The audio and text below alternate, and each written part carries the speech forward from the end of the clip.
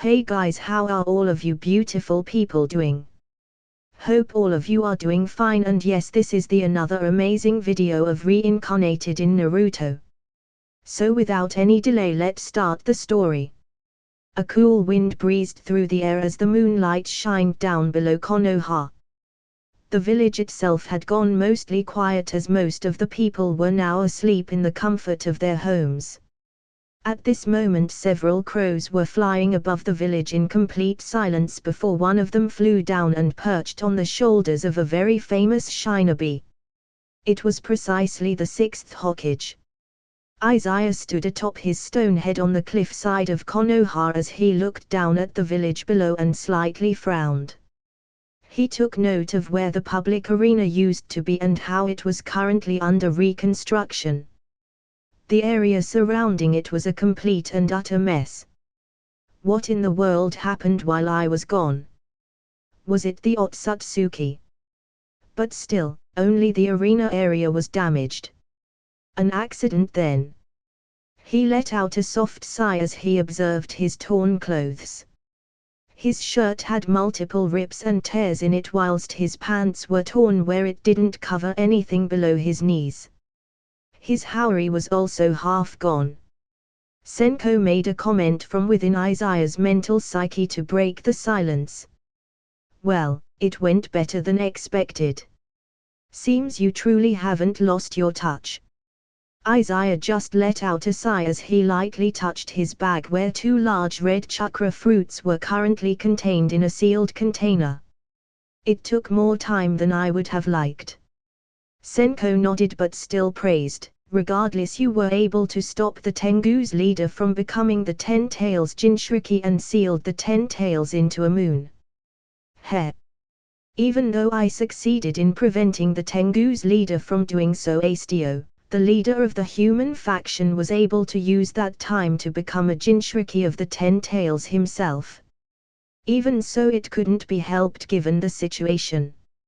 If you didn't intervene when you did, you would either be fighting against two Ten Tails Jinchuriki or you would be fighting against someone with the power of two Ten Tails. In the end you managed to not only defeat Astio, you sealed him and his Ten Tails into another moon. It wasn't easy though. Having to seal and extract two of the Ten Tails chakra and condensing them into these chakra fruits took a long time. They held quite a lot of chakra. It's best to store them away. Will you transport them to your safe house in the Sage Continent? Izaya nodded. Yes. I can't just carry them around with me. They hold too much chakra. It'll be bad if they end up in the wrong hands.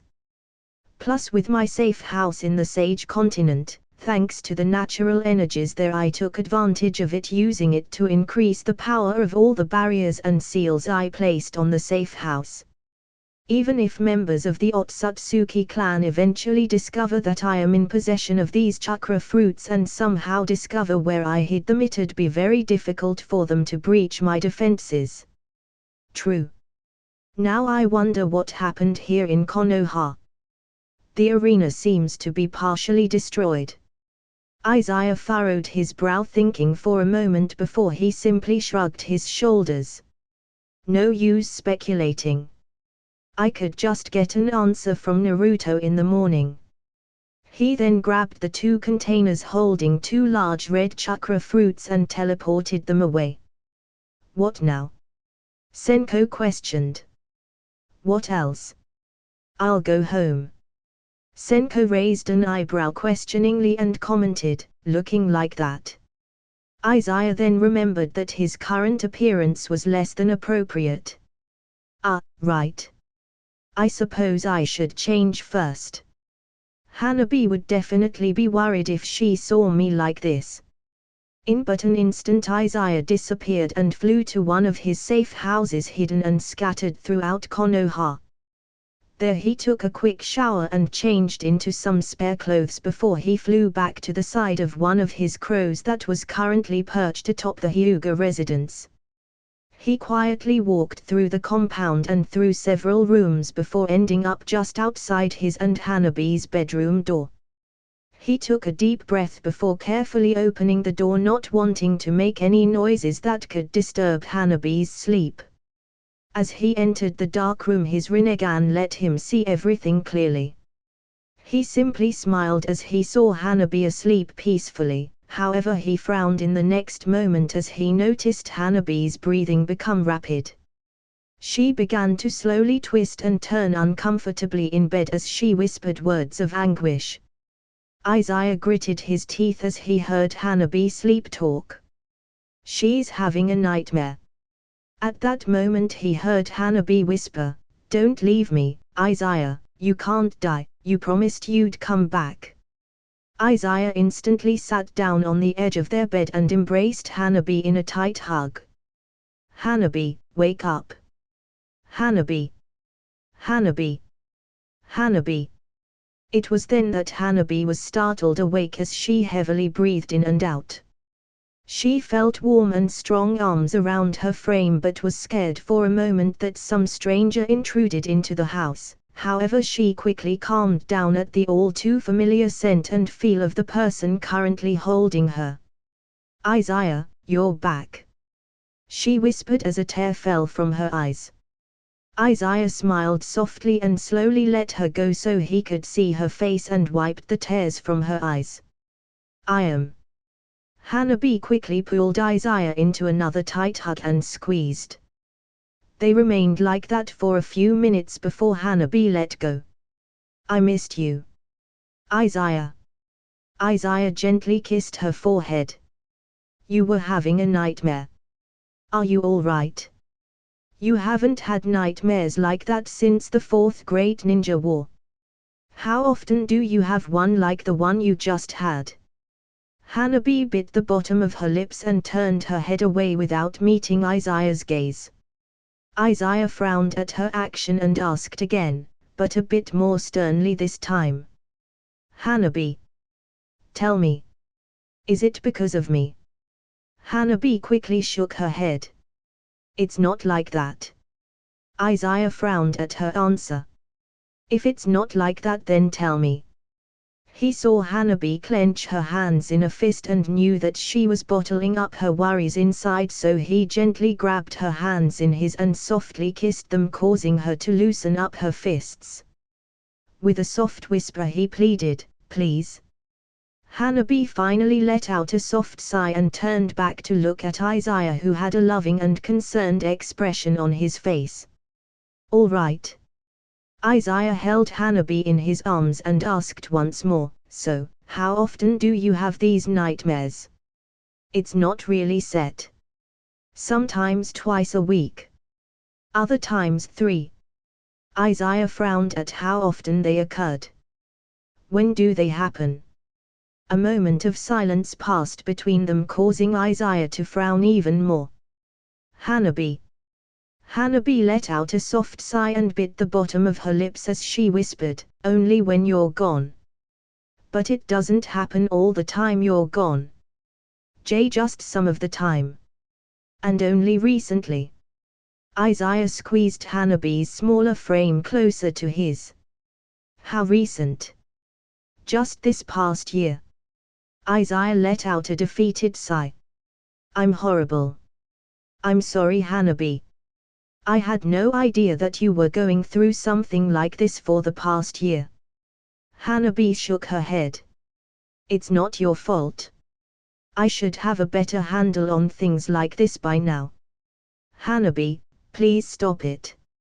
It's my fault. For leaving you and the kids for such a long period of time. You can blame me.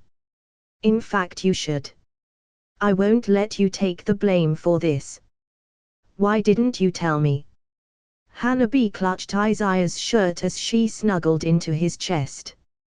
"I didn't want to worry you over something like this. It's only a nightmare. I don't want you to lose focus or worry about us or get distracted while you're off in some other unknown dimension." Izaya frowned. "Hanabi. These kinds of things. No, anything at all. I want you to tell me. Any worries, anything stressful, anything at all. Please let me know." I'll come back immediately. You only have to write in a message in the scroll I left you. I reverse summon it to my side at the end of every month before teleporting it back. Hanabi frowned. That's why I didn't tell you. Because I know you would come back. You would abandon everything just for us. You're going out there and risking your life every day to search for clues, answers, information, anything that could be of help to the entire world, so how can I be that selfish? To keep you here?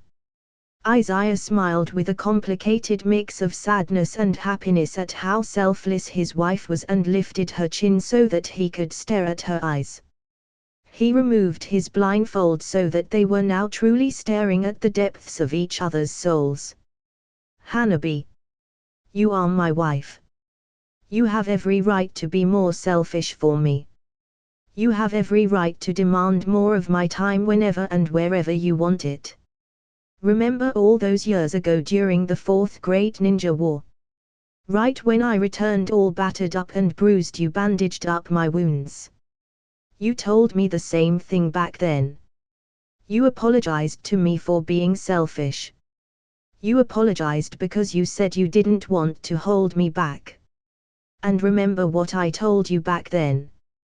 Hanabi felt her emotions stir as she recalled those memories from so long ago. You said that I gave you strength. That you never once thought I was holding you back. And what did you tell me right after? Hanabi's lips curled into a slight smile as she softly replied, I said that you give me the strength to move forwards. Izaya gave her a quick kiss on the cheeks and rested his forehead against hers before continuing, that's right. Then you told me that I didn't have to act so tough in front of you as you kept patching up my wounds. And I told you that you never have to keep things bottled up to yourself because with me, all your pain, hardships, frustrations, the anger, sadness, and hurt, I promised that I would share them all with you. A tear fell from Hanabi's eyes as she recalled those memories from so long ago, and she couldn't help but smile as the images and words came flooding back to her. Izaya smiled as he felt Hanabi's mood slowly improving. He kissed the tears from her face and slowly laid down on the bed, dragging Hanabi down with him. He pulled the blanket over them and cuddled her into his chest as he commented, that was also the day we made our relationship official and you claimed me as your idiot. Hanabi couldn't help but feel a loving warmth fill her up inside and let out a soft laugh at the memory. Those were your words, heh, but you really are my idiot. Izaya smirked and nodded. I am. I always will be.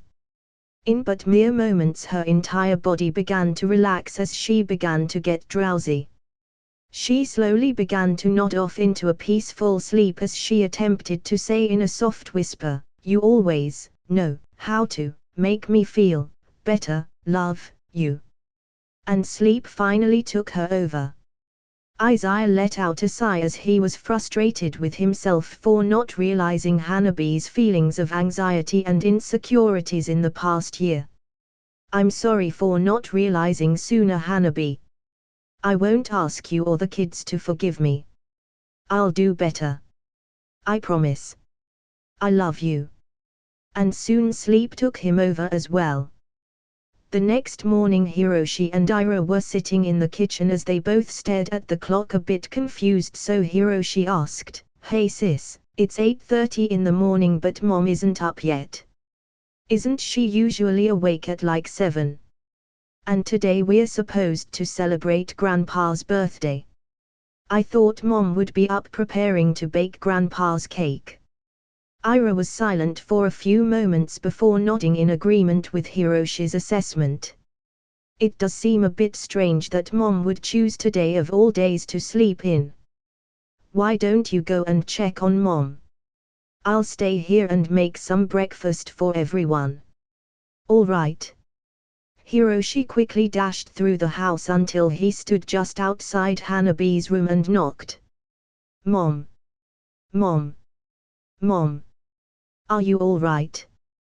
With no response, Hiroshi simply raised his eyebrow questioningly and slowly opened the door, but he was pleasantly surprised to find that not only was Hanabi in her room, but Izaya as well.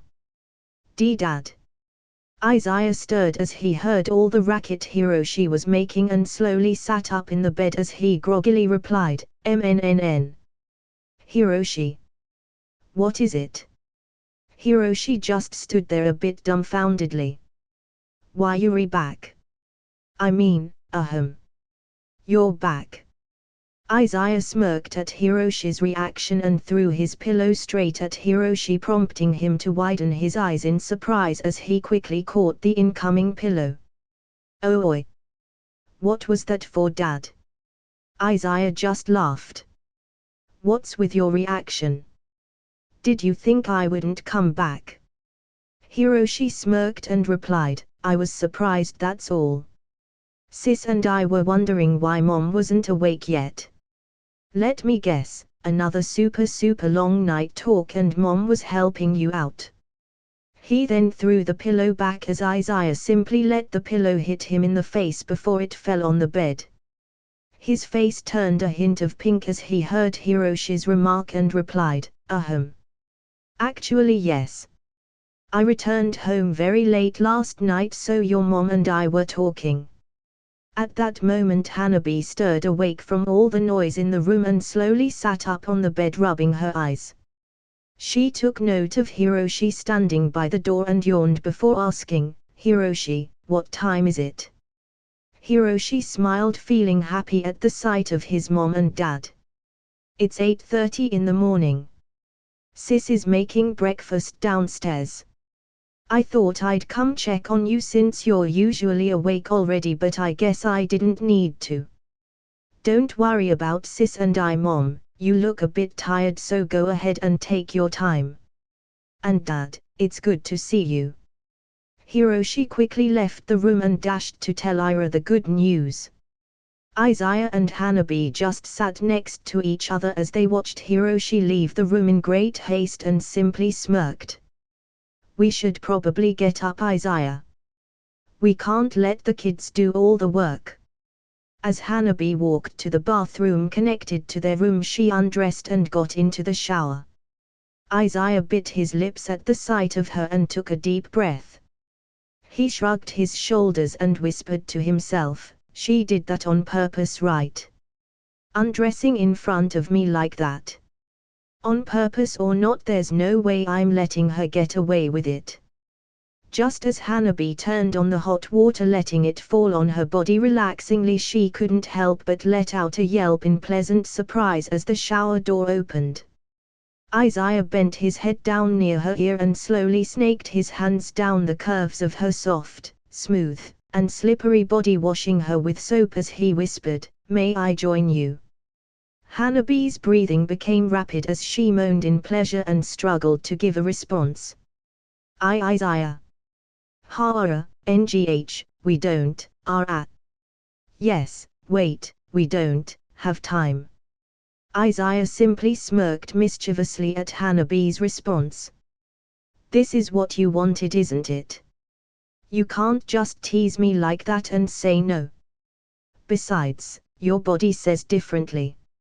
"Oh, and Hiroshi said to take our time, so I very much plan to." Hanabi could only bite the bottom of her lip in anticipation as she turned to face Izaya and took in his completely naked and well-built muscular form. He towered over her 170 centimeters tall frame at a height of 188 centimeters. She didn't waste any time at all as she roamed his body with her hands, also lathering his body in soap. Izaya gritted his teeth and groaned deeply in pleasure. He had missed the feel of her touch, of her body, of her love. He had missed her so much. They washed each other for another minute or so before Hanabi tiptoed on her feet and wrapped her arms around Izaya's neck, lowering his head so she could whisper in his ears, "Take me." Izaya couldn't even give a verbal response. He simply obeyed her words and lifted her entire body into the air.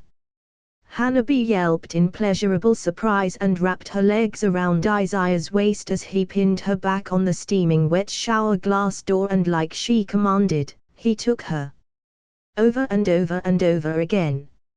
It wasn't until an hour and a half later that they both made their way to the kitchen, prompting Ira to quickly hug Izaya and greet him.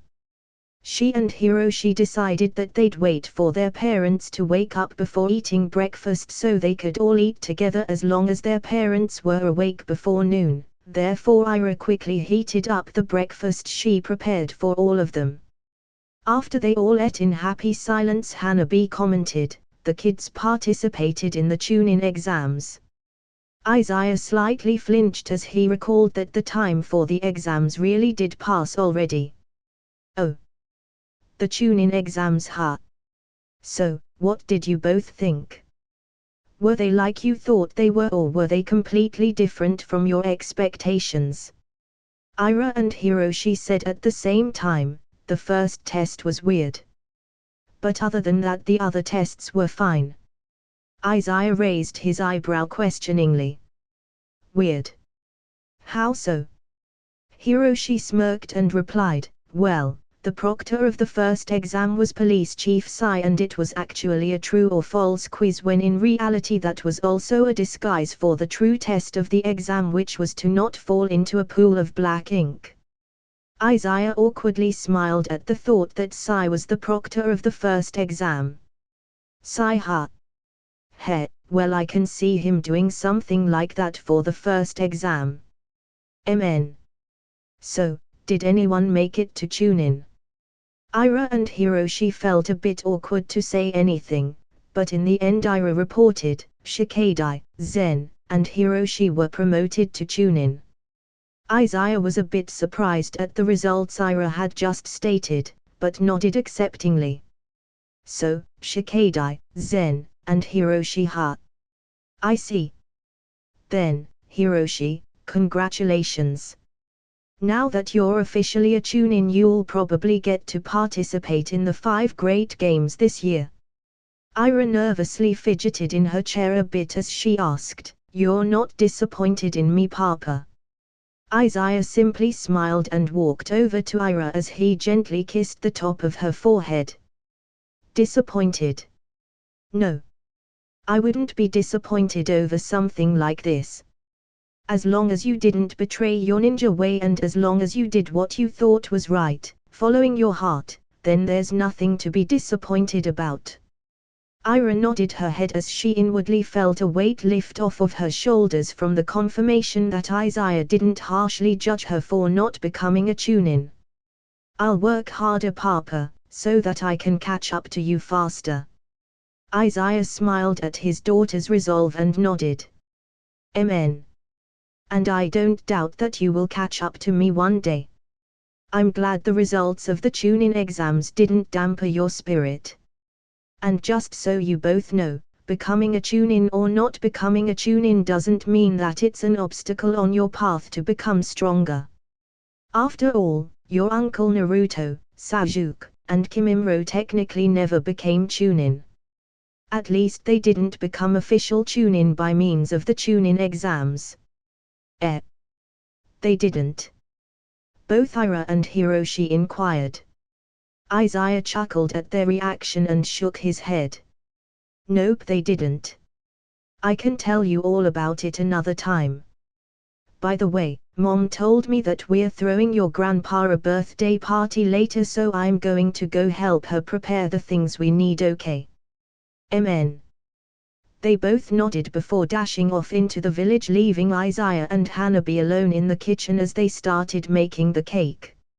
It wasn't until 4 in the afternoon when Ira and Hiroshi returned alongside Boruto and Imawari. Naruto and Hinata also arrived at the Hyuga residence a few minutes later. Imawari quickly ran into the kitchen and shouted, "Uncle Izaya! You're back!" Izaya smiled and picked her up, hugging her lightly. "And how is my little niece doing? No one's causing you any trouble, are they?" Imawari happily shook her head. "Nope. Just as Izaya gently placed her back on the ground, she dashed off and grabbed a black iron pot from Naruto's hands and brought it back to show Izaya. "Uncle, look. It's Shukaku." Izaya raised his eyebrows, confused and surprised, as he couldn't sense Shukaku's chakra. However, he took note of the sealing tag on the bottom of the pot and understood why. "Oi, Shukaku, you're not going to just remain hiding inside that pot, are you?" Shukaku slowly lifted its head out of the pot and stared at Izaya as he responded in that high-pitched voice of his. He, well, if it isn't the 6th Hokage. I see you are doing well." Izaya smirked. "You look nervous, Shukaku. Is something wrong?" Shukaku slightly panicked a little before quickly replying, No. Nothing is wrong. Don't mind me. Anyways, it was nice to see you." He then ducked back inside his iron pot. Boruto tilted his head in confusion and whispered to Hiroshi, "Hey, Shukaku's acting a bit weird, isn't he? He's so obedient in front of Uncle Izaya." Hiroshi just shrugged. "He's been living with you guys, so I can't really say. Besides, I thought that he was supposed to be brought back to Tsunagakure and placed under protection in the new safe house they constructed." Boruto nodded but simply shrugged his shoulders.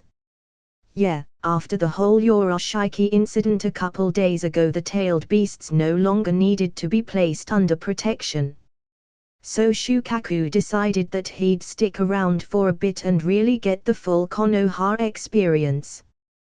Dad said that Shukaku will be brought back to Tsunagakure sometime tomorrow. By the way, did you mention going back in time and how you got to meet Uncle Izaya when he was a kid?" Hiroshi shook his head. "No. I haven't yet. Wouldn't it be awkward?" Boruto just smirked. "Maybe or maybe not. Dad knew because Sajuke-san told him, but it wasn't awkward when we talked about it. Truthfully, going back in time helped me understand Dad more." The door to the kitchen opened at this moment, prompting everyone to stop the conversations they were having and turn their attention to who it was. Imawari widened her eyes with joy as she shouted, "Grandpa!" Hayashi smiled as he rushed straight at Boruto, Imawari, Hiroshi, and Ira, grabbing them all together in one giant hug. The same thought passed through all of their minds at that moment. Why is Grandpa so strong? He's crushing me." As dinner time rolled around the corner, everyone sat neatly around the table.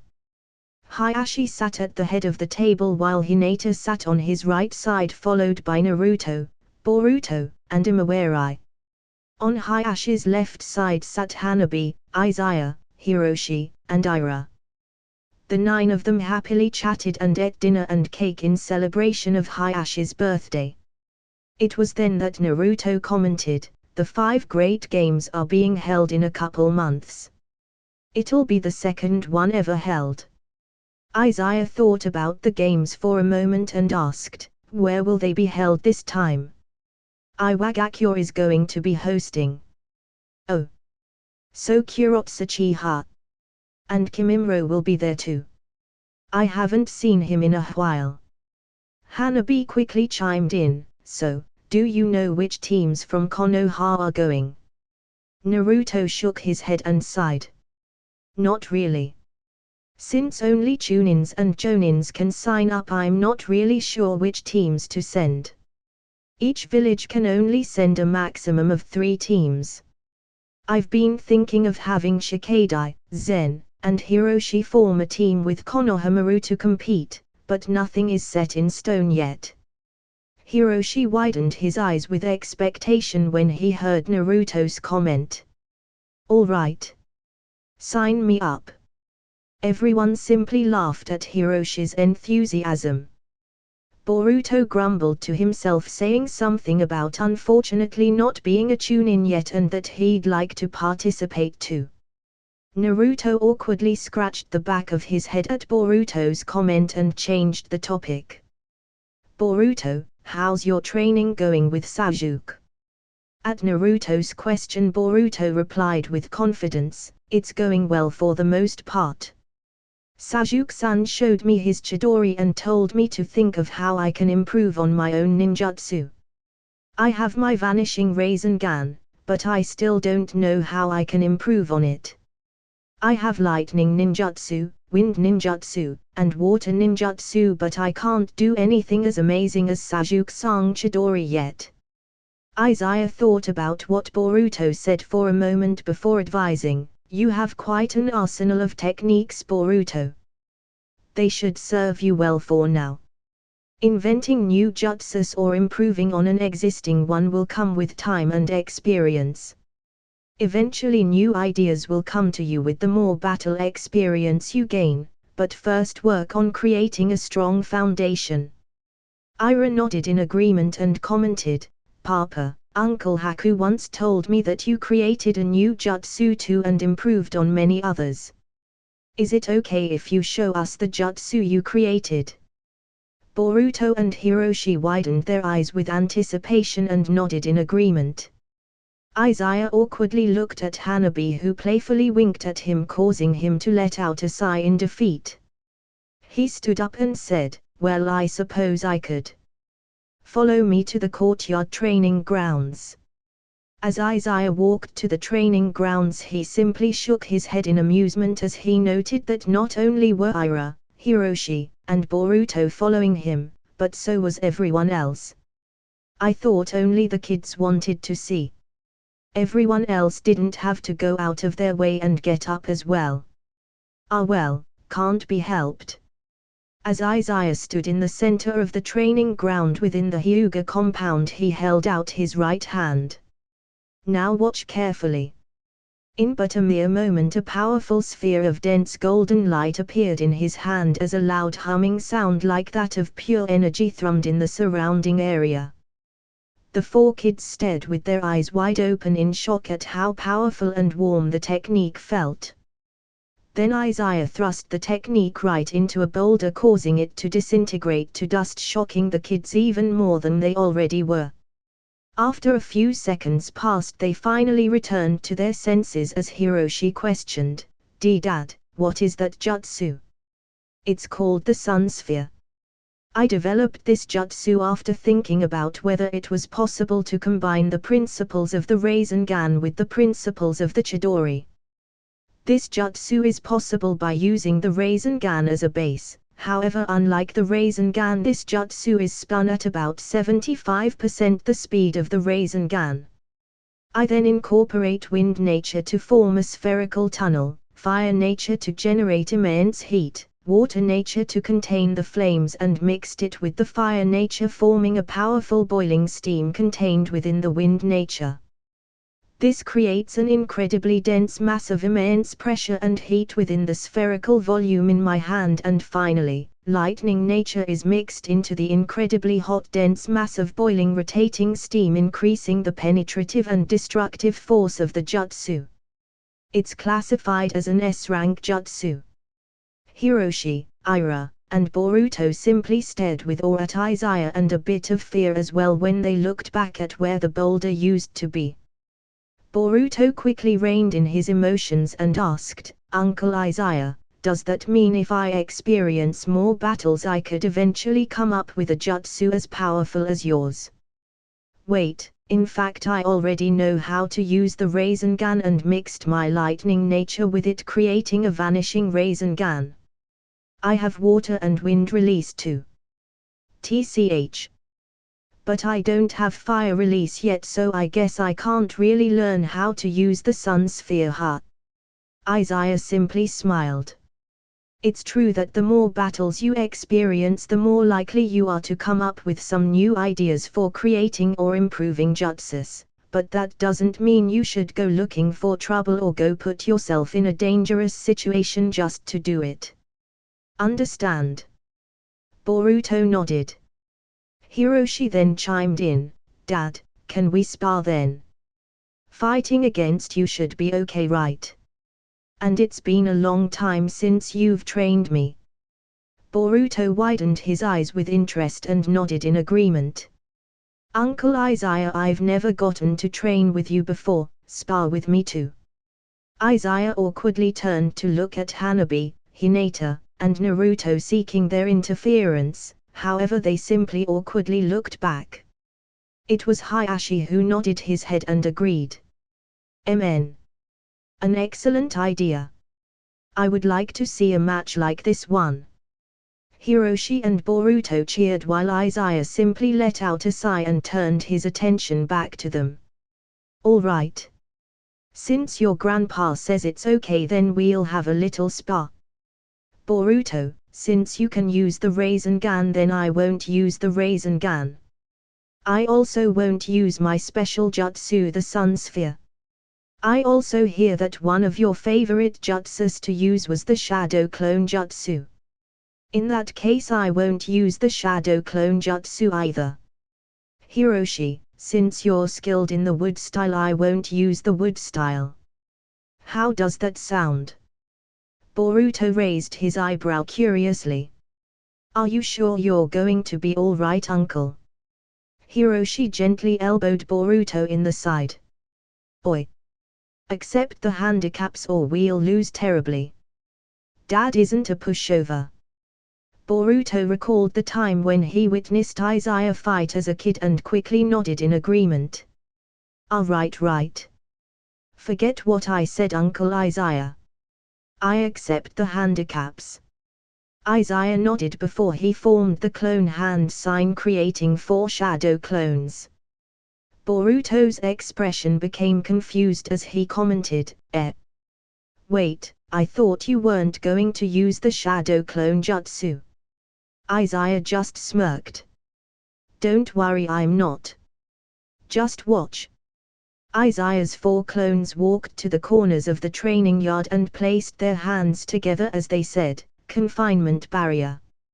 A giant purple barrier rose up around the training yard, protecting the nearby residential structures in the area. Izaya then stood in the middle of the field. Now you can use whatever attack you like without having to worry about accidentally destroying the Hyuga compound. The barrier will let anyone from the outside step in, but everything inside the barrier will be kept inside. He then took out a silver bell and hung it on his waist as he proceeded to explain, I'm sure you're both familiar with this by now. Take the bell from me if you can. Come at me with everything you've got. We can start right now. Hiroshi and Boruto grinned and dashed right at Izaya as they both engaged him in close quarter combat. Izaya easily dodged, parried, blocked, and countered their every move. He raised up his left arm and expertly knocked Boruto's palm strike to the side right into Hiroshi's incoming punch. Bam! With Boruto and Hiroshi temporarily startled, Izaya easily tripped Hiroshi's feet, causing him to stumble right into Boruto, knocking them both into the ground. Frustrated, they both got up and attacked again in a flurry of taijutsu. At this point Hiroshi had his Bakugan activated, however no matter how he attacked, Izaya easily countered him. Boruto tried to perform a sneak attack from behind Izaya. However, just as he dashed towards Izaya's neck with an axe kick, Izaya slightly shifted his body at the last second, causing Boruto to miss. Hiroshi, who was pressing his attack at the front, was startled and quickly raised up his arms to block Boruto's axe kick. Bam! Izaya simply smiled as he stood off to the side and commented, I thought you guys wanted to spar against me, not each other. Boruto and Hiroshi gritted their teeth as they realized they were far outmatched in taijutsu than they originally thought. Boruto quickly threw several kunai right at Izaya as Hiroshi ran around trying to get behind. Izaya simply took out one shuriken and tossed it with great speed at the wall of the barrier parallel with Boruto's kunais. The barrier deflected the shuriken, sending it on a perpendicular path at all of the incoming kunai that Boruto had thrown, knocking them into one another, effectively cancelling the attack. Boruto widened his eyes in shock. He actually used the barrier to his advantage. Izaya noted Boruto's shocked expression and lectured, "In a fight anything can happen and anything can become your weapon. A rock. A leaf. The dust. A kunai. A shuriken. Your enemy themselves. Even your enemy's ally can become your weapon. You're limited only by your imagination. And held back only by your belief. Once you think that something is impossible, then it will forever be out of your reach, but once you get rid of that thought then you'll never be chained down again." It was then that Izaya sensed an attack and dashed to the side before Hiroshi's wooden vines could entangle him from behind. Boruto snapped out of his thoughts and infused lightning into a kunai in his hand. He then created 2 shadow clones as they all dashed towards Izaya. Hiroshi quickly formed a wooden wall behind Izaya as Boruto jumped in the air while his 2 clones created a powerful wind in their palms and thrusted right at Boruto's feet, greatly increasing his speed as Boruto shouted, "Boruto stream!" Fwish! Izaya watched as Boruto shot through the air with a speed so fast that it would be difficult to dodge, at least for those who weren't experienced enough in fighting against fast opponents. Just before Boruto could reach Izaya, he simply smirked amusedly and sidestepped at the last moment so Boruto couldn't shift his attack. He then quickly smacked Boruto's legs upwards, causing Boruto's entire body to flip so that he was perpendicular to the ground. In doing so, Izaya saved Boruto from smashing his head straight into the wooden wall that Hiroshi had made and instead caused Boruto to crash against it with his back, saving him from a possible concussion. Boruto could only widen his eyes in shock and grit his teeth as he braced for the impact. Bam! Gawa! Boruto let out as he had the wind knocked out of him. Hiroshi frowned and quickly utilized his wood style to wrap around Boruto, getting him out of Izaya's range of attack and brought Boruto over to his side. "Boruto, are you all right?" Hiroshi asked concernedly. Boruto frowned as he struggled to get his breathing back under control but nodded in response. "I'm fine, Uncle Izaya is crazy strong. How'd he dodge my attack like that?" Izaya simply stood in the same spot and nodded his head approvingly. "Excellent work, Hiroshi. You are treating this match like a real life or death match. Your judgment to immediately retrieve Boruto before I could perform a counter on his weakened state was the correct choice. And Boruto, I commend you for your innovative attack, but I advise you to be careful in using that jutsu you call Boruto stream. In a way it's very similar to the Chidori.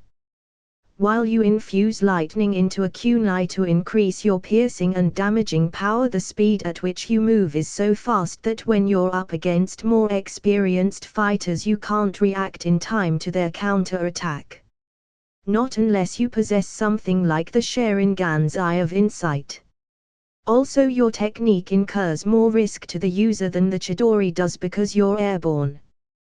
While in the air you possess even less control over your body." He then returned his attention to Hiroshi. "Hiroshi, you've gotten a pretty good handle on your wood style by now. I think it's time you start practicing your other Kekkei Genkais." Boruto widened his eyes in shock at what he just heard and turned to Hiroshi with a look of disbelief. "Why, you have another Kekkei Genkai other than the wood style and Bakugan?" Hiroshi awkwardly rubbed the back of his neck and nodded. "Why yeah, but I'm not very good at using them yet." Before they could continue their conversation further, Izaya jumped down from the air with an axe kick, prompting them to dash on opposite sides to dodge. Boruto quickly created 4 shadow clones and attacked Izaya, who simply dodged a clone's punch and gripped its arm before throwing it straight into another clone, causing them both to disappear. He then caught a kunai with a paper bomb attached to it that was thrown by one of the two clones left and quickly tossed it right at Hiroshi, forcing him to stop in his tracks and dash to the side to dodge.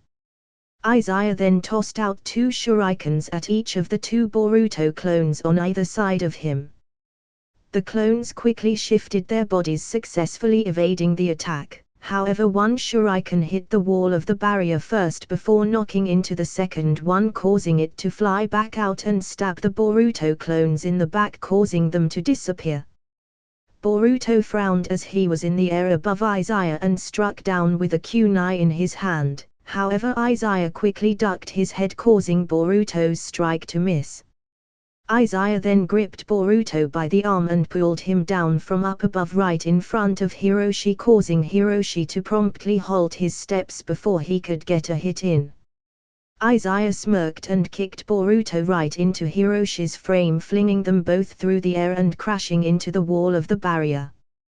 Just as they reoriented themselves, they widened their eyes in shock and dashed along the edges of the barrier, dodging a barrage of shuriken from Izaya. However, at this moment Izaya simply stood unmoving as he watched Boruto and Hiroshi continue to jump, dash, and dodge around the courtyard. Imawari, who was watching from outside the barrier, tilted her head confused and asked, "How come Big Brother and Hiroshi are just running around?"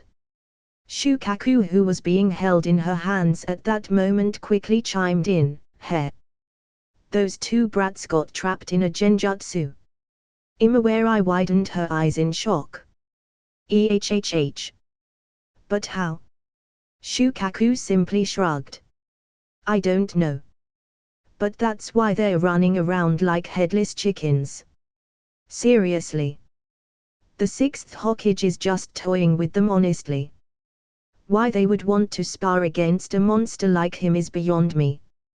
He grumbled inaudibly towards the end. Ira was also a bit confused and turned to the four adults as she asked, "When did Papa manage to trap them in a genjutsu?"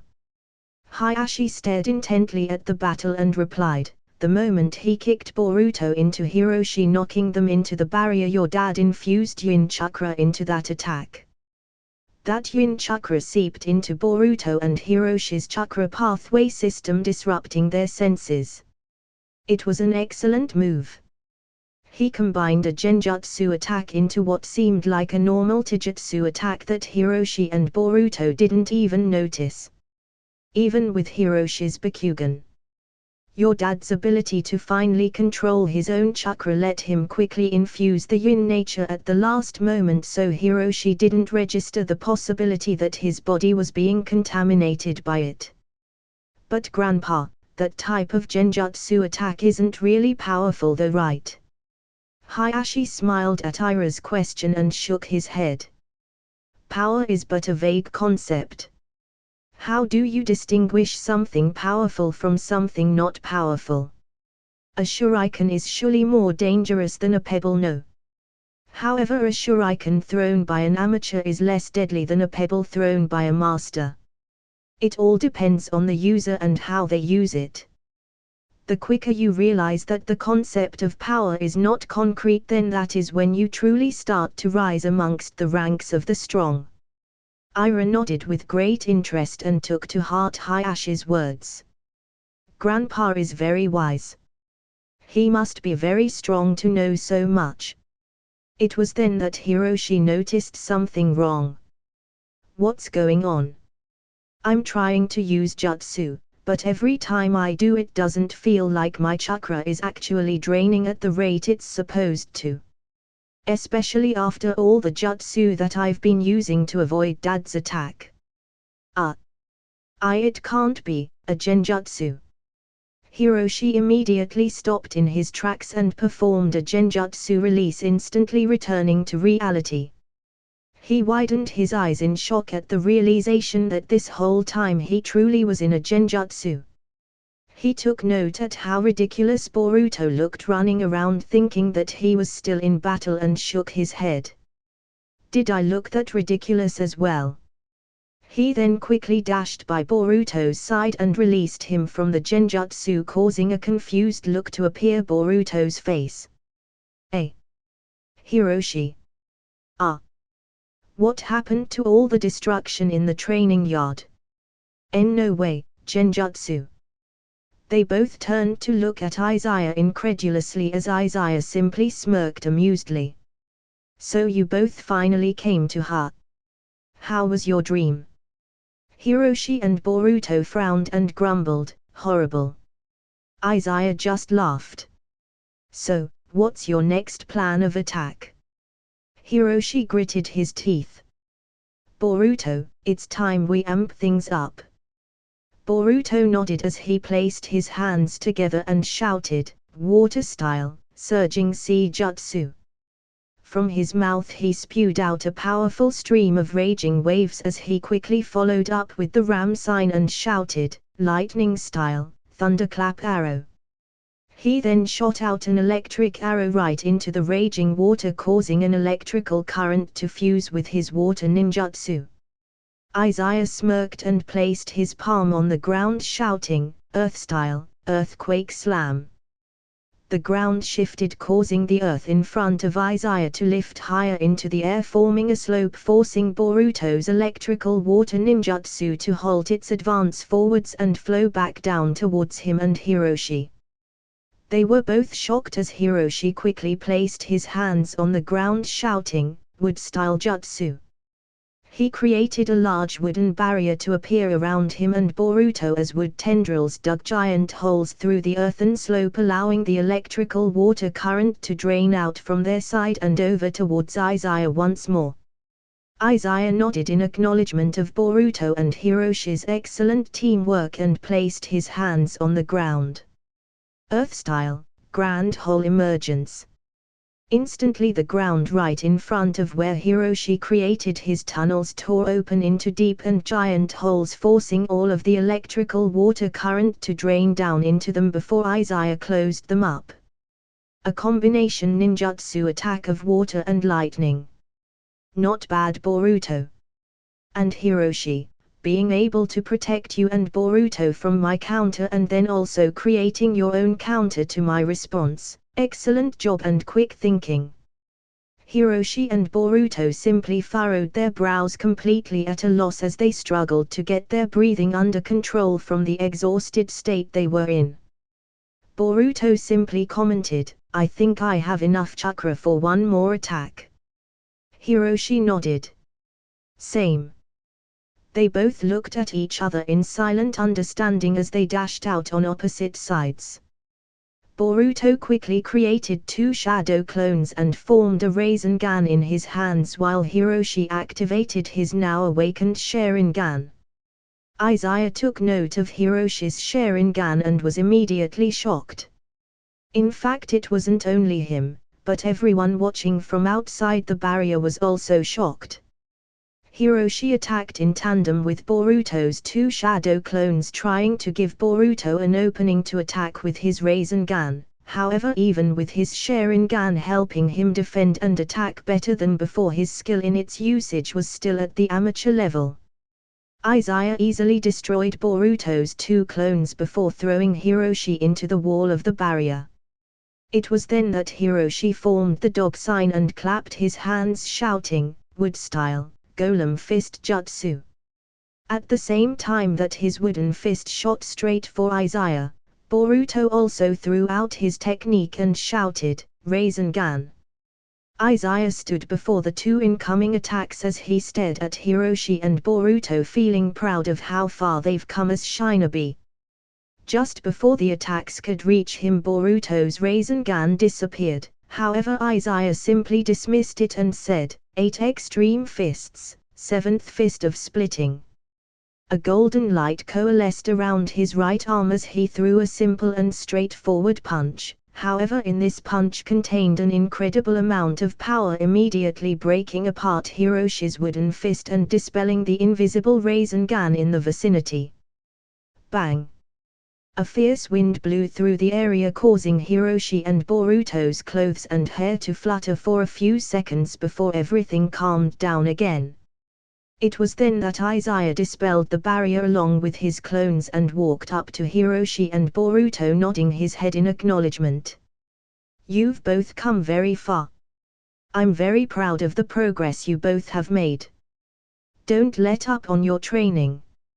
I hope you both learned something from this battle. They both simply nodded as they stared at Izaya with a newfound respect. Boruto quietly walked back to Naruto and Hinata's side, lost in his own thoughts. I saw Dad and Sasuke-san fight against Momoshiki and they were incredibly strong. They were so strong that I never knew that kind of power even existed in the world. Uncle Izaya didn't even break a sweat during our fight and even handicapped himself. He didn't even need to use his flying thunder god jutsu against us. Is Uncle Izaya really as strong as Dad and Sasuke-san? Then what about Uncle Haku and Uncle Kimimaro? The 5 of them are collectively known as the 5 Iron Cage, right? Are all 5 of them on the same level? TCH. I never knew they were so strong. Before Hiroshi could walk off, Izaya quickly knelt before him and stared Hiroshi in the eyes. After a moment of silence passed between them, Izaya asked with a concerned voice, "Hiroshi, are you okay?" Hiroshi was startled by the question, so he asked confusedly, "What do you mean, Dad?" Izaya pulled Hiroshi into a hug. "You're right, You've awakened your Sharingan." At that moment Hanabi also arrived by Hiroshi's side and hugged him as well. "Hiroshi, I'm sorry, I didn't know." Hiroshi shook his head. "Mom, it's not your fault. I know how the Sharingan is awakened. You both don't have to worry. The thing is, Mom, you recall the Yoroshiki incident, right? Well, Uncle Sasuke, Boruto, and I somehow ended up returning to the past and a lot of things happened. In short, I got to meet Dad as a kid, and when Yoroshiki attacked, Dad stepped in to help. I saw Yoroshiki stab Dad through the heart and thought the worst thing happened. I think that's when I awakened my Sharingan.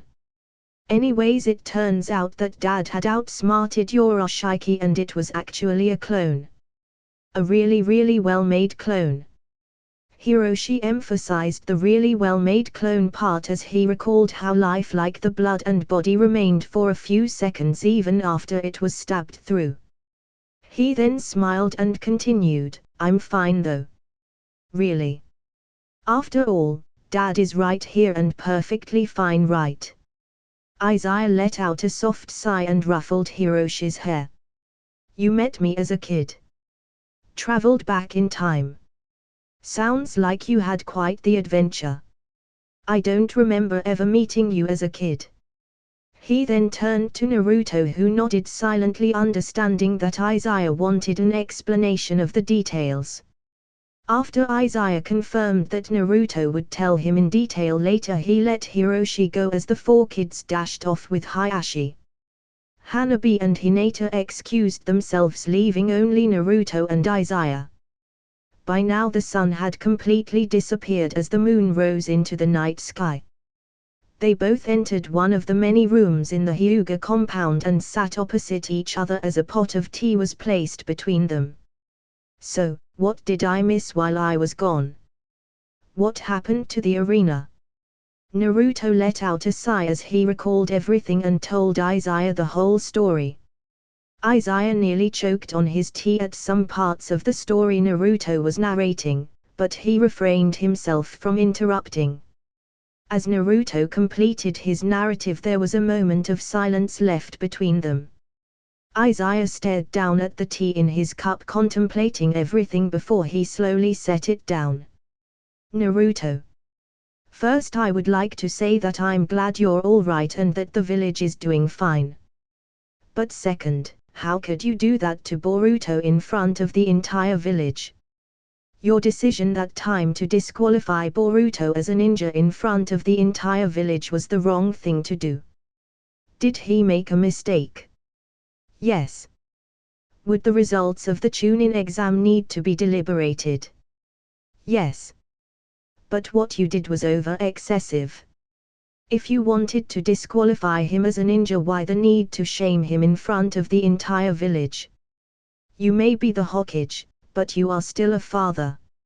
And on top of that, even discounting the fact that you are his father, as the Hokage, how could you shame a ninja of your village like that? Boruto is still a kid. Do you know what kind of mental strain and traumatic damage you could have placed on his shoulders?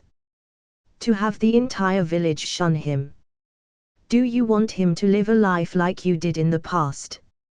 Naruto clenched his fist as he slightly bowed his head in shame. I. Izaya let out a sigh. Naruto, you're lucky that Boruto's mentality is stronger than most, and the events that led to his pardon helped mitigate any long-lasting damage or feelings the villagers could harbor, otherwise the end result could have turned out completely different. Boruto could have decided to resent you forever. The villagers could have shunned him forever.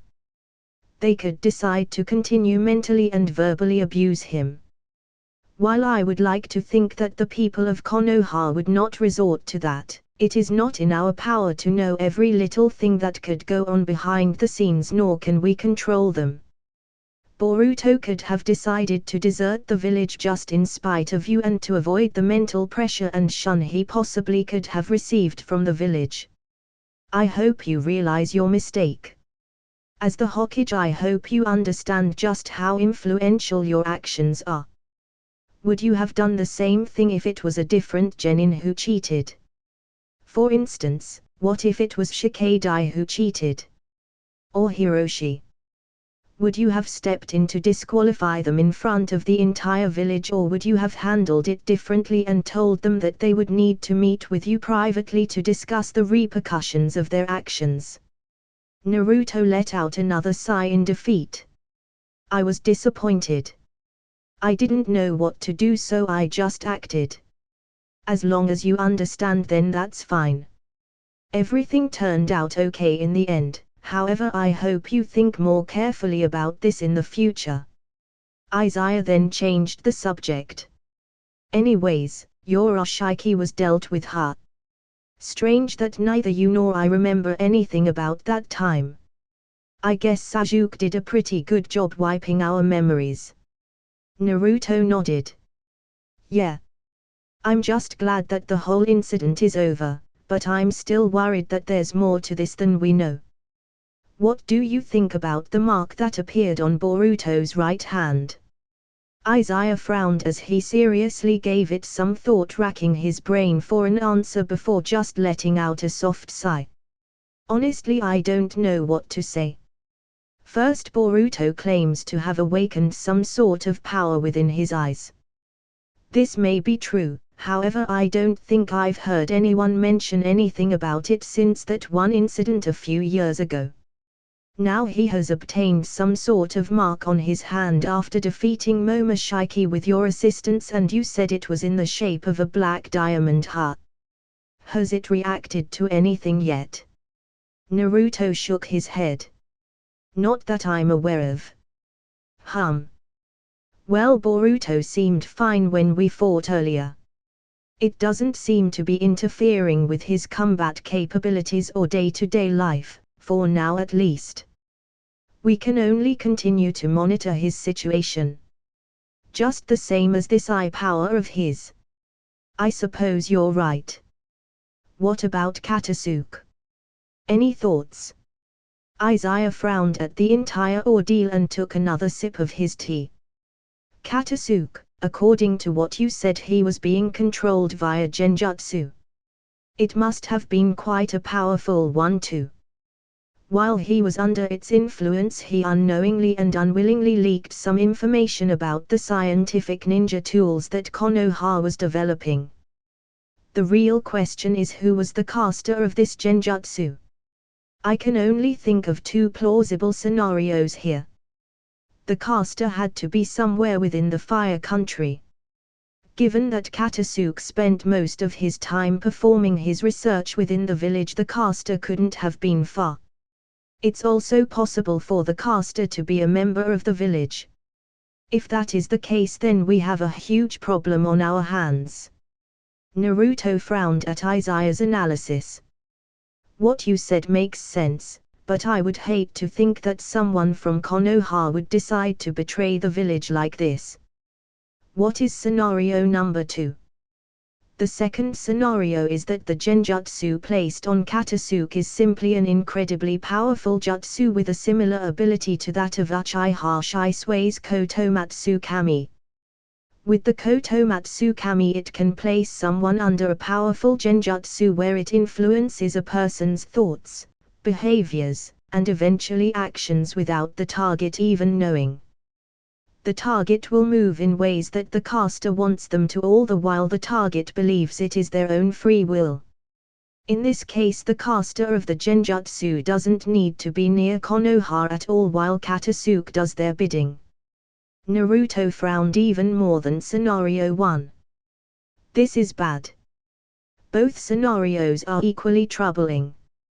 Well, it's possible that there is another scenario to explain the situation. However, I can't think of one, other than the two I explained. I'm hoping that scenario 1 is the more likely possibility. If it is the second one, then it could become troublesome if the caster decides to start controlling other people who have power and authority in Konoha or even the world. It'll also be more difficult in resolving the situation if it is scenario 2. Naruto could only let out a sigh in defeat and sip his tea. I suppose you have a point, Izaya. Shikamaru and a team he put together are helping Katasuke return to a more healthy mental state and are making sure that no lasting damage has been done to him. Guess we can only leave it up to them for now. Anyways, what about you? How was your trip to the Tengu dimension? Izaya remained silent for a moment as he recalled his time in the Tengu dimension. He lifted the teapot at the center of the table and poured himself and Naruto another cup before he started. The Tengu dimension, huh? It's a long story. Izaya took a deep breath as he stared outside at the night sky. The stars and the moon illuminated the dark and painted a serene picture of the Hyuga residence, of which in a room by the courtyard of the compound sat Naruto and Izaya with a pot of tea between them in peaceful silence. After taking a moment to collect his thoughts, Izaya began to narrate his journey throughout the Tengu dimension to Naruto as he recalled the events that took place. Flashback. Ting. Cling. Ting. Bang. Boom. Bam. Fwish. CRRSSSH. The sounds of a fierce battle raged on in a now barren wasteland which was once a rich grassland just several months ago. Two sides clashed in a fearsome war. One side human and the other Tengu. Their swords drawn and bloody. The stench of iron and death reeked and lingered across the battlefield. Over the past several months the direction of the war was constantly shifting, sometimes in the favor of the human faction, other times in favor of the Tengu faction. However, at this very moment the end of the war was close in sight. The human faction had finally gained the advantage over the long and arduous war. The two giant-tailed beasts shook the earth, no, the very core of the world, in their destructive battle. Astio, the leader of the human faction, fought alongside his 10 tails against Zyphoran, the leader of the Tengu faction, and his 10 tails. Izaya simply continued to monitor the situation whilst in the center of the battlefield himself. They had currently been fighting for the past 7 hours non-stop, however it wasn't a problem for him. He had yet to meet anyone in the Tengu dimension that could fight on even grounds with him. Although there were a few in both the human and Tengu factions that he would classify as S-rank combatants in Shinobi standards, he still wasn't all that impressed. On top of that, he never fought the S-rank combatants because he continued to hide his true strength, leaving him fighting as just an ordinary soldier in the war. He also didn't utilize Muramasa, as the weapon would definitely draw eyes. He was still waiting for the opportune moment to make his move. Just as he dodged several blade strikes, he took note that Astio had finally backed Zyphoran into a corner. Zyphoran, left with no other choice, formed a single-hand seal and began to absorb the power of the 10 tails into himself as Astio did the same. Izaya frowned and knew that he had to make his move. If he waited any longer, then the power boost that the 10 tails would give to both of them would be enormous. It would be even greater than the power boost that Madara received, as Madara didn't collect all of the chakra from the tailed beasts during the Fourth Great Ninja War.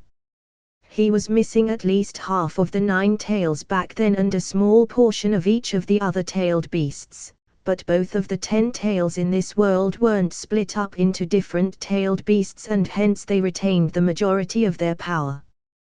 Before Zyphoran could complete his transformation, a giant wooden snake erupted from beneath him and sunk its fangs into his body, slightly disrupting his flow of chakra. While it wasn't enough to prevent Zyphoran from continuing his transformation, it was successful in slowing down the process. Before Zyphoran could perform any countermeasures, Izaya teleported to his wooden snake that was marked with his flying thunder god seal. He then opened a scroll that he had designed years ago to help reduce the time it would take to perform the complicated 4 Fiend Symbol Seal and the 4 Divine Symbol Seal that Senko had taught him to defeat Muramasa. The moment the scroll was opened, a giant seal appeared beneath Zyphoran.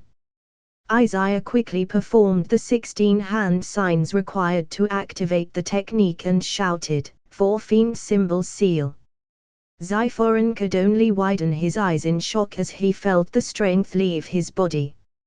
A brilliant purple light erupted from the seal beneath him and began to flood his body, imprinting the mark of the 4 Fiend Symbol Seal on his abdomen.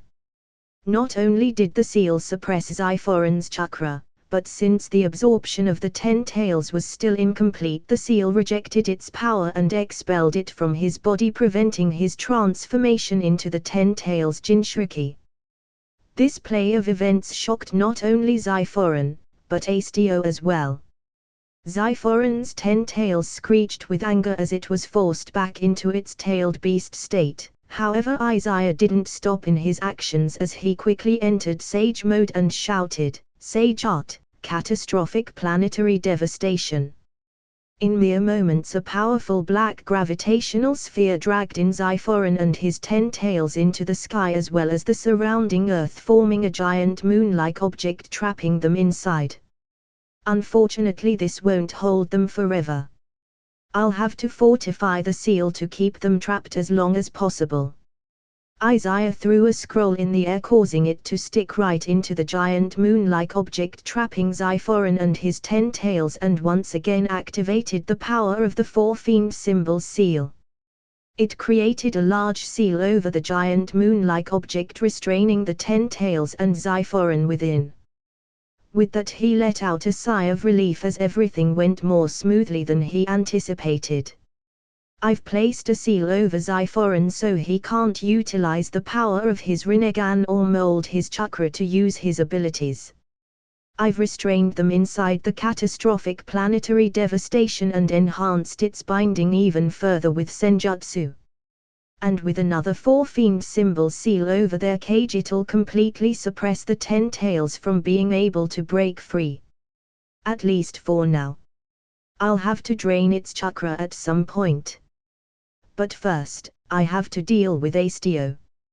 Just as Izaya finished his thoughts, he shifted his head to the side, avoiding a deadly sword strike. Before Astio could continue his attack, he was forced to fly high above in the air to avoid the giant wooden dragon that erupted beneath him in an attempt to bind him in place. Astio frowned and stared down at Izaya as he spoke in a loud and commanding tone. "What is the meaning of this? The power you just used belongs to only those with the Rinnegan. How dare you steal my prize from me?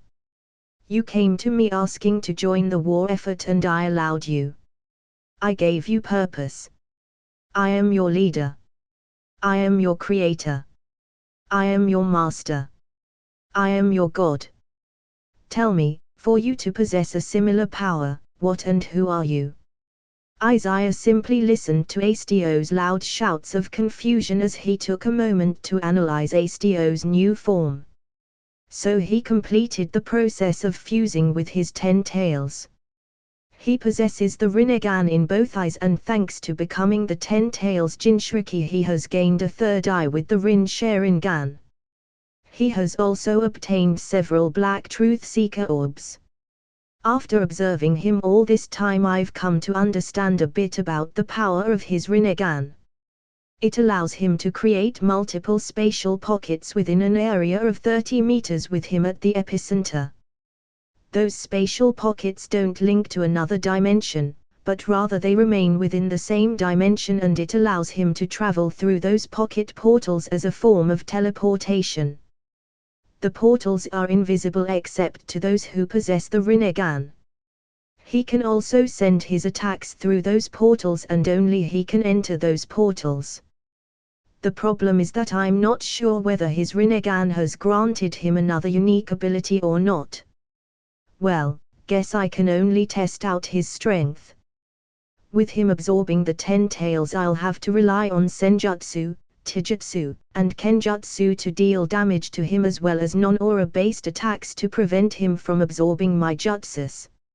If he's anything like Madara was, then he probably has ridiculous regenerative abilities on top of his now massive chakra reserves. If I want any chance at beating him, then I'll have to end this fast before he can get accustomed to his newfound power.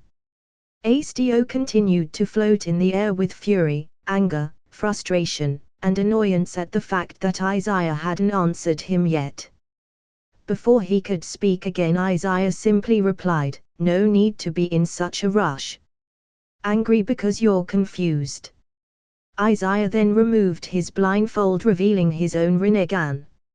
"Now that I've revealed to you my Rinnegan, perhaps you can understand a little more. Then again, I reckon you've even more questions now than answers. Unfortunately, I don't plan to enlighten you on the matter. You and Zyphoran have abused your power and continue to sacrifice the lives of so many simply to keep your 10 tails fed. You both hunger for power and disregard the lives of your people. While I have not come here for them, I don't mind doing them a favor and ridding them of the 10 tails that continue to drain the very life of this planet, and you along with it." Asteo simply frowned. "Impudent human. Very well. If you will not tell me what I wish to know, then I shall simply obtain it from you by force." Fwish. With incredible speed, Asteo arrived before Izaya with a Truth Seeker orb shaped into a sword and struck out with a series of ferocious attacks. Izaya narrowed his eyes in focus as he finally unsheathed Muramasa from its hilt and expertly defended every strike from Asteo. Boom. Bang. Bam. Boom. Every strike and clash made between the two swords caused the air to rumble and the ground to shake. Izaya continued to defend and parry every strike as he bided his time, patiently waiting for an opening. It's been several minutes into our exchange of swordplay. He's quite skilled. If he won't leave himself open for an attack, then I guess I'll just create one. Izaya focused his yin nature into Muramasa before shouting, "Kenjutsu, Moonless." As he swung his sword towards Asteo, his one sword strike suddenly turned into 8 coming from all separate directions and all at once, instantly confusing and alarming Asteo. What kind of sword technique is this? He's been hiding his true skill all these months. His skill with the blade is even greater than that of Zyphoran. And what sort of blade is it that it can contend against my Truth Seeker sword? I should have been able to kill him by now, but even with the 10 tails, how is it that he is pressuring me?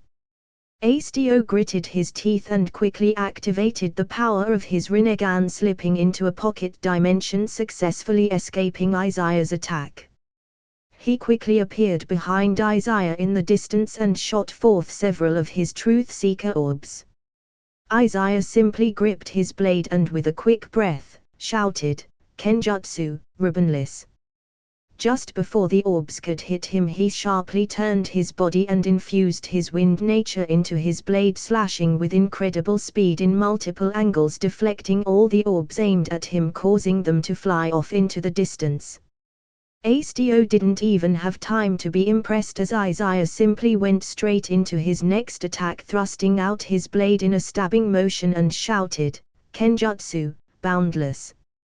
Instantly his powerful lightning nature mixed with the dense murderous aura leaking from him and Muramasa and condensed into a single point at the tip of his sword. The speed of Izaya's attack was so fast that not even light could beat it.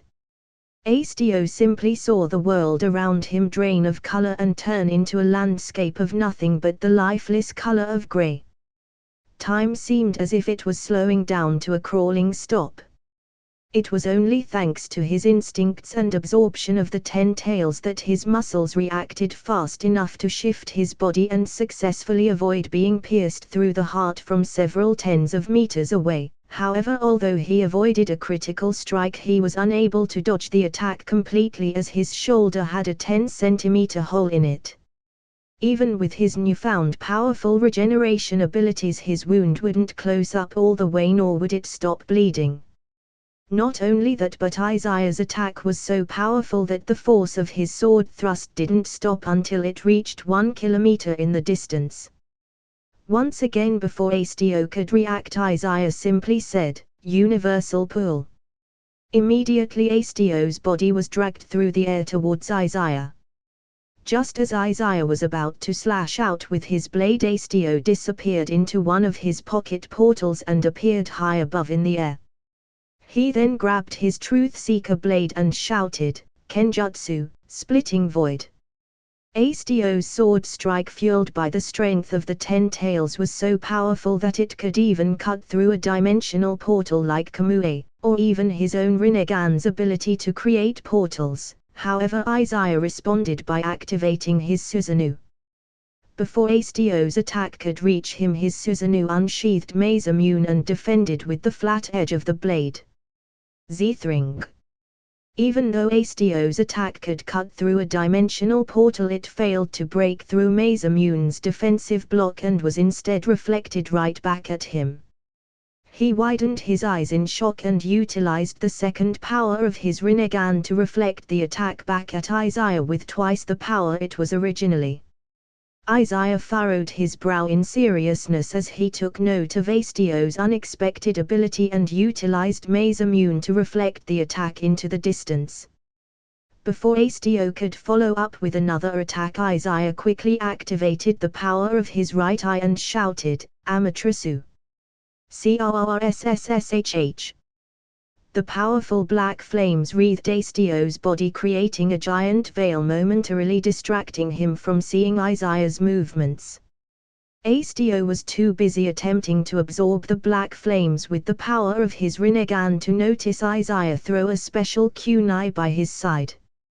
Just as Hasteo successfully absorbed the black flames, Izaya flew to his kunai and activated the power of his right Rinnegan, Kanigara no Michi.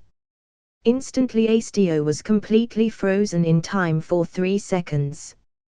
And in those 3 seconds Izaya expertly performed the exact same ritual he did to Zyphoran. He placed a 4-fiend symbol seal over Hasteo's body, suppressing both the 10 tails power and Hasteo's own individual power. As Hasteo had already become a Jinchuriki, the fiend seal didn't expel the 10 tails from his body as it did to Zyphoran.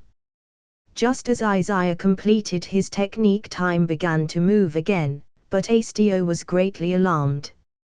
He had no recollection of what had just transpired, he only knew that his power was drastically weakened. Due to having absorbed the 10 tails, the fiend seal couldn't completely suppress their combined might, however it was enough for Izaya to deem Hasteo no longer a major threat.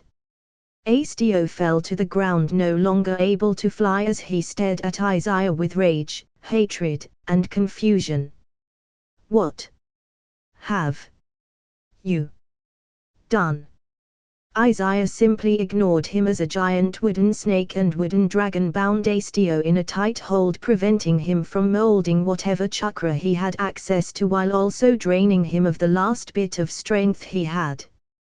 And just for extra measure, Izaya pierced Astio's body with multiple black receiver rods of his to truly ensure that Astio wouldn't be able to mold chakra. It wasn't long before another gigantic moon-like object was floating in the sky with a 4-fiend symbol seal placed on it, locking Astio inside. End flashback. Naruto stared at Izaya with a mix of emotions as he took in all the information of Izaya's narrative from his time in the Tengu dimension. So, what happened after you sealed them both away? Izaya took a sip of his tea before responding. I used the 4 divine symbol seal to extract all the chakra from the 2 faction leaders as well as from the 2 10-tails. This technique not only seals powerful chakra, but it can be used to extract powerful chakra as well. Without any chakra left, they are only shells of what they were before. Most likely they'll end up dying within their prisons. The chakra I extracted from them condensed into 2 large chakra fruits. I sealed them away inside some containers and locked them within my most protective safe house. Naruto let out a sigh. Ha, sounds like you had it rough. What happened to the Tengu and human factions of that planet? Without their tyrannical leaders and with no more divine trees requiring the sacrifice of their people, the inhabitants of that planet are better off. At the end of the war, both factions were left with approximately an equal level of military power. They formed a truce and peace treaty and agreed that they should strive to live in harmony with one another. Most of their actions in society had been fueled by the twisted greed and abuse of power from Astio and Zyphoran. With them out of the picture, the remaining leaders of both factions are much more tolerant and are able to come to agreeable terms. I see why the need to drain all the chakra from the 2 10-tails. The first reason is because with all of their power they would eventually be able to break free of the seal and prison I placed them in. Even Hagoromo's planetary devastation jutsu wouldn't hold the 10-tails completely, hence he drained it of its chakra before tossing it into a moon and eventually split its chakra into the 9-tailed beasts. The second reason is because I'm sure that the Otsutsuki clan would eventually take notice, if they haven't already, of the 2 sealed 10-tails and simply steal their chakra for themselves. Who knows what sort of trouble they'll use it for. And the third reason is because with the chakra fruit it may eventually be possible to use their power to open a portal that leads to the heavenly plane. I'm not in a rush to reach that place or anything, however I think it'd be good for us to have a plan in the works behind the shadows in case things get out of hand with the Otsutsuki clan. Naruto thought about what Izaya said for a moment before nodding his head in agreement. Yeah. I suppose you're right. You're pretty cautious and meticulous about all of this. I haven't thought as far ahead about this yet as you have, Izaya. It may sound rude of me, but is there a reason you didn't consume the chakra fruit? I mean, I'm actually glad you didn't, because that'd just be like what Momoshiki and the other Otsutsukis would do, but still I'm slightly curious. You weren't tempted? Izaya shook his head. You recall Senko, right? I told you and Sajuke about him after our spa last time. According to Senko, in order to open a portal to the heavenly plane, the chakra fruit needs to be kept in their pure physical form, as it'll be completely consumed upon use for this action. Also, according to Senko, the amount of power and chakra that's contained in the fruit is so overwhelming that it can't be contained in a human body.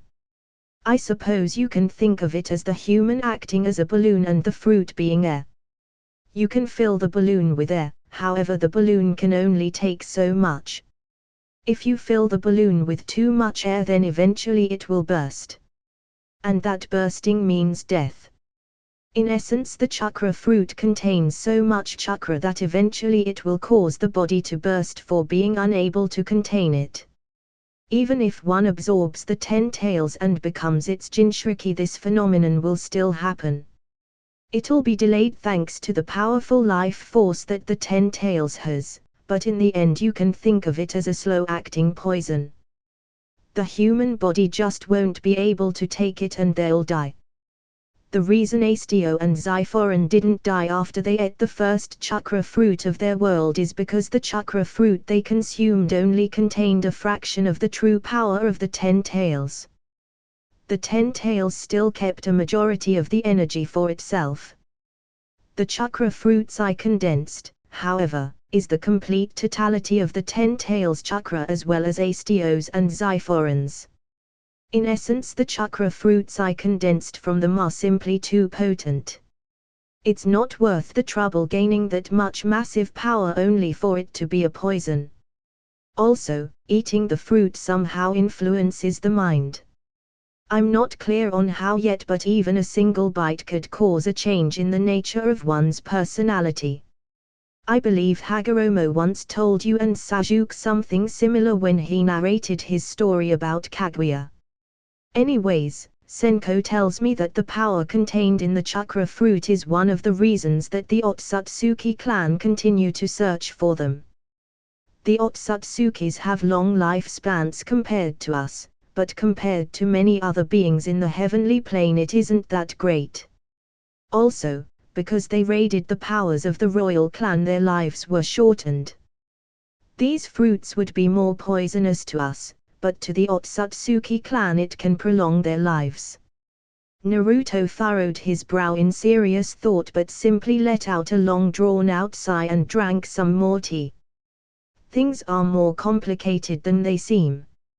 Hey, Izaya, according to your story Asteo and Xiphoran killed their own sons. How did chakra spread in that world then? For us in our world it was Hagoromo and Hamura's descendants who spread chakra, but what about the Tengu dimension? Great question, Naruto. I wondered about this myself, however even though Asteo and Xiphoran killed their own sons and didn't have any descendants they still shared chakra with others. Just the same as how Hagoromo shared his chakra with others here on our planet. Not everyone on this planet is a descendant of Hagoromo's or Hamura's. Hagoromo shared his chakra with many others close to him in hopes that they would be able to understand each other through Ninshu.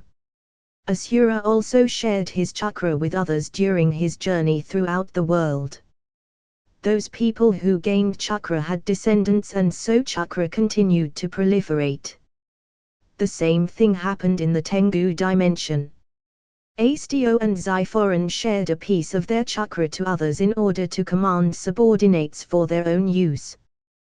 Those subordinates over time had descendants and so on so forth. You get the idea. The only reason Asteo and Xiphoran survived so long was because the 10 tails continued to share its powerful life force with them. A small version of the chakra fruit wouldn't kill them and provided with the powerful life force of the 10 tails, granted them near immortality. So that's how it is. It's certainly different from how Kaguya attempted to steal all chakra back for herself. Izaya simply shrugged his shoulders. Who knows how the chakra fruit influences the mind? It probably has a different effect on different individuals. And don't forget, Kaguya shared her chakra with her sons at first. It was only after they rebelled against her that she decided to take all chakra back for herself. I can't say that Asteo and Xiphoran thought the same. It may be that they wanted to increase their chances of stealing each other's 10 tails, so they saw a need to share their chakra with their kind in order to build an army. Naruto nodded in agreement with Izaya's reasoning. So, on a different note, compared to this Asteo guy, how do you think I compare? Izaya pondered for a moment before replying, to be honest I'm quite certain you would have defeated him. He was powerful, but he wasn't yet used to controlling the power of the 10 tails, so if you fought him in that moment you'd stand a fairly good chance. Also, he has been ruling as a tyrant who abuses his powers for years and never truly had anyone to test his skills against except Zyphoran, but even then they rarely fought face to face until the war began. Therefore he grew complacent with his powers and didn't know how to properly utilize them in battle to make full use of their capabilities. As Naruto and Izaya continued their conversation, Hanabi and Hinata were in the kitchen and had just finished cleaning up the mess from when everyone had dinner earlier. Hanabi glanced at Hinata and noticed her sister let out a soft sigh while staring out the window at the night sky, lost in her own thoughts. Hanabi smiled mischievously and quietly snuck up behind Hinata, tickling her sides. This elicited a laugh from Hinata and snapped her out of her thoughts. Hanabi. What was that for? Hanabi just snickered. You had this look in your eyes like you were struggling with something. Was I? Hanabi simply nodded. So, tell me sister, what's on your mind? At Hanabi's question a thought did cross Hinata's mind, but her cheeks instantly turned red, so she quickly faced away from Hanabi. Hanabi, however, didn't miss the fact that her sister's cheeks became flushed and embarrassed. She raised her eyebrow in curiosity. Your cheeks are red. Is it something embarrassing that you can't talk about? Hinata tried to change the subject as she commented, Oh, will you look at that? The moon and the stars are so pretty tonight. I think father had a great birthday today, don't you agree? Hanabi simply smirked mischievously at Hinata's terrible attempt to change the subject. Let me guess. Is it about Naruto? Hinata slightly flinched as her entire being turned red in embarrassment. Hanabi just smiled triumphantly as she knew she guessed correctly. All right sis, I guessed right. No need to be shy or anything, besides it's only you and me here right now. So, what's going on? Hinata let out a sigh in defeat. Nothing is going on, really, it's just what? Go on. Hinata twiddled her fingers and fidgeted in place as she continued speaking with a soft whisper, it's just that we haven't, that, in a while. She then quickly followed up with a louder and hasty voice, of course I know Naruto is busy and everything. After all, he's the Hokage. It's not like he neglects me. He's been getting better at coming home more often, but, I can't say it. It's too embarrassing. Hanabi just stared at her sister dumbfoundedly as she took in everything Hinata said and finally pieced everything together. Then, Hinata, correct me if I'm wrong, but what you're trying to say is that you and Naruto haven't had SE. Before Hanabi could finish her sentence, Hinata quickly shouted and interjected, yes. Okay. You don't have to say it. I feel ashamed if you put it so bluntly. Hanabi smiled at how innocent and cute her sister was being but let out a sigh. Hinata, remember it's just you and me. You can be honest with me. I'm your sister after all. And, don't forget, my husband is the 6th Hokage, so I suppose I'm the closest person who has gone through something similar to you. If you can't talk to me about this, then who can you talk to? Hinata just nodded her head in silence. So, then how do you handle something like this, Hanabi? I love Naruto with all my heart, but I still have urges, Then, when was the last time you and Naruto had SE? Once again before Hanabi could finish her sentence, Hinata quickly interjected, a year. I think, it's been about that long. Hanabi widened her eyes in shock. A year? What does Naruto think you are? A machine? Don't tell me he's lost all his drive. Hinata twirled her thumbs awkwardly and continued, when Naruto comes home he's always very tired, so I don't want to disturb him or anything. And like you said, Izaya is the 6th Hokage, so you probably experienced something similar before, right? I mean, when was the last time you and Izaya had done it? It was now Hanabi's turn to have her face flush completely red as she was faced with Hinata's question. Her heart pounded loudly in her chest as she recalled the memory, the feel, the Hanabi quickly snapped out of her thoughts and coughed aloud before responding. The last time for Izaya and I was tea this morning. Hinata widened her eyes in shock, surprise, and embarrassment as her face turned completely tomato red at hearing Hanabi's answer. Tea then, so, I guess, then this isn't an issue for you too.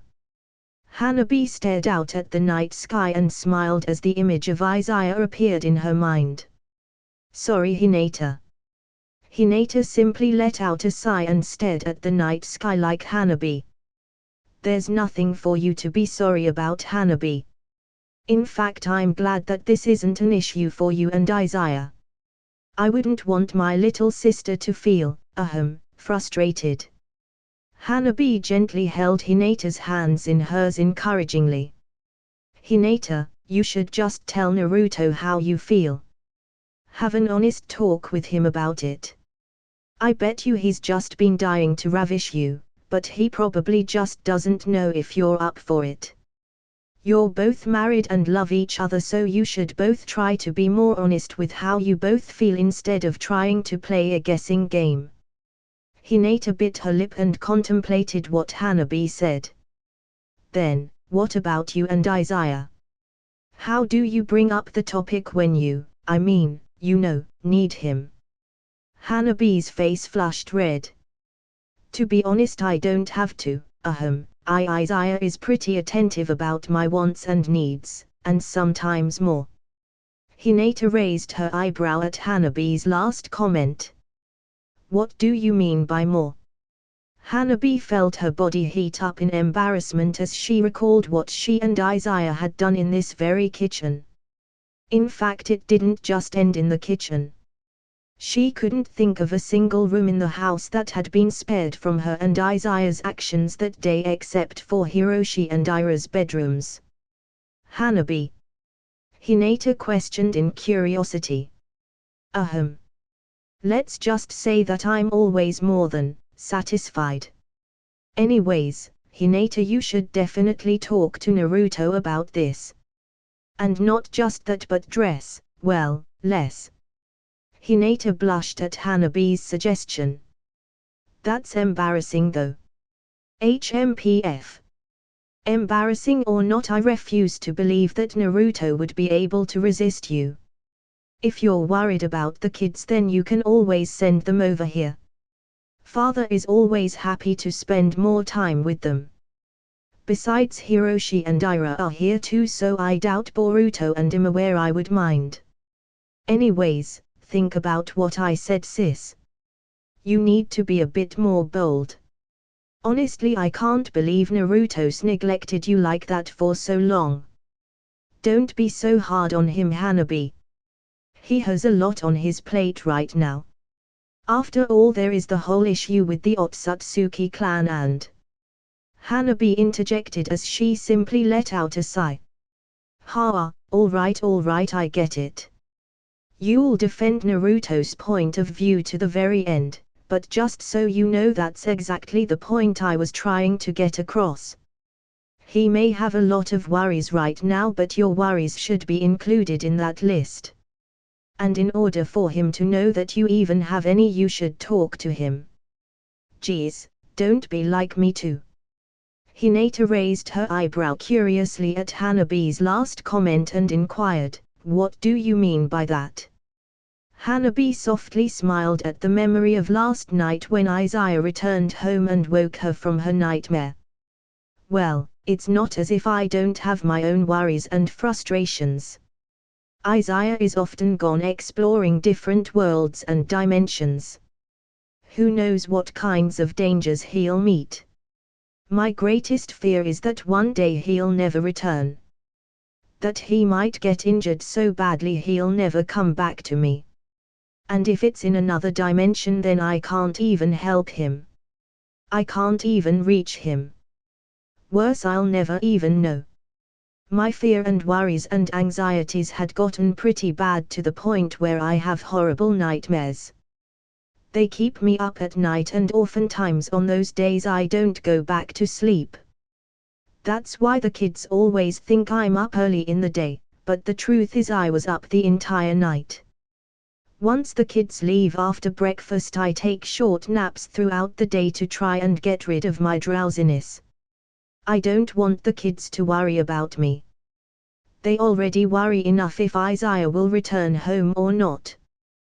But napping throughout the day also causes me to run a little behind on my work as the head of the clan. Honestly, it's been getting stressful, but then Izaya finally returned last night. And, as always, he knows exactly what to say to make me feel better. After we talked, I told him about how I felt, and all my anxieties and worries and stress disappeared. This is why I'm telling you, Hinata, talk to Naruto and tell him about your worries and frustrations. No matter what they are. Even if you're worried that it'll cause Naruto to worry, if you don't tell him, then it'll get to a point where the outcome is even worse than what it might have been. Hinata simply listened to Hanabi talk and held her sister's hand as they both had their little heart-to-heart. It was then that the kitchen door opened, revealing Hayashi and Imawari. He carried Imawari in his arms and walked over to his two daughters, smiling happily. Hanabi smiled at the sight and asked, "Father, where are the other kids?" Hayashi lightly chuckled. "Don't worry about them. They're off somewhere doing their own things. It's been a while since they simply got to play around without any worries." Imawari yawned and rubbed her eyes as she held Shukaku's pot in her arms. Hinata smiled at Imawari's drowsiness and stood up, saying, "Looks like someone needs to head off to bed." Imawari struggled to keep her eyes open, but in the end she fell asleep in Hayashi's arms. Hayashi simply smiled. "I'll go put her to bed." Hinata nodded in appreciation. "I'll go with you." She then turned to Hanabi with an apologetic look, but Hanabi simply smiled. Go. Imawari needs you, and it's been a while since you and father spent some time together. I'll go check up on how Naruto and Izaya are doing." She watched as Hayashi, Hinata, and Imawari disappeared from the kitchen before she stood up and grabbed a new pot of hot tea with some snacks on a tray, making her way to where the two kids were. After a good minute of walking through the compound, she found the two sitting in a neat room by the courtyard garden with the screen door open to let the moon shine through as their source of light. She couldn't help but feel happy at the sight. She was especially entranced by the way the moonlight glowed off of Izaya's body, making him seem like a desirable, majestic celestial being. She swallowed down her desire and shook her head. TCH. Why does Izaya have to look so desirable all the time? Wait, am I the only one who sees him like this, or do other women see him just as desirable? If that's the case, how many eyes is he drawing towards him every day? HMPF. He probably doesn't even notice her. Or maybe he does and likes it. Hanabi was snapped out of her thoughts as she heard Izaya's voice by her side. "Hanabi. Are you all right?" She was completely startled and embarrassed at the fact that she was caught staring and had been so lost in her thoughts that she didn't even notice Izaya had walked over to her. In her flustered state, she quickly turned to respond, but no words came out, and instead she accidentally tipped the tray she was carrying, causing the snacks and hot tea to fall towards the ground. However, before things could become too chaotic, time froze in that moment as Izaya had activated the power of his Rinnegan. He quickly grabbed the tray from Hanabi's hands and neatly placed the falling teapot and snacks back on it before time began moving again. Hanabi was still completely flustered and didn't even realize that Izaya now held the tray as she was trying to formulate a thought. However, Izaya just smirked and kissed her on the lips, prompting her to calm down and relax. "I didn't mean to startle you like that." He held Hanabi's hand in his and escorted her to where he and Naruto were relaxing. After he put the tray down on the table, they both took a seat across from Naruto, who smiled at them, but he felt a bit jealous at their affectionate display. Izaya took note of Naruto's awkwardness and smirked. "Naruto, why don't you go check up on Hinata? Better make sure she isn't overworking herself." Naruto quickly nodded in agreement with the suggestion and excused himself. "You got Naruto to leave on purpose, didn't you?" Izaya just smiled mischievously at Hanabi's question and grabbed a blanket from the room. He grabbed Hanabi's hand and dragged her over to the edge of the screen door. He sat down and leaned his back against the giant door frame as he pulled her down so she was seated between his legs. She leaned her back comfortably against his chest as Izaya draped the blanket over them whilst they sat in peaceful silence watching the night sky. Hanabi took in a deep breath in and out as she felt the strong heartbeat and protective warmth of Izaya's embrace, and without realizing it, she fell into a deep and comfortable sleep. Izaya kept his arms wrapped around Hanabi as he held her hands and massaged comforting circles on the back of her smooth silky palm. Just as he was about to doze off himself, he was interrupted by Boruto's presence. Boruto awkwardly scratched the side of his cheeks as he watched his uncle Izaya and Aunt Hanabi in their current position. "Aunt Hanabi looks like she's asleep. I can't tell if Uncle Izaya is asleep or not with that blindfold of his. And here I was wanting to ask him some things, but I probably shouldn't disturb them. Ah, how embarrassing, they don't mind looking all lovey-dovey like that in the open. Well, I guess it's not such a bad thing. Dad could learn a thing or two from Uncle Izaya. I bet Mom would be happy if Dad was a bit more bold." Just as Boruto was about to turn around and leave, he heard Izaya's voice. "Leaving already? You look like you had something to say." Boruto stopped in his tracks and awkwardly turned back to face Izaya. "Ha ha, so you were awake, I had no idea. Ahem. Well, it can wait. You look like you're busy and I don't want to wake up Hanabi." Izaya just smiled amusedly and curiously at Boruto's reaction, so he pointed with his chin for Boruto to take a seat near him. "It's all right.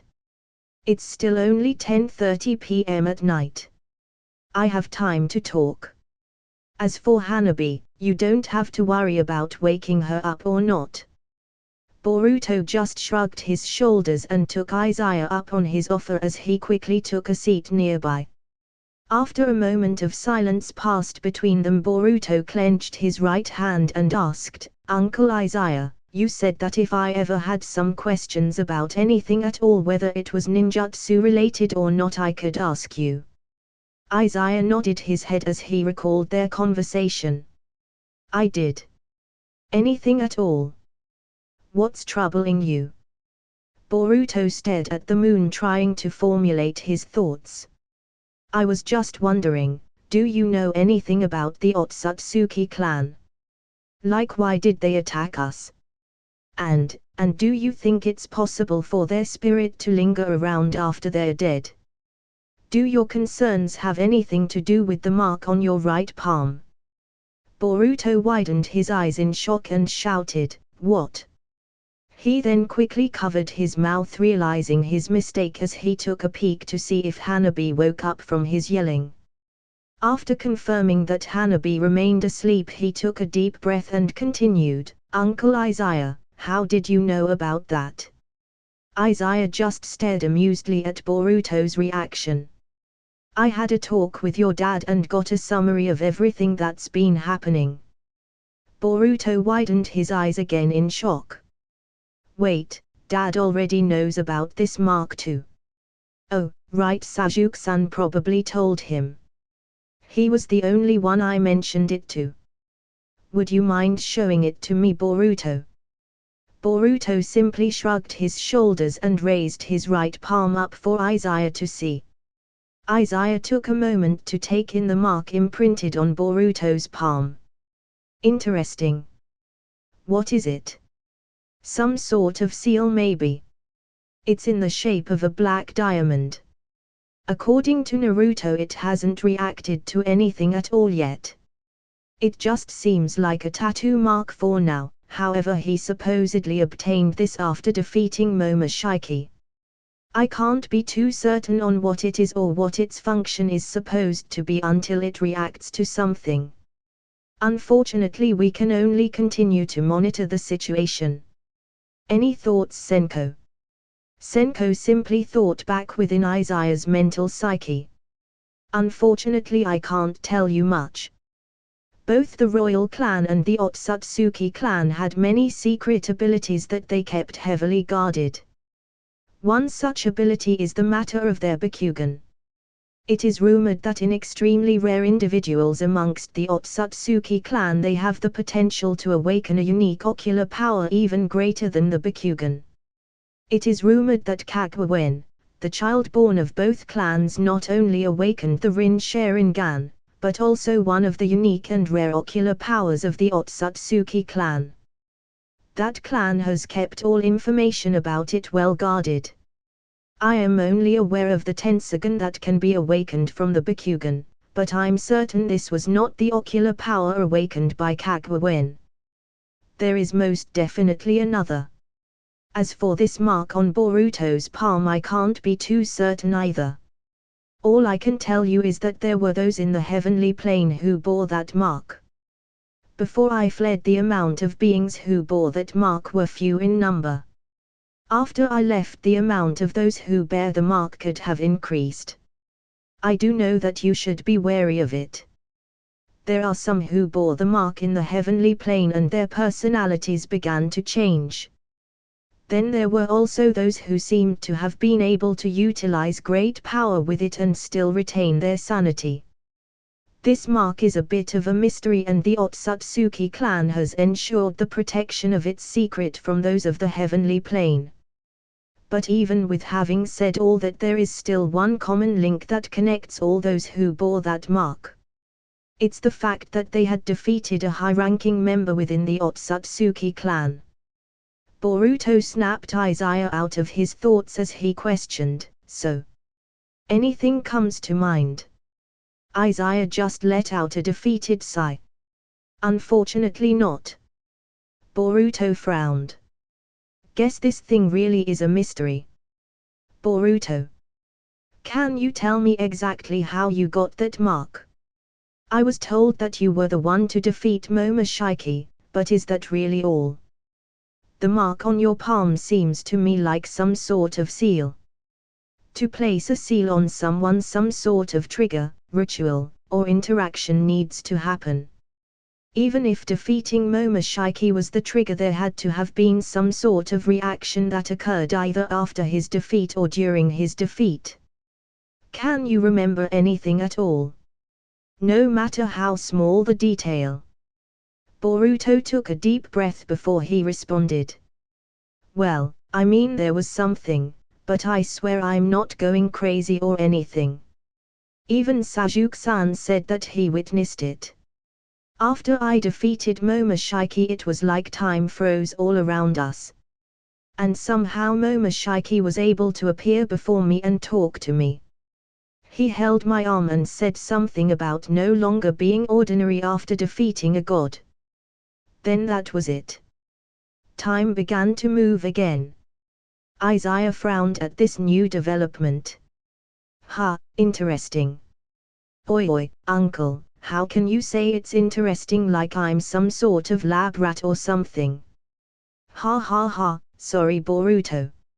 I didn't mean interesting in the way that I'm curious how it will affect you. I meant interesting in the way that Momoshiki was able to speak to you after his defeat in a spiritual form and only Sasuke was able to bear witness to it. Most likely due to his Rinnegan, but even then it seems he was powerless to make a move and intervene. It's possible that Momoshiki placed that brand on your palm after his death and it may be some sort of seal. I just don't know why though or what its purpose is for.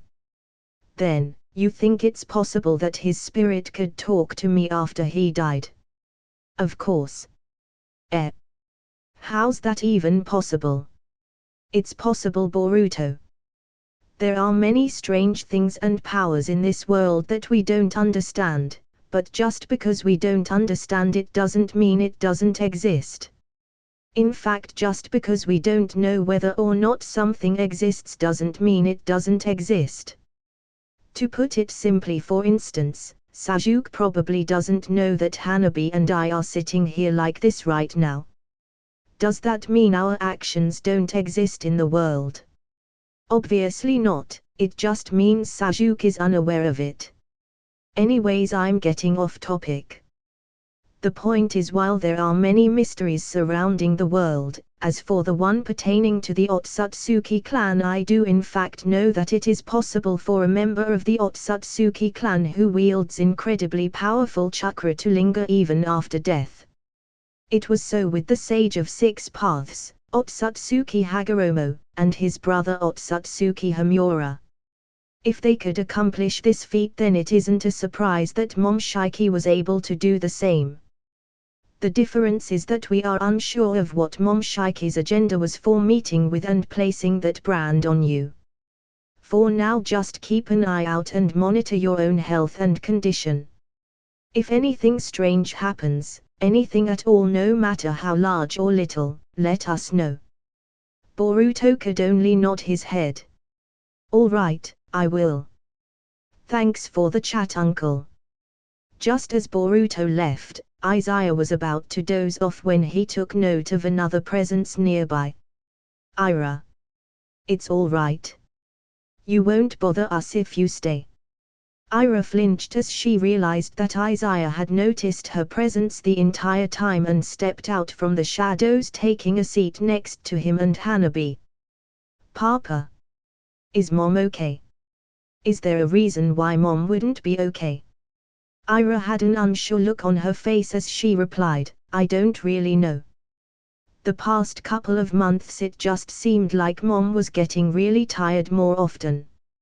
Izaya looked down at Hanabi's peacefully sleeping form and felt his heart ache a bit inside as he recalled their conversation the night before.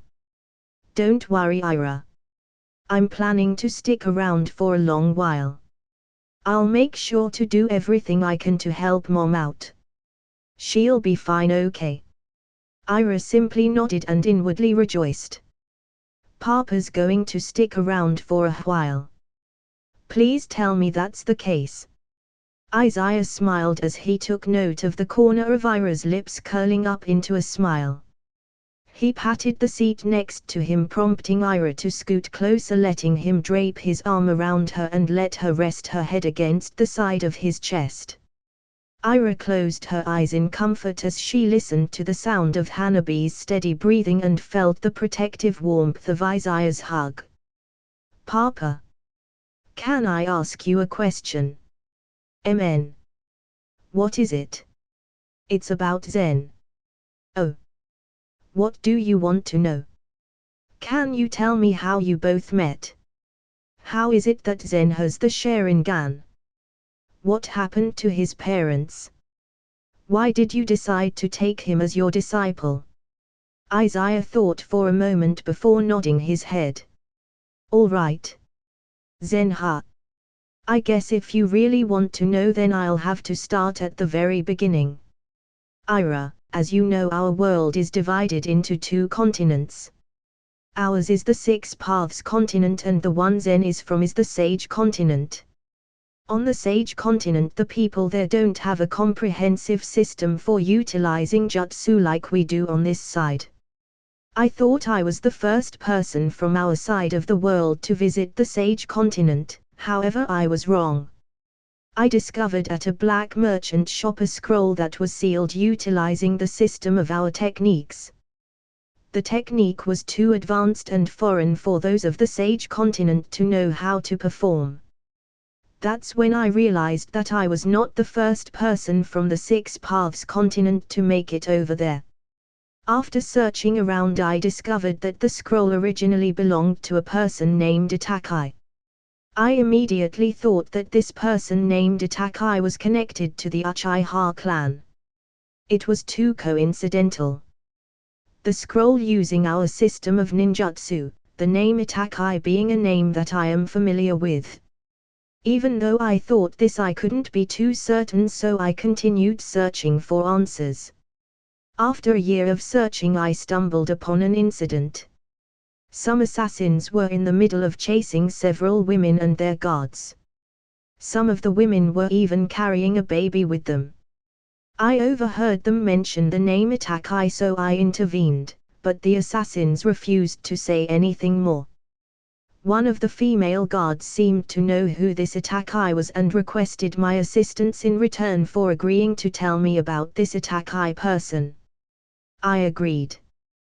Before I had the chance to get rid of the assassins in the vicinity, several tens more of them arrived. In order to reduce the amount of unknown variables in the fight, I had the guards and the women leave so I could fight without reserve. The guard gave me a sealed map so I could find them later. To my surprise, the seal on the map was similar to the seal on the scroll I had discovered at the black merchant shop. After defeating the assassins, I unsealed the map and left to search for that god, however all I found was nothing but ruins. The remnants of a battle was all that was left. Even though I defeated the assassins, they must have had some sort of backup plan as well. All these years I've been continuing my search in hopes of finding them every time I go to the Sage continent. So far I still haven't found a trace of them. It wasn't until a few years ago that I learned that this person named Itakai had actually passed away. Apparently he passed away the year I fought all those assassins. It could be that those assassins were sent to kill this person Itakai. Anyways, I just couldn't shake off the feeling that this person Itakai was connected to the Uchiha clan and our continent. One day as I roamed the Sage continent continuing my search, I stumbled upon Zen as a young boy. He was 10 years old at the time. When I found him, he was half dead and unconscious. He had wounds all over his body and had multiple broken bones. He had lost a lot of blood and was greatly dehydrated. It's a miracle he had survived for as long as he did. I quickly did my best to treat his injuries. At that time I wasn't too sure what had happened to him. He was unconscious for several days and contracted a terrible fever. I honestly wasn't sure if he was going to make it, but during his unconscious state he sure mumbled a lot of things. I couldn't make out many of the things he was mumbling, but from the words I could make out I knew he had a harsh upbringing. Eventually he overcame his fever and got better. When he finally woke, he attacked me in a fit of rage and fury. It seemed like his mind was still plagued by death and he thought that he was still in the midst of whatever death match he was in previously. I let him vent out all his anger, his frustrations, his sadness, pain, everything until he lost the strength to fight. After that he finally returned to reality. Surprisingly, he immediately apologized and begged me to forgive him for his actions. I hadn't even explained to him what the situation was yet. I was a bit perplexed because he obeyed every word and command I gave him. I remained by his side for a few days to ensure that he had recovered enough where he wouldn't need my aid anymore. Over those few days I learned a bit about his past. He was haunted by nightmares of his mother's death, which he personally witnessed when he was 4. He was left orphaned on the streets, starving and vulnerable, yet he continued to survive. I also confirmed a gnawing suspicion of mine. When I treated him, his chakra system was strange. It felt like a mix of ninjutsu and senjutsu chakra. I wasn't sure of it at first, but after spending those extra few days with him, I became convinced that Zen was a unique existence on the Sage continent. The fact that both his ninjutsu chakra and senjutsu chakra could coexist inside his body without one overpowering the other is a testament to the fact that he had this condition since he was very young. I surmised that he was born with this condition and over time his body adapted properly. I decided that I would teach Zen a little bit of ninjutsu so he could better defend himself. After a month of teaching him, I was preparing to leave. I suppose Zen had grown a bit attached. I was the first person to ever show Zen any sort of kindness after the death of his mother. He cried as I was leaving but accepted the fact that I couldn't remain by his side forever. However, that was also when I took note of Zen's Sharingan. He hadn't told me he possessed such a power in the time I spent with him, so I was quite shocked when I saw it. Instantly I knew that he must be connected to this person Itakai that I was searching for. Not only did he possess ninjutsu chakra but also the Uchiha's Sharingan. In the end I decided that I couldn't leave him alone, so I decided to make him my disciple. I spent a little more than a year teaching him as much as I could. Not just combative ninjutsu, but about the world as well. I taught him about the 6 Paths continent and what shinobi were. I taught him how to read and write. And perhaps most importantly, I was able to help him overcome his anguish. I am most impressed with Zen's ability to learn and his sheer willpower. He rarely slept because he wanted to learn everything as much as possible and as fast as possible. He had a lot of catching up to do because he had to start at the very basics, reading and writing. In the time span of but a mere 1 year he had achieved an incredible proficiency level. He would train during the day and study at night. Over and over and over again. He was a very sensitive person. Contemplating deep and controversial philosophical views.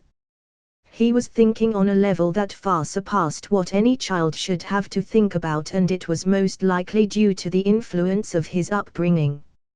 Anyways, that's how Zen and I met and how he became my disciple. Ira gripped Izaya's shirt a little as a tear unknowingly fell from her eyes after listening to the story. She took a moment to calm down her feelings and asked, "Papa, then did you ever find out who this person named Itakai was?" Izaya shook his head. "No.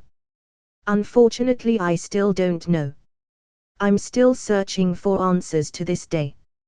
I'm almost certain that this person named Itakai is related to Zen. I just can't say with certainty how yet. I can only speculate until I obtain concrete proof." Zen also doesn't know, as his mother never told him much about his father. His father died when he was a baby, so they never met. "Papa, wasn't there someone in the Uchiha clan named Itakai? I remember researching about the Uchiha clan in the past, but for some reason the files on Uchiha Itakai are restricted.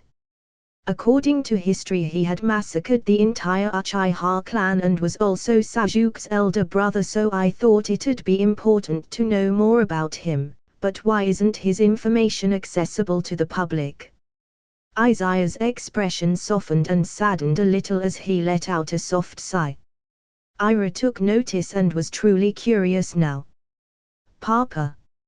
Izaya just softly patted her head. "Ira, there is a reason why the file on Itakai is restricted. Unfortunately, I can't tell you why. Not right now at least, but I'll tell you what I can. It's true. Uchiha Itakai massacred the entire Uchiha clan except for Sasuke, but I want you to know this: sometimes people are faced with unimaginable choices. It doesn't matter if the person is good or bad, it just so happens that they have a choice to make, and either choice only leads to a path of darkness. So what do? You choose the lesser of the two evils that aligns as close as possible to your ninja way. That's it. So I want you to understand this about Itachi. No matter what history says about him, please don't think too horribly of him. Okay. Ira was inwardly confused but nodded her head. At first I thought that Uchiha Itachi was a criminal who mercilessly killed his entire clan out of spite, but if Papa says differently, then there is definitely more to the story. For some reason the entire truth can't be made public. Maybe if I become as strong as Papa one day I'll get to learn more. And thanks to Papa I now understand Zen a little better. To think that he had to go through all of the things he did when he was so young, no wonder whenever I look him in the eyes it feels like he carries so much sadness in them. Ira was brought out of her thoughts as Izaya poked her in the cheeks. Why don't you get some rest? It's getting late now. Papa, will you really be staying around longer this time? Izaya smiled softly and nodded. Don't worry, I will. Ira couldn't help the smile that formed on her face as she asked, then will you help me train my magnet style tomorrow? After seeing Shinki use his magnet style in the Chunin exams, I think I'm ready to start learning how to control mine. All right. I will. Promise. Izaya chuckled and poked her nose. Promise. With that Ira happily dashed off, leaving only him and Hanabi. He took in a deep breath before letting it out, feeling his entire body relax. He felt Hanabi stir in her sleep as she unknowingly snuggled closer to his chest. It didn't take long before Izaya fell asleep to the sound of her soft rhythmic breathing. Chapter 13. The next morning Izaya and Ira stood near the center of the Hyuga training grounds as he watched over her training as promised. Currently Ira was practicing how to better control and produce a steady flow of magnetic chakra through her body. She had successfully magnetized 8 shurikens in front of her and was currently working on the last 2. Sweat dripped down the side of her forehead as she concentrated on coating them with her chakra. After another minute passed by, she had finally completed the task. She panted heavily at the mental strain placed on her for having to concentrate so hard. Izaya looked over all the shuriken and confirmed that they did indeed carry Ira's unique magnetic chakra in them. Good job, Ira. All in all, it took you 5 minutes to completely coat 10 shuriken with your magnetic property. That means you average about 2 shurikens a minute. This is a good start, but it's still too slow for your magnet style to be useful in combat. Now that I know what level of control you have over your Keki Genkai, we'll start with improving your foundations. We'll begin with Phase 1. For every odd hour I want you to build up your magnetic chakra as much as you can inside your body and simply keep it contained. For every even hour I want you to immediately expel all the magnetic chakra you contained outside of your body. Then immediately begin infusing your normal chakra again and repeat this cycle for 6 hours every day for a total of 2 weeks. Then we can begin Phase 2. That's when you'll start coating metal ninja tools with your magnetic chakra. To pass Phase 2 you have to be able to coat at least 10 ninja tools in 30 seconds or less. Then Phase 3.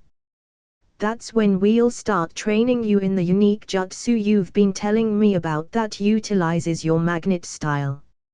Ira nodded obediently and excitedly at Izaya's training plan and got straight to beginning her Phase 1 training. As Ira sat down beginning her training, Hiroshi ran over to them. He was watching from around the corner and felt a bit jealous that Ira got to hog Izaya for training all to herself, so he decided that he'd join in as well. After all, he also wanted to improve on his Keki Genkai. Dad, Train me too. Since Ira's training consists of just her building up her magnetic chakra for 6 hours every day, then that means you have time for my training as well, right? Izaya smiled amusedly at Hiroshi. All right, all right. Of course I have time to train you as well. So, which of your Keki Genkais are you trying to improve? Dad, train me in the explosion style. Izaya nodded and ruffled Hiroshi's hair. Good choice. So what should I do? Izaya simply smiled and pointed to Ira. Same thing. Do what your sister is doing. I want you to build up your explosive chakra inside your body and contain it on every odd hour and expel it from your body on every even hour for 6 hours every day for a total of 2 weeks. The thing is, your training is a bit more destructive than Ira's, and the nature of your Keki Genkai could cause some serious damage. So while you train, I'll have to keep a barrier around you. Hiroshi pouted a bit and grumbled, "Oh man, in the end I'm stuck doing the same thing as Ira." Izaya just laughed and lightly patted Hiroshi's shoulder.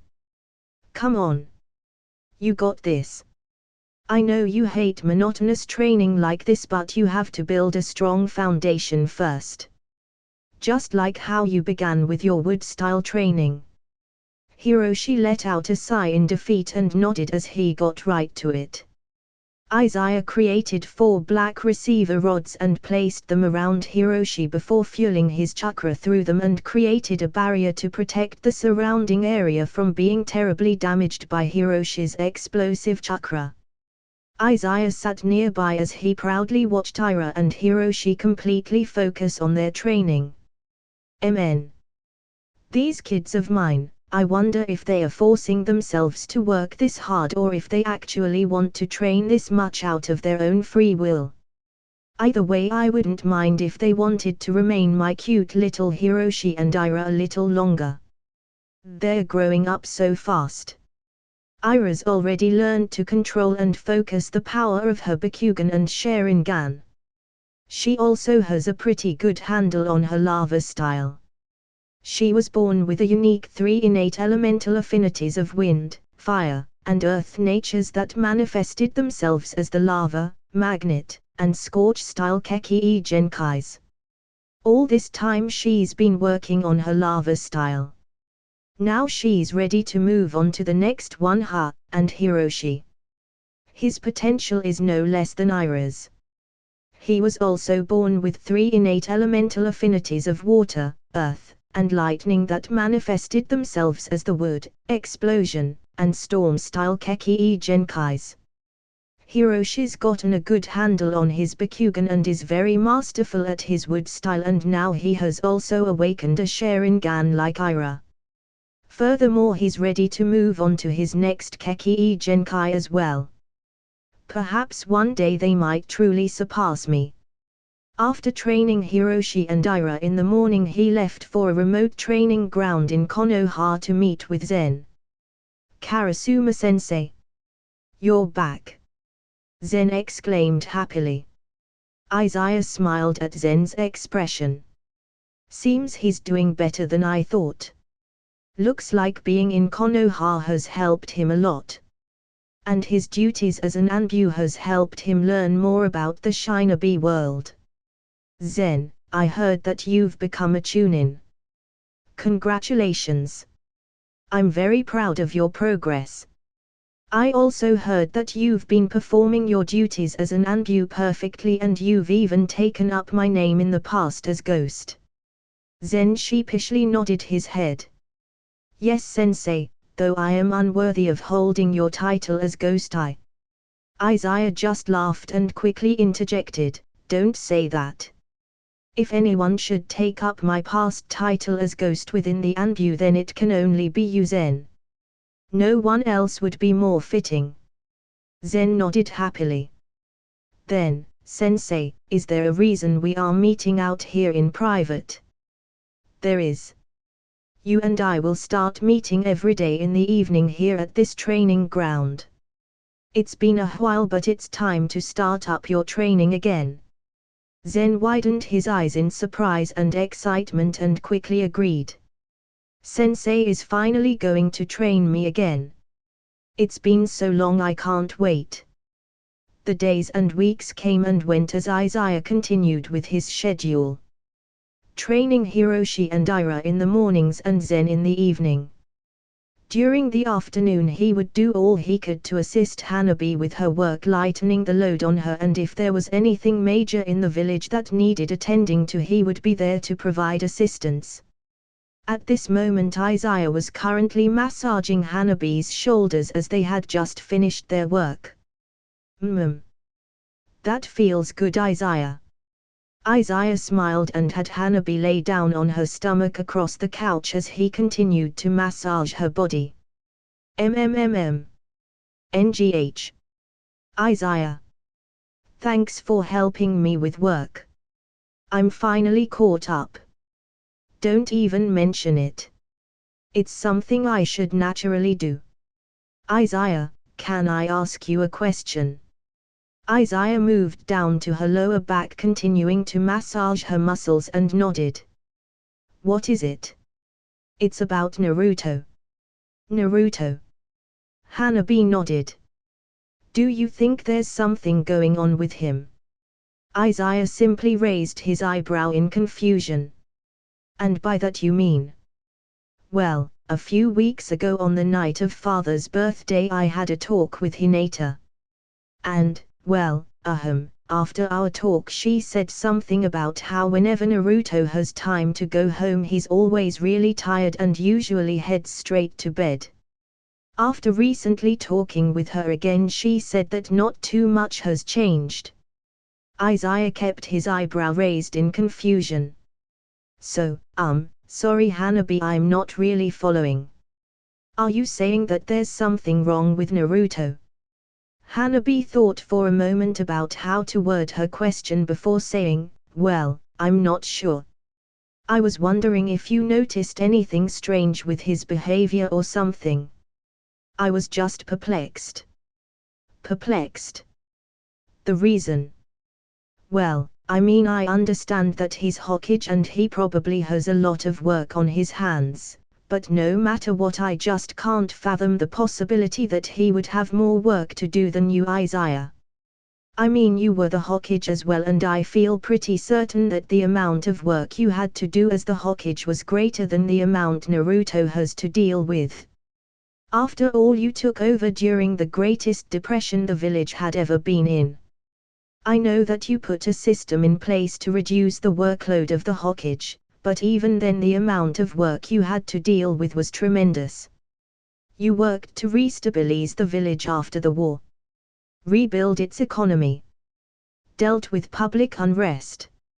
Strengthened international relations with other lands and villages, and not just the other great ninja villages.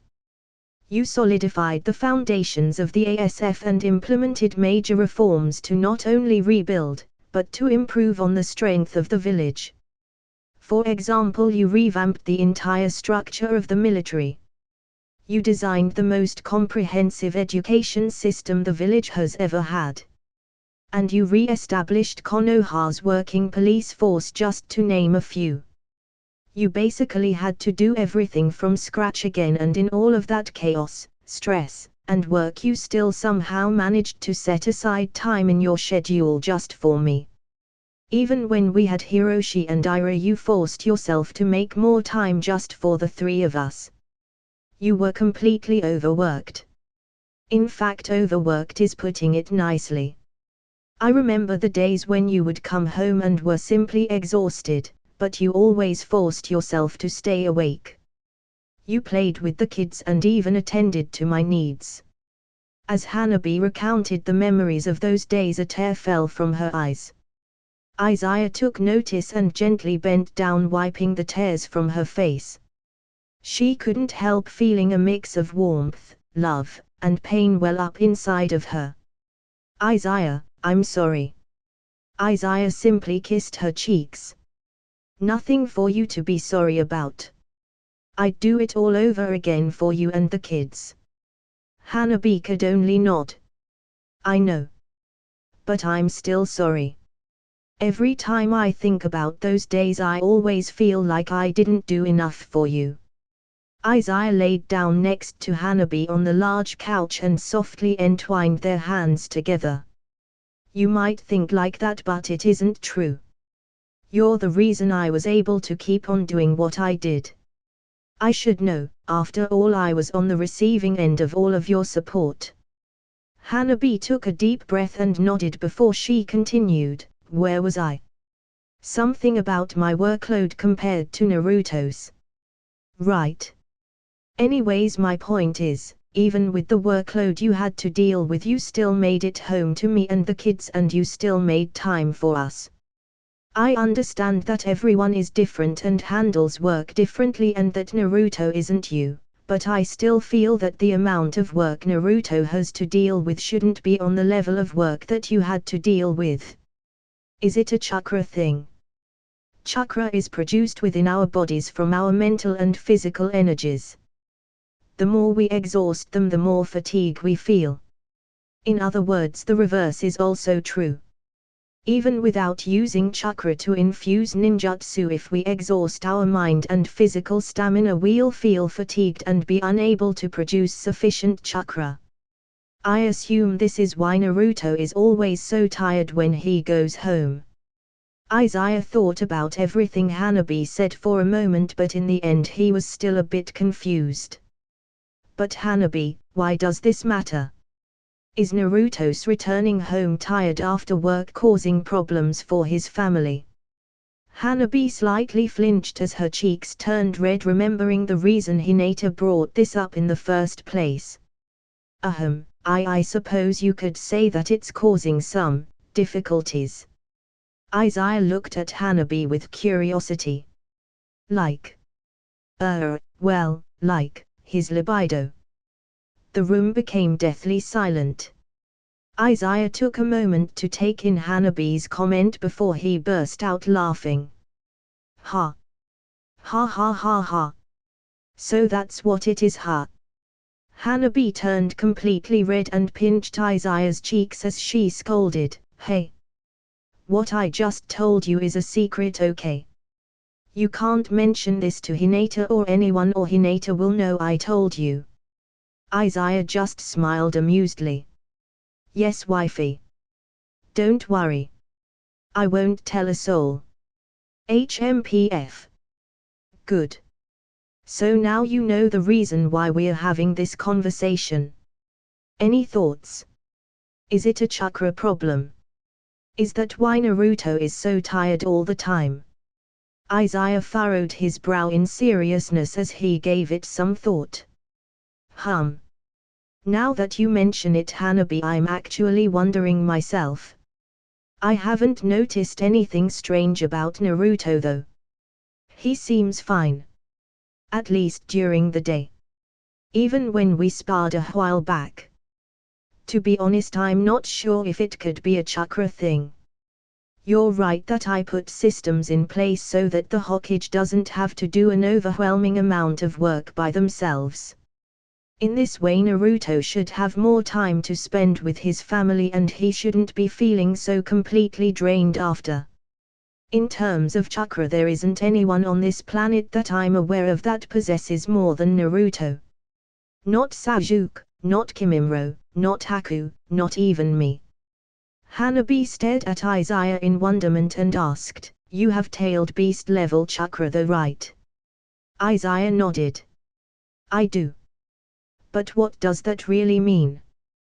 To put it bluntly, are all the tailed beasts even equal in chakra level?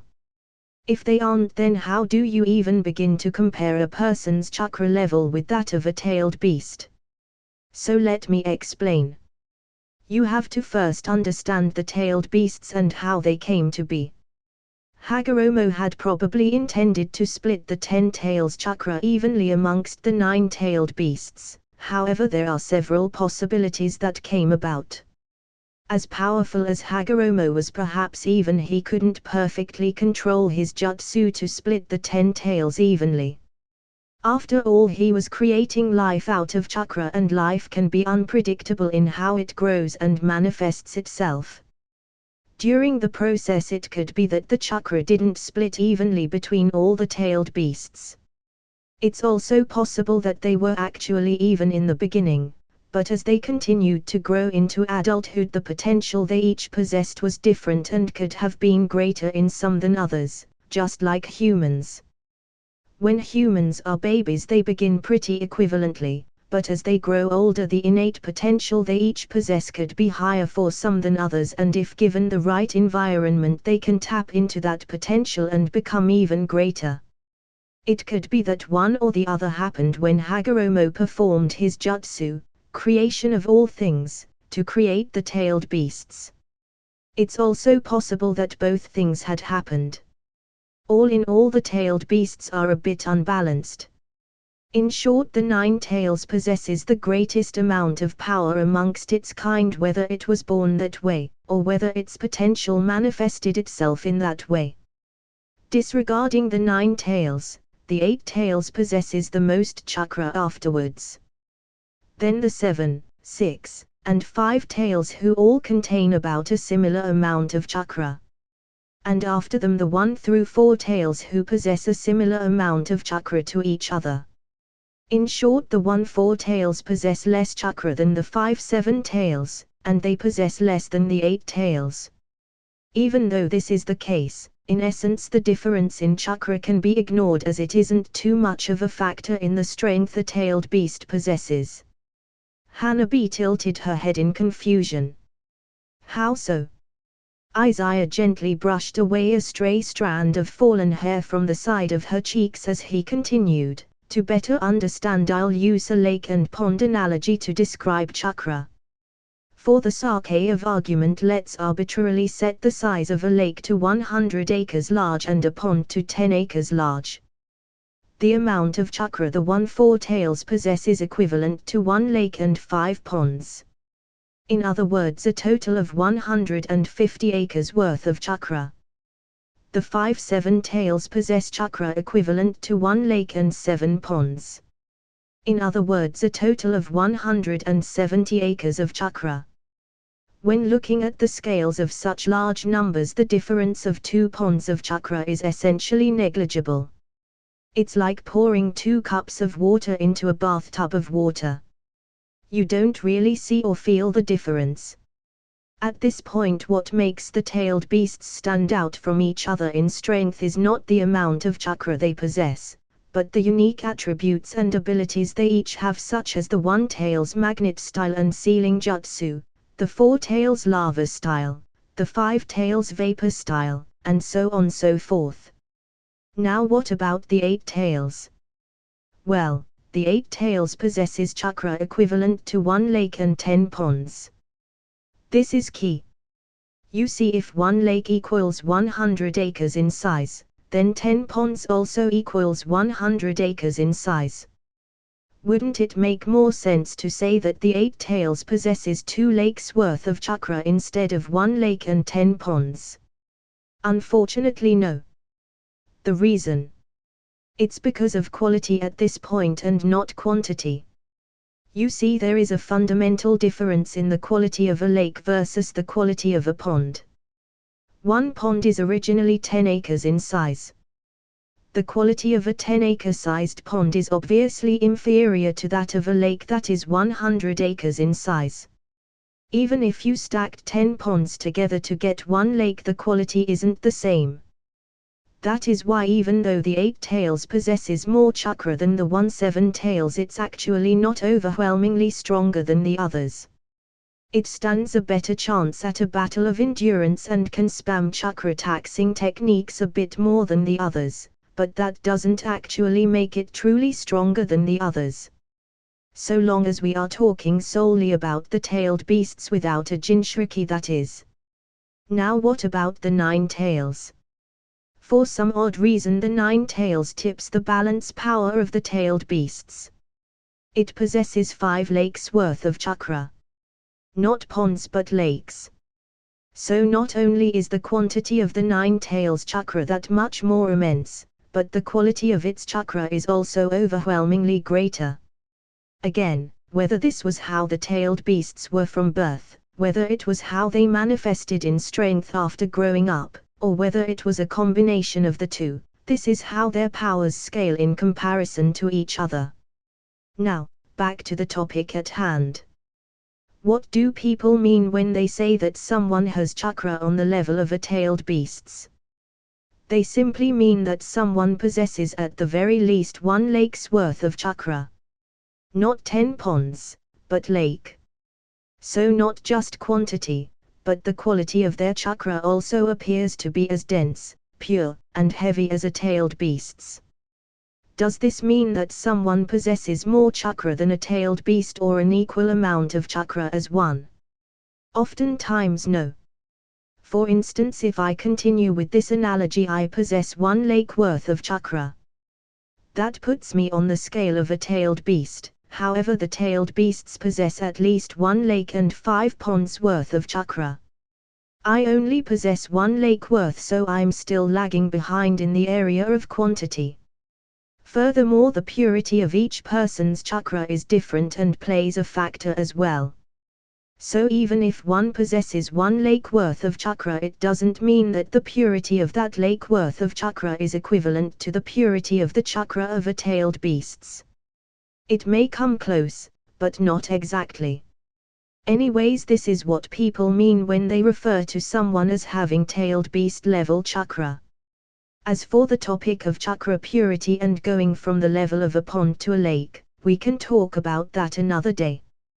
For now it's not relevant enough to the point I'm trying to make. Chakra purity is even more confusing to explain than chakra levels. So finally, getting back to the real reason why I'm explaining all of this. You bring up an interesting point. Naruto alone without Kurama has 1 lake worth of chakra in him. With the addition of Kurama, he should have access to 6 lakes worth of chakra fueling him, so fatigue shouldn't be a problem for him while he's performing his duties as Hokage. Naruto hasn't mentioned whether anything is wrong with him though.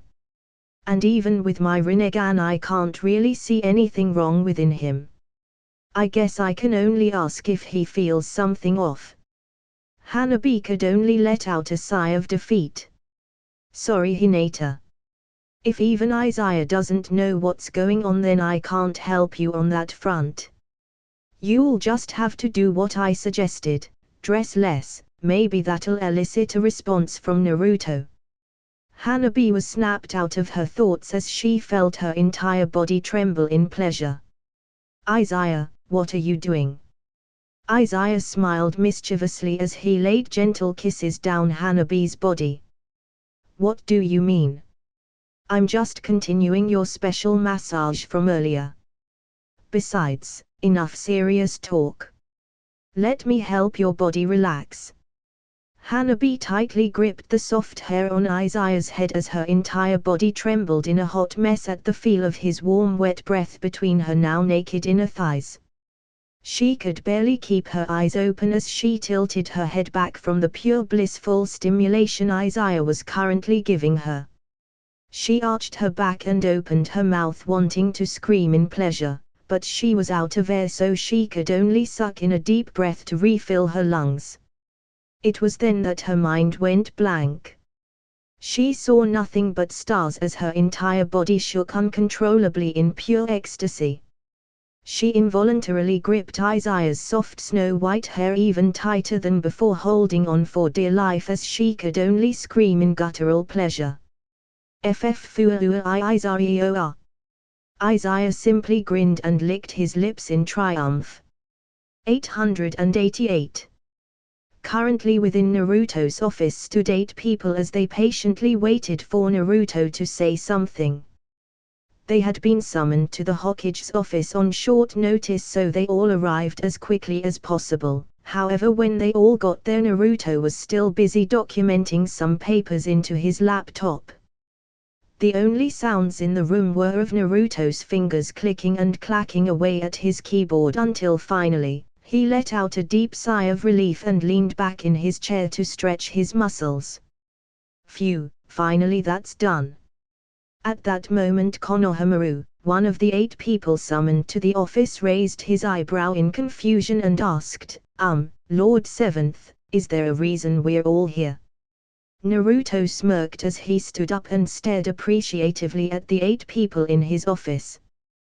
There is a reason you're all here. I've finally thought it over and discussed with Shikamaru and the Jonin Commander Neji. You 8 will be competing in the 5 great games. Eee! Everyone exclaimed in shock. Mojai, who was also in the room, simply stared wide-eyed at Naruto as she commented, but Lord Seventh, to participate in the 5 great games on behalf of one's village is a great honor. Are you sure you don't want to change your mind? Naruto just smirked. Nope. I mean, that is if you all are okay with it. If any of you here wish to opt out, then please tell me now. Seeing that no one voiced any dissent, Naruto grinned and sat back down in his chair as he proceeded to explain some important details. Alright, then here's how the teams will be formed. Mojai, you will be the Jonin in charge of Konoha's Team 1. The 3 Chunins in your team will be Saruta Beamrai, Hyuga Ken, and Kurama Rumi. As for Konoha's Team 2, the Jonin in charge will be Saruta B. Konohamaru. The Chunins in your team will be Naruto Kadai, Hyuga Hiroshi, and Yagami Zen.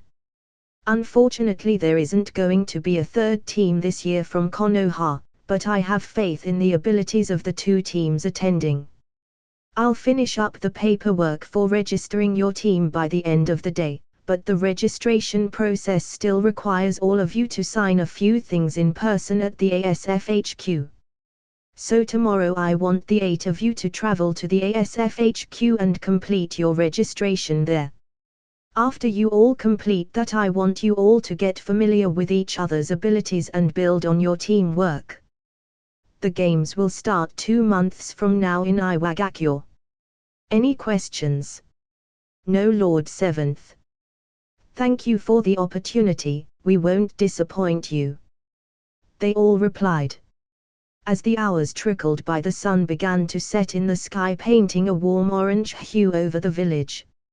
At this moment Izaya sat down in comfortable silence atop his rock head on Konoha's cliffside, enjoying the view. It was then he heard some footsteps behind him, knowing exactly who they belonged to. Sasuke. Good to see you're back. Sasuke smirked and sat down beside Izaya. I should be the one saying that. After all, you're the one who dashed off into some other dimension. True, but I'm not the only one. You've been exploring Kaguya's dimensions, haven't you? And I heard from Naruto about the trip you took to the past. A moment of silence passed between them as they both watched the hustle and bustle of the village below before Sasuke clenched his fist and asked, Izaya, why didn't you stop me? Izaya raised his eyebrow confused and replied, stop you from what? Sasuke just let out a sigh, as there was no easy way to ask other than to simply ask straightforwardly. Why didn't you stop me from leaving the village?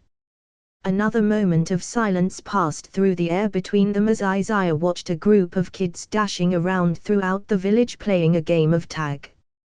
After a minute or two he let out a sigh. Are you so sure that I could have stopped you?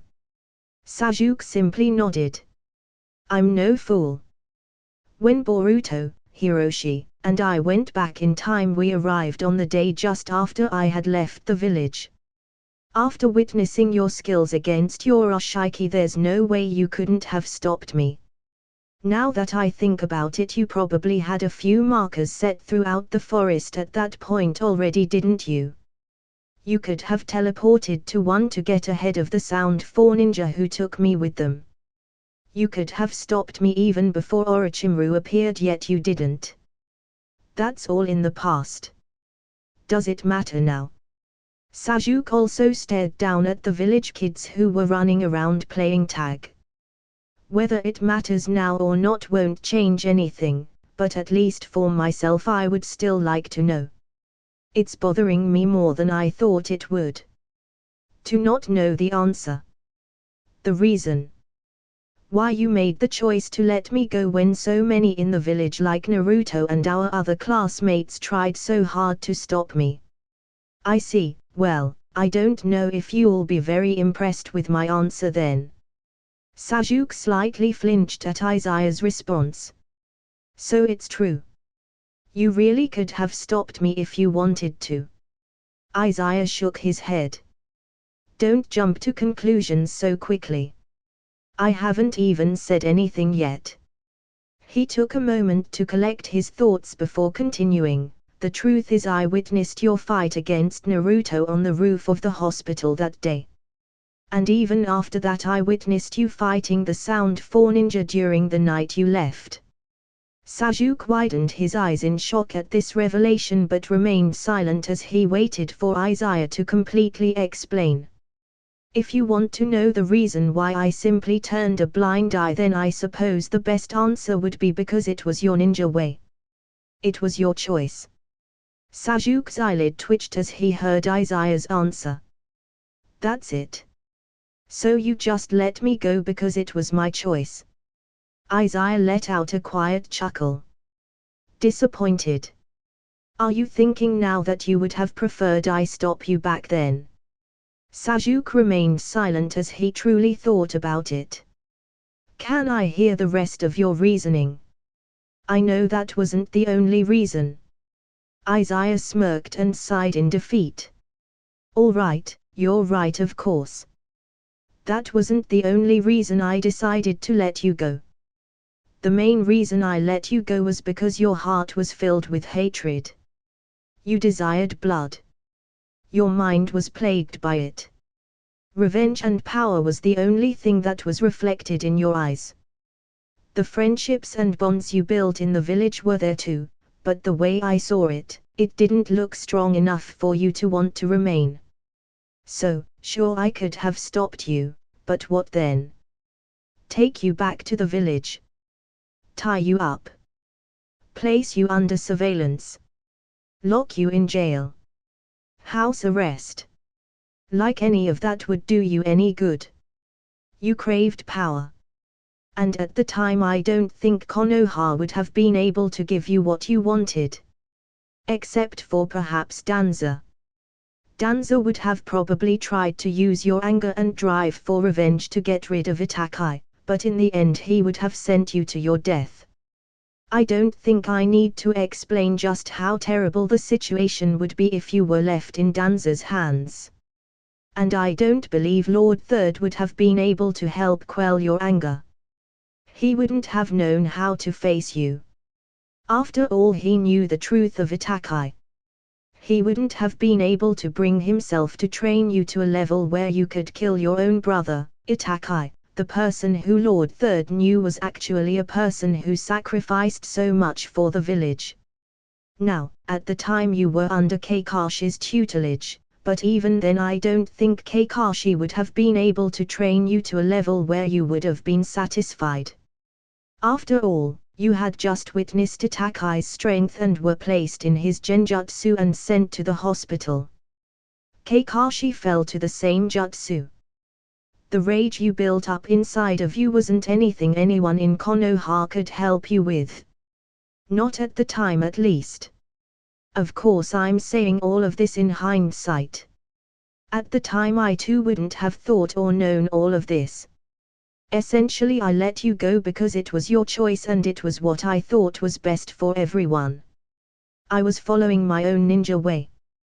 That night after you lost to the Sound 4 ninja, they gave you a choice. And you left the village on your own accord.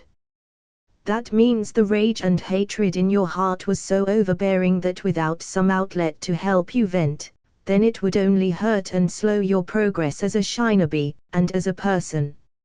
Sometimes the best way to help someone who is deeply sated in darkness is not to stop them, but to let them walk down the path they set for themselves. In a way it helps them realize what kind of path they had chosen, and sometimes, after having experienced a bit of that darkness, they learn to better control the hatred within themselves. At that point the hatred is no longer this blinding force hammering away at their soul. Instead the person will have learned to focus it into something more. It also becomes easier to have a conversation with that person at that point. If we had tried to talk you out of it when you were running away, you would have only become angry at us. You would have directed your hatred at us as well as at Itachi. You would hate us and shun us for forcing you to stop the path that you believed was your duty and purpose. If we took that purpose away from you, then, honestly, I'm not sure what would have happened. Anyways, there you have it. The reasons why I didn't stop you from leaving. In short, you were following your ninja way and I was following mine. It may not seem like it, but I understood a bit of your hatred. Your desire for power. To kill. To take revenge. I foresaw a path that you would walk and felt that it was a path that you needed to take. It was a gamble, but I decided to bet my chips on the fact that you wouldn't be completely lost in darkness and that you wouldn't reach the point of no return where you no longer could be saved. In the end my gamble paid off. Then later on I discovered the truth about Itachi and things played out from there. You know the rest. At this point the sun had completely disappeared as the moon began to rise into the sky. A heavy silence filled the air between Izaya and Sasuke, with the only sounds being from the villagers below. Then Sasuke let out a loud sigh as his entire body relaxed. I see. Perhaps you're right. Back then I was completely blinded by anger and hatred and fueled by my desire for revenge. The only person back then in the village who could have helped me achieve the power I wanted would probably have been the third Hokage, but as you said, he probably wouldn't have been able to truly train me with all his heart since he knew what I wanted and knew about Itachi. Kakashi's strength at the time wouldn't have been enough and Danzo would have taken advantage of me. Who knew you thought so far ahead of everyone else when we were at that age? But I suppose you always were perceptive and secretly cunning. You even figured out that Boruto, Hiroshi, and I were from the future. Furthermore, you even deduced that Boruto was Naruto's son and Hiroshi was yours. Izaya raised his eyebrow suspiciously. Really, I did. I don't recall any of this, but it's true I was still in the village at the time. Right after Sasuke left, Kimimaro, Haku, and I remained in the village for a few months so Maro could recover and train under Hiruzen sensei for a bit.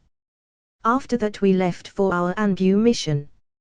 I'm not surprised I discovered who Boruto was. After all, I should have recognized his face from my knowledge of the future. Sasuke noticed Izaya's furrowed brow and knew that he was thinking hard about the events that took place and just shook his head. Look at you. You weren't even there, but even now you're deducing how you as a kid figured everything out, aren't you? It's fine. You don't need to think so hard. It's one of your greatest traits and also one of your greatest shortcomings. You always tell people that they shouldn't try to do everything themselves, so I think you should take some of your own advice.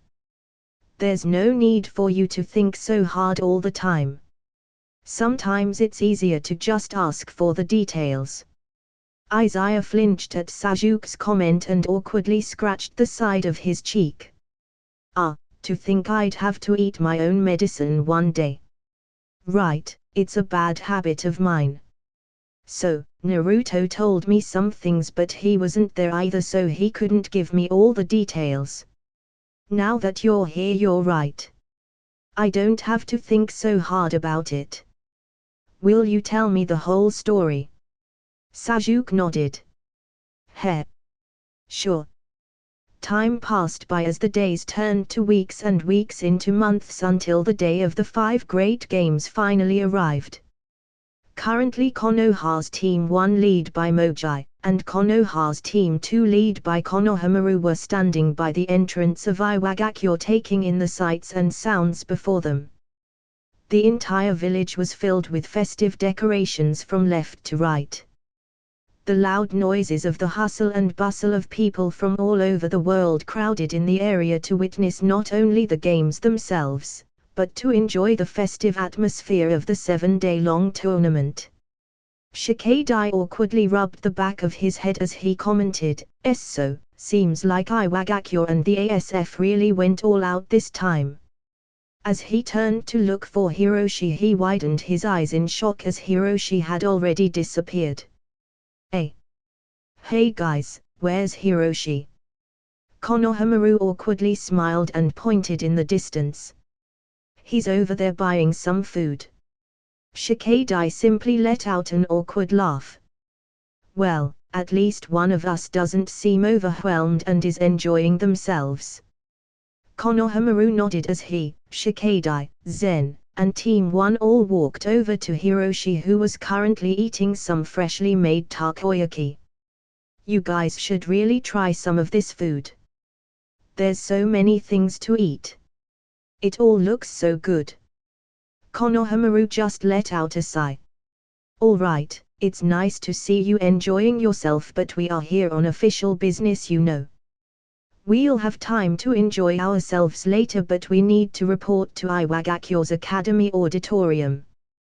That's where all the participants are supposed to gather for the formal greeting, and Lord Hokage will be there as well. Let's go. We don't want to be late, Kura." With that, the 8 of them quickly made their way to the designated site. It wasn't long before all the participants arrived.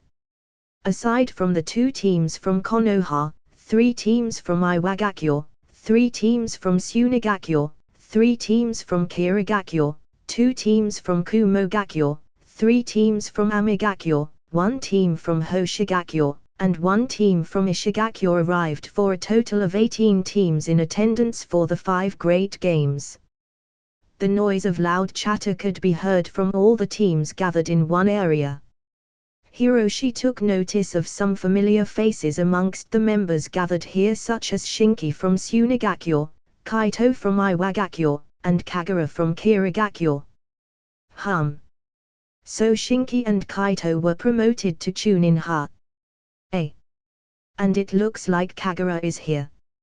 If I'm not mistaken, I remember Shikadai saying that he was part of the team that won the very first great games. Should be interesting. Last time we fought, it was only with swords. This time I won't hold back. After training with Dad, I'm going to show everyone the fruits of my labor." It was then that the entire room went dark, causing the entire auditorium to go quiet. Then 5 spotlights quickly shone down on the stage. Boom! Boom! Boom! Boom! Boom! 5 imposing shinobi stood on the center stage. They were precisely the 5 Kage. Konoha's 7th Hokage Naruto, Tsuna's 5th Kazekage Gaara, Iwa's 4th Sashikage Kurasuchi, Kiri's 6th Mitsukage Chojuro, and Kumo's 5th Reikage Derue. As the games were being held in Iwagakure this year, Kurasuchi stepped forth to address the crowd. "Welcome, all teams, to Iwagakure. I am the 4th Sashikage Kurotsuchi. It is a great honor and joy for Iwagakure to be hosting the 5 great games this year with the support of the ASF. I won't waste too much time with superfluous words. I know you all here are shinobi, and are shinobi of the highest caliber. In these 7 days I hope that not only will you seek to perform your best on the field, but to build lasting relations with one another. To show to the world and each other that not only does the heart of a shinobi remain within us all, but to show that we as shinobi have time and time again overcome the hatred that has plagued the world in the past. To show that we have come together in this day and age and have built something greater. And to show that it was, and is, only possible when we do that together."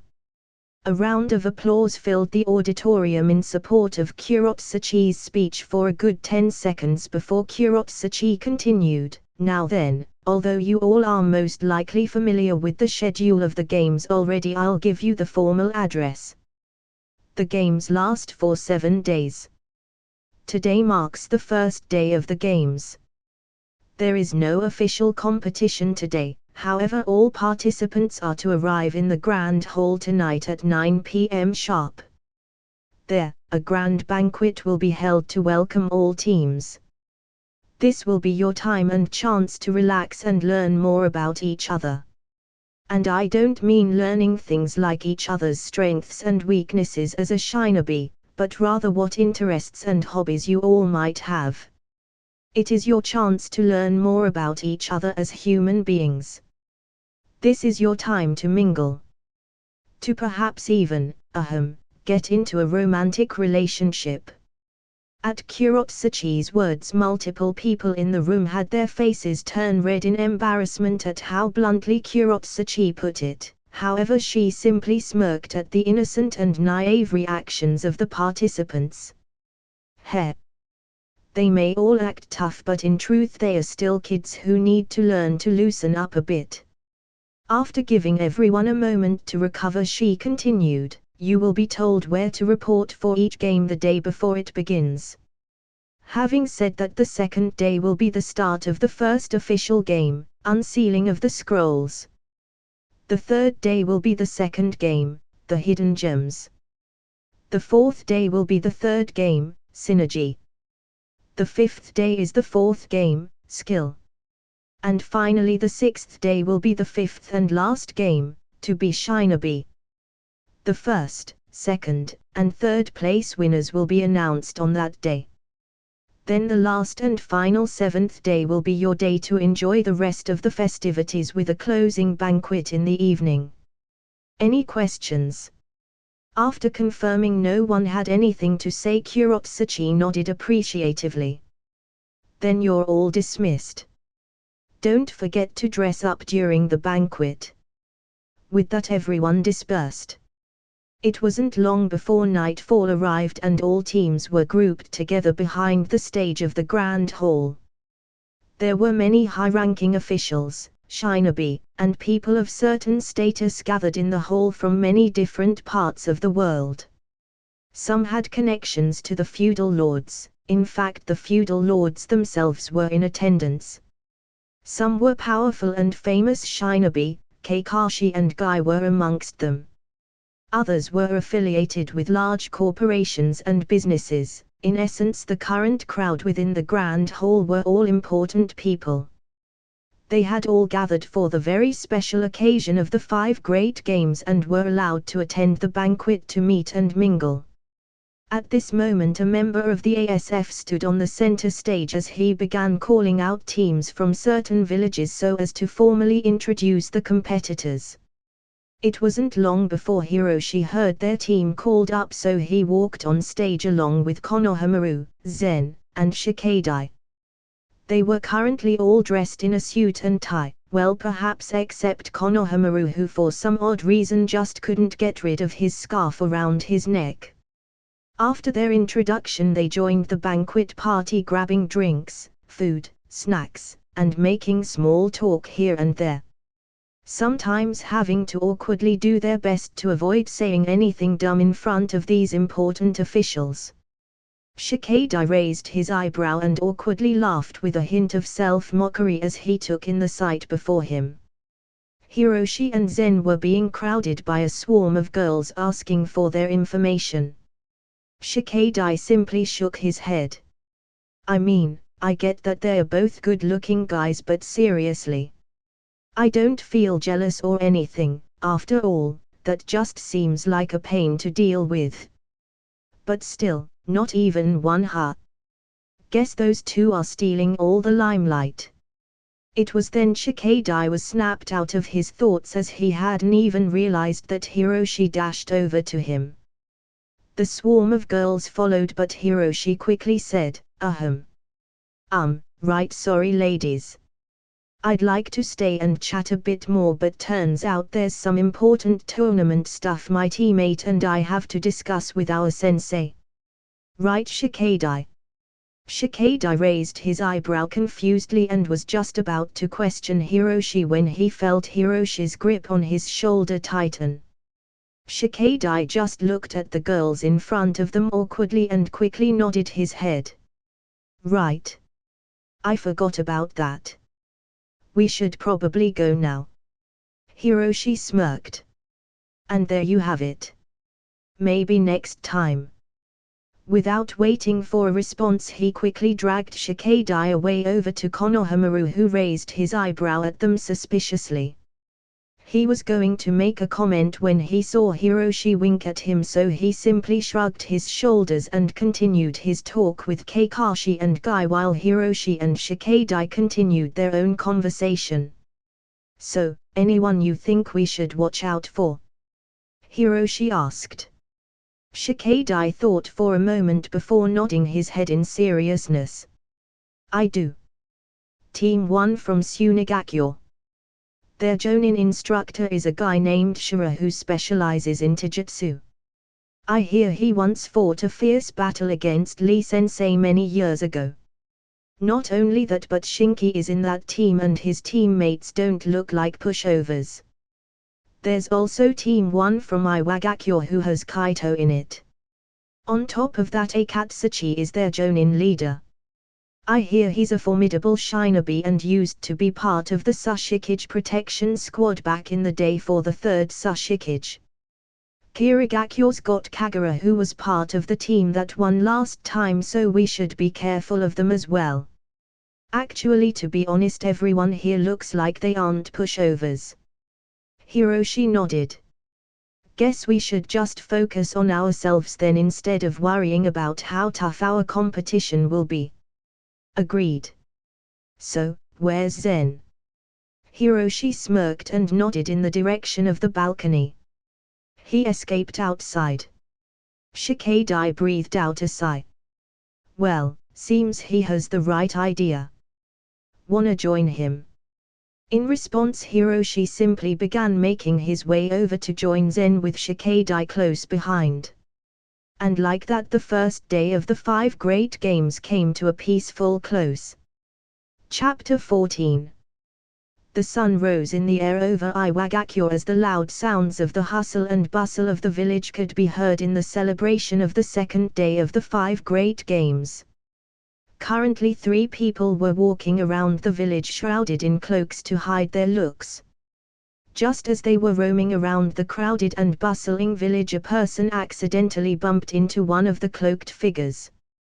Angered, that cloaked figure was about to lash out, however before he could retaliate he heard the commanding voice of his comrade speak. Kai! Stay your hand. We did not come here to cause trouble. We are simply observing. Know your place. Kai gritted his teeth before turning away from the frightened villager and whispered disappointedly.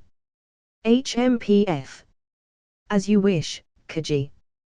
As Kai walked off, disappearing into the crowd, Kaji just let out a sigh and shook his head. He better not blow our cover. The time isn't right yet. Kara can't be exposed too early or I'll lose my chance to observe Jijin more. I need more time to find out his weaknesses. If it wasn't for the organization giving Kai a job to reach out to the feudal Lord of Water during the 5 Great Games, he wouldn't even be here. TCH. I'd have killed him already too, however I'm not sure how Soren will react. Kaji was brought out of his thoughts at the sound of Soren's voice. We should split up. Kaji furrowed his brow behind his mask and cloak and nodded. Very well. And what will you be doing, Soren? Soren slowly began walking away as he replied indifferently, observe the competition. It will help us gauge the current standing of the 5 great nations. Besides, it's also a festival. Perhaps I'll get something to eat. With that, only Kaji remained as he stared at the spot where Soren disappeared to. HMPF. Song Zen Soren, the only member of Kara's inner circle that is a bit of an enigma to me. Other than Jijin, he's the only other person I can't get a good read on. Without wasting any more time, Kaji walked off and also disappeared into the crowd. Currently there were multiple large screens erected all over the village projecting the live recording of the games. At this moment all participating teams were gathered at the Mountain Hill Forest near Iwagakure, where the first game, Unsealing of the Scrolls, would take place. Konohamaru, Zen, Hiroshi, and Shikadai remained seated in their room as they waited to be called upon. Konohamaru looked at his team and said, "All right you three, it won't be long before our team will be called. It's anyone's game. We might be facing a team from another village, or we could even be facing the team from our own village. Whatever happens, just do your best. Now, you all remember the rules of the game, right?" They all nodded as Shikadai commented, "Amen. The first game is called Unsealing of the Scrolls. There is a 2-hour time limit per game. The stage setting will be one of the designated areas in the Mountain Hill Forest. Our team will be pitted against another team. Each team will be given a scroll and 2 unsealing tags. The unseal tags must be kept on one or more of the team members at all times, while each team will be given 10 minutes before the start of the game to hide and conceal their scroll. The objective of the game is to obtain our opponent's scroll and unseal tags and then successfully use them to open the scroll, whilst at the same time defend our own scroll and ensuring that our unseal tags aren't stolen from us. The unseal tags must also be visible at all times, meaning everyone will know who carries them. Obtaining our opponent's scroll is worth 30 points. Obtaining 1 unseal tag is also worth 30 points. In total, if we succeed in stealing the scroll and both unsealing tags from our opponents, then we'll gain 90 points. If one team gains all 3 items and fails to unseal the scroll before the time runs out, then that team is penalized 30 points. That means we'd get 90 points for obtaining all of their items, but if we don't unseal the scroll by the time limit, we'll lose 30 points, bringing us down to 60 points. Also, for every item we manage to keep safe, then we will gain 30 points. In essence, if we successfully keep both unseal tags and our scroll safe, we will gain another 90 points for a total possible points of 180. If we steal all 3 of their items, but they manage to steal 2 of ours, then that means we'd gain 90 points plus 30 points for keeping one of our items, totaling 120 points, but the other team will gain 60 points for being able to steal 2 of our items. Unsealing the scroll will also end the game. Konohamaru nodded at Shikadai's quick recap of the rules. It was then that they heard the Iwagakure announcer and referee call out. "And now welcome to Arena Field number 3. From Iwagakure, Team 2 led by the Jonin Iten. Along with the 3 Chunins Ganji, Khan, and Gyro. The crowd surrounding the outskirts of the large field shouted in excitement as the participants appeared before them. The 5 kids sat on the highest tower observing everything below, as several giant screens also portrayed the visuals of everything happening in the large arena field. Currently there was another game going on as well in a different arena field, and the happenings of that battle was being displayed on screen. Derue smirked and commented, "Oh, Mitsukage, looks like Team 1 from your village is doing quite well against Team 3 from Sunigakure. If I'm not mistaken, that Chunin Kagura was one of the participants in the last Great Games and even won." Chojuro simply smiled and fixed the glasses on his head as he replied, "Well, I am quite confident in their ability. Now I wonder who will be facing off against Iwagakure's second team." It was then that the announcer shouted, "And now, please welcome Team 2 of Konohigakure led by the Jonin Sarutabi Konohamaru. Along with the 3 Chunins Naru Shikadai, Hyuga Hiroshi, and Yagami Zen. Once again the crowd went wild with loud cheers and shouts as Konohamaru and the others arrived on the large arena field. After both teams grabbed their respective items, the announcer then continued, "Both teams will begin on opposite sides of the chosen field. They will have 10 minutes to conceal their scroll in the area and make preparations with their unsealing tags. Then without further ado, match, start." Immediately after the announcer finished his words, both teams scattered to their respective sides. Konohamaru dashed through the stone trees and asked, "So, any ideas? Where and how should we hide the scroll?" Shikadai pondered for a moment before speaking up. "I have an idea. What if we let Hiroshi create a fake tree and we hide the scroll inside and mask it as a stone tree using the transformation jutsu? Zen, one of your specialties is genjutsu, right? You can also set up a genjutsu trap around that area to fool our opponents just in case. All we have to do is keep the fighting away from that area and pretend we're defending a different spot. We can even make a fake scroll and plant it somewhere pretending to defend it. As for the matter of the unsealed tags, we should let Konohamaru-sensei keep one and Zen, you keep the other. Hiroshi and I will each use the transformation jutsu on a piece of paper to make it look like an unsealed tag when in reality they are fakes. That'll confuse them and make it harder for them to make the right choice." Instantly the other three agreed as Hiroshi praised, "Nice Shikadai. That was some quick thinking given the fact that we weren't told which area we were going to be stationed in." After the 10-minute time limit ended, the true start of the game began. Zen remained hidden in an area pretending to be defending their scroll there, while Shikadai dashed along the middle of the area where both sides would meet. Konohamaru and Hiroshi were the two who entered the enemy's territory to search for the scroll, as Hiroshi's Bakugan gave him an enormous advantage. Konohamaru and Hiroshi stood hidden behind some stone trees as they both waited in patience. "How close are they, Hiroshi?"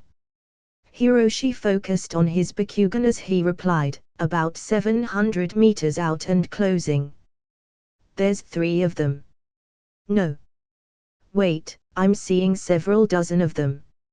Most likely clones, however the real ones might be mixed within them. From the looks of it, the 3 enemy shinobi are the Jonin Iten, the Chunin Ganji, and the Chunin Kan. The clones are mainly Itens and Ganjis. It also seems like Iten and Kan hold the unsealing tags." Konohamaru frowned. "Can you see if the scroll is hidden somewhere nearby?" Hiroshi let out a complicated sounding sigh. "Well, unfortunately they know that I'm part of the Hyuga clan thanks to my name, so they took countermeasures to make it a bit more difficult. I see several tens of scrolls hidden throughout the entire area. Most likely some sort of clone technique. Also there's one member of their team hidden approximately 1.7 km northwest of here by several hidden scrolls. Those scrolls seem a bit different. Something looks off about them, but I can't tell why or if that's what they intended for me to see. It's possible they thought of a similar strategy and are guarding a fake area to force us over there." Konohamaru nodded in agreement. "They know you possess the Bakugan, so they prepared well. How about this? I'll go confront the Jonin, the 2 Chunins, and their clones while you circle around on the sides and continue your search." Hiroshi frowned. "You can't be serious, Konohamaru-sensei. I know you're strong, but that's a Jonin and 2 Chunin who were personally picked for the games by the 4th Sushikage." Konohamaru smirked, "Don't worry. I'll be fine. I'm only working to stall them." He then placed his hands in the clone sign and created a shadow clone. The shadow clone then used the transformation jutsu to look like Hiroshi. "I'll make it look like I'm going to fight them to give this clone of you time to run off and escape pretending to look for the scrolls." They are sure to send someone after it, and it won't be a clone if they want to ensure the safety of their scrolls. I'll slowly lead them to where Shikadai is hidden. If we play our cards right, Shikadai might even be able to capture them in his shadow paralysis jutsu. And even if they get past Shikadai and I, they'll still have to face Zen, who already laid multiple layers of genjutsu traps along the way. Hiroshi nodded after hearing Konohamaru's plan as they both separated. Just as Konohamaru predicted, Khan dashed after the clone as Iten and Ganji engaged him in combat. Hiroshi had already left that area and was now searching for the scrolls. As he dug up one scroll after another, he found nothing but fakes. He gritted his teeth and continued on. After digging up the 14th fake scroll, he frowned and stared at the direction of the last enemy member who stood protecting an area of scrolls. The last member of their team is called Gyro. Looks like that guy named Khan is still chasing after Konohamaru's clone and slowly leading him towards Zen's genjutsu traps, while Konohamaru is still stalling Iten and Ganji, slowly leading them to Shikadai. Wait, now is the perfect chance to confront Gyro. It's possible that they gambled on the fact that we would think that Gyro is defending a fake area, so we would avoid him and not waste our time confronting him. However, what if Gyro is defending the actual scroll? In that case, the setup of all these scrolls in the area is a ruse, forcing me to waste my time here digging them up one by one. On top of that, it is a safer bet for them to have Gyro defend the actual scroll, since he might be able to call for backup. But with his teammates all occupied, he has no idea that they can't come to his aid right away. I'll use that chance to place him under my Sharingan's genjutsu and find the truth from him. After collecting his thoughts, Hiroshi dashed with his greatest speed towards Gyro's location. In a mere few minutes he arrived within 50 meters of Gyro and hid in the shadows of the large stone trees. He quickly placed his hands in the clone sign and said, "Wood style, multi-wood clone jutsu." Immediately several clones of him appeared in the vicinity as he dashed around back to get behind Gyro. Just as one of the wood clones dashed out of the rocky forest, Gyro quickly responded and shouted, "Wind style, wind scythe jutsu." Right as the wind scythe slashed through the wooden clone, several of Hiroshi's other wooden clones appeared in the air above, all aiming to restrain Gyro. This caused him to panic and widen his eyes in alarm. Just as he was captured and restrained by Hiroshi's clones, his body turned into liquid water. His real body was dashing away in the distance as Gyro pulled out a kunai-attached paper bomb. Just as he was about to toss it into the air, a small wooden tendril tripped his feet, causing him to stumble and crash into the ground. His fall caused him to drop the kunai and groan in pain. Before he had a chance to make his next move, he heard Hiroshi's voice, "Wood style, wood snake jutsu." Fwish! Not a moment later, Gyro was completely ensnared as the wooden snake sunk its fangs into his neck, causing his chakra to become suppressed, preventing him from molding any into jutsus. Hiroshi walked out of his hiding spot and commented, "Impressive. A water clone. Not bad. I didn't expect that from someone of Iwagakure, but too bad your disguise didn't help you escape. Since you're in the area, my Bakugan can still find you, that is unless you escape outside of my range. Unfortunately, unless you possess a transportation technique, you wouldn't have been able to escape my visual range fast enough."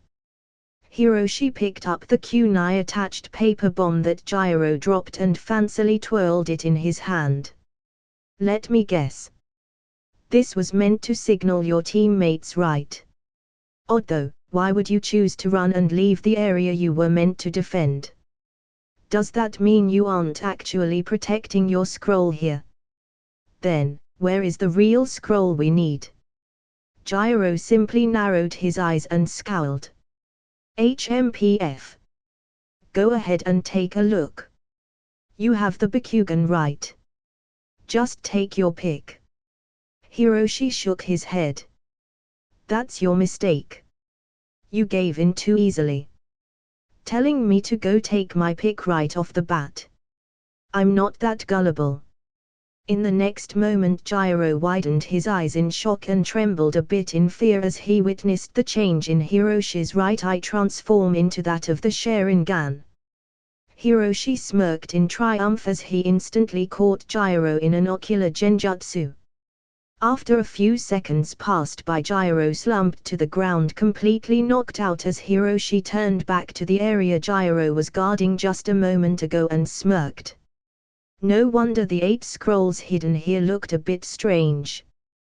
Their Jonin-sensei Iten placed some sort of barrier jutsu around them to obscure my vision. Turns out the actual scroll really is hidden here.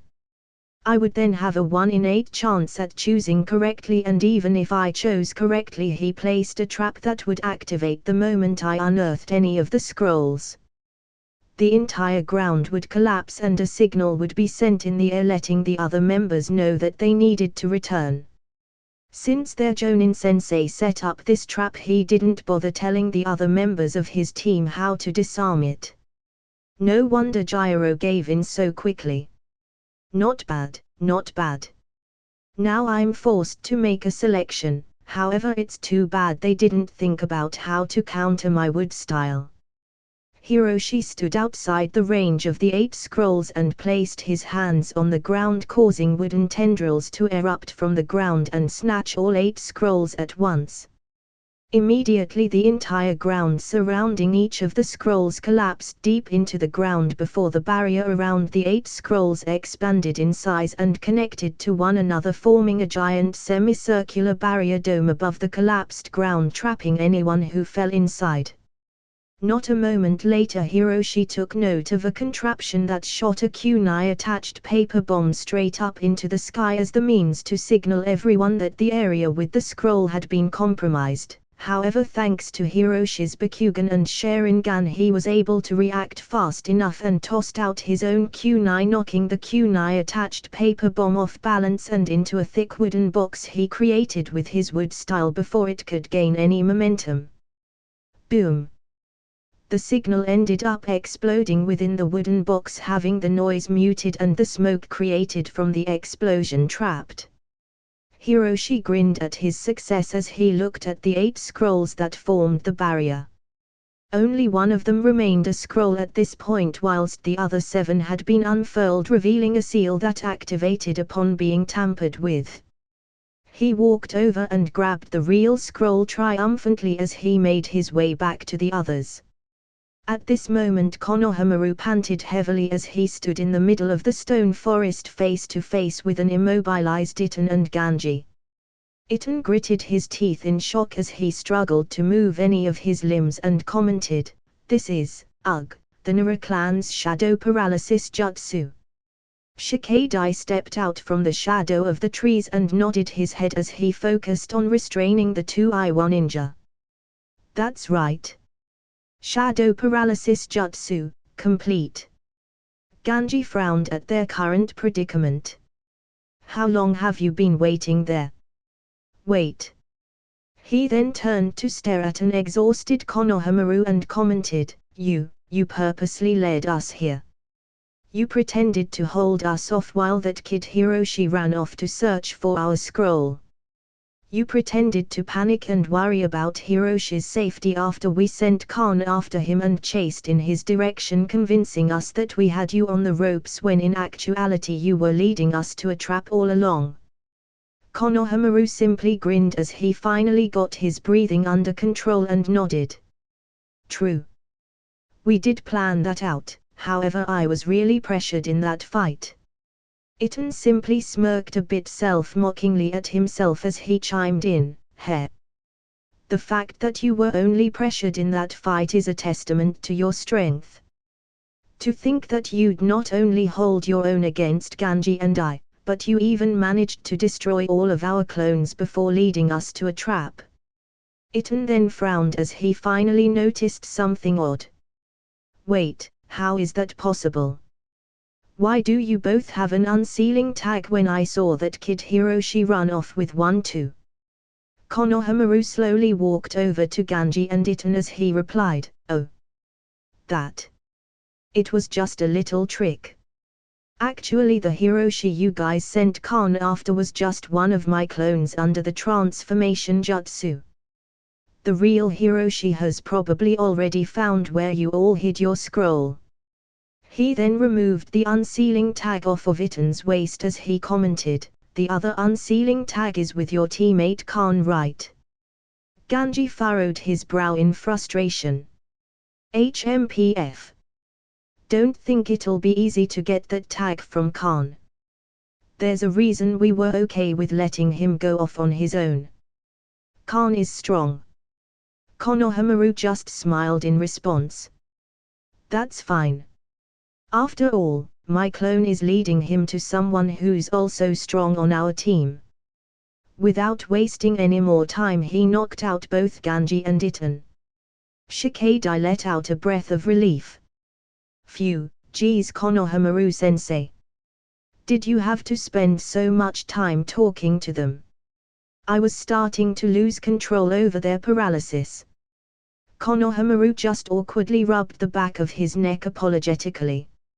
Meanwhile Khan dashed with great speed as he was slowly catching up to Hiroshi's retreating form. That's odd. Why the heck has he just been running around all this time?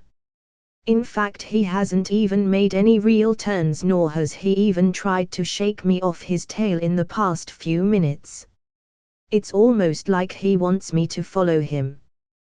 Then it hit him.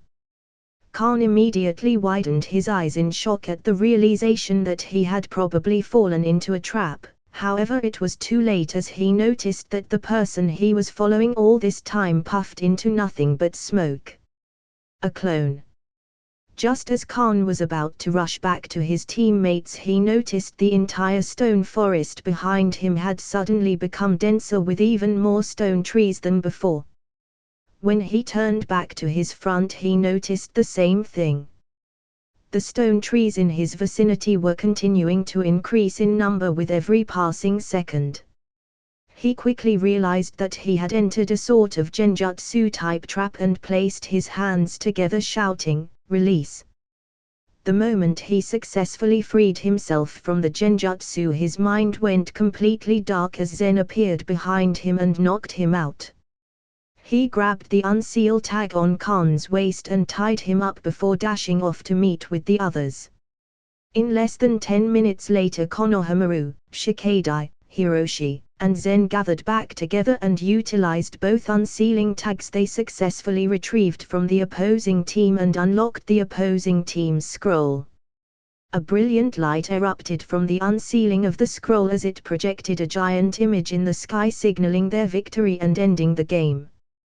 Their victory immediately generated loud shouts and cheers from the people in the festival. Some people had decided to bet on which teams they thought would win and which teams they thought would lose. Those who had bet on Konoha's second team at that moment were especially happy. Even the feudal lords had their own bets going on, and none were as happy at that moment as the feudal lord of fire who had bet on his own country's team. As the hours passed by and all teams had their matches, the final results of every team's points were displayed on screen. Konoha's first team obtained 90 points against Suna's second team, which gained 60 points. Konoha's second team obtained 180 points against Iwa's second team, which gained 0. Iwa's first team obtained 180 points against Iwa's third team, which gained 0. Suna's first team obtained 180 points against Amigakyo's second team, which gained 0. Kiri's first team obtained 180 points against Suna's third team, which gained 0. Kumo's first team gained 180 points against Kiri's second team, which gained 0. Kumo's second team gained 0 points against Hoshigakyo's first team, which gained 180 points. Ame's first team gained 180 points against Kiri's third team, which gained 0. And finally Ame's third team gained 60 points against Ishigakyo's first team which gained 90 points. All in all Konoha's second team, Iwa's first team, Suna's first team, Kiri's first team, Kumo's first team, Hoshi's first team, and Ame's first team held the current lead being tied at 180 total points. The sun had just begun to set in the sky as the end of the first game came to a close. Some teams were extremely happy with their results, others wholly disappointed and frustrated. Hiroshi, Shikadai, and Zen were obviously among the teams that were happy with their results and were now walking through the village taking in the sights and sounds of the festivities. It wasn't long before they bumped into some familiar faces. "Oh, Kaito, Kon, you both are walking around too hard," Hiroshi commented. The two brothers turned at the sound of their names and smiled amiably at Hiroshi. "Yeah, the food here is great. And the atmosphere is nice as long as you can get over the whole crowded thing," Kon responded. Hiroshi snickered and said teasingly, "What happened, Kon? You didn't make it to Chunin?" A thick vein popped on Kon's forehead at Hiroshi's teasing comment. "HMPF. If only you had given up during the exam when we fought." Hiroshi just burst out laughing. "Ha ha ha. Don't blame me. You insisted on fighting one-on-one to settle the score. No wonder you weren't promoted yet. Still stuck on that one-track mind of yours, huh?" Kon smirked mischievously and responded, "Oh. Well, I've had time to practice my jutsu. Maybe you'd like to have another go right now? I'll vaporize you into next week." Hiroshi inwardly flinched and awkwardly rubbed the back of his neck as he attempted to change the subject. "Ha, ha ha ha, oh. Right, you both are from here. So, any suggestions of what to check out?" Kaito just shook his head in amusement at the verbal exchange between Hiroshi and Kon as he responded to the question. "Actually, Kon and I were about to head over to the diamond auction house. You guys want to come?" Shikadai raised his eyebrow in curiosity. "Diamond auction house? It sounds fancy. Don't you need reservations to attend things like that? And money?" "Yeah. Dad's going to be there. He has a private room that seats up to 15 guests. Not all of them are being used up, so there'll definitely be room for you three. Kon and I are just going to observe to see what kinds of things will be put up for auction." Hiroshi quickly nodded in agreement. "All right, sounds fun. Count us in." Shikadai thought for a moment before shrugging his shoulders and decided to just go with the flow as he gave a sideways glance at Zen, who also didn't seem to mind. It wasn't long before the five of them arrived at a giant luxurious-looking building with multiple guards stationed all around it. Before they could enter, the doorman stopped them. "Halt. Please show your invitation letter and ID card." However, before anyone could respond, Kimimaro emerged from inside the building. "It's all right. They're with me." The doorman immediately panicked and stepped aside as he politely nodded. "All right. Of course. I didn't mean to obstruct such noble guests. Please, make your way inside." Hiroshi raised his eyebrow in curiosity but simply followed Kaito and the others inside. He took note that while the outside seemed beautiful and luxurious, it held no candle to what the inside looked like. A few minutes later, after taking a couple stairs and elevator rides, they arrived at a large golden and shiny room with red satin couches and curtains with a giant glass window leading to a view of the auction below. To Hiroshi, Shikadai, and Zen's surprise, there were already two others in the room, and it was people they recognized. "Mom! Dad!" Hiroshi exclaimed in shock. Lord 6th. Shikadai said in confusion. Sensei. Even Zen couldn't help but voice his thoughts. Izaya just smirked at all of their reactions and pointed to the couches, signaling for them to take a seat, which they did. What's with the shocked faces? Hiroshi scratched his cheek awkwardly. Nothing. I just didn't expect you and Mom to be here. And wait, when did you both arrive in Iwagakure anyways? Hanabi smiled at Hiroshi's confusion, but before she could reply the door opened, revealing Ira's frame. Sis. You too. Ira simply walked over and sat down next to Hanabi and Izaya as she replied, yeah. We just got here this morning. Just in time to watch the start of the first game. Congratulations, the three of you completely won your first match. Oh, and Kaito, you too. You guys should have told me you were coming. Wait, did others from Konoha come too? Is the village going to be alright then? Hanabi chuckled and nodded. Others did come. It is the 5 great games after all. It's only held every 2 years, so it is a special occasion. Even if the others aren't competing, there are still a lot of festivities they can take part in. And there's no need to worry about the village. Even though Naruto is here and not in the village, we are at a time of peace. The Hokage spending a week away from it won't cause the village to crumble, or we would have failed as its leaders. Shikamaru and his team are in charge of things, and Neji, Lee, and Sai are there as well.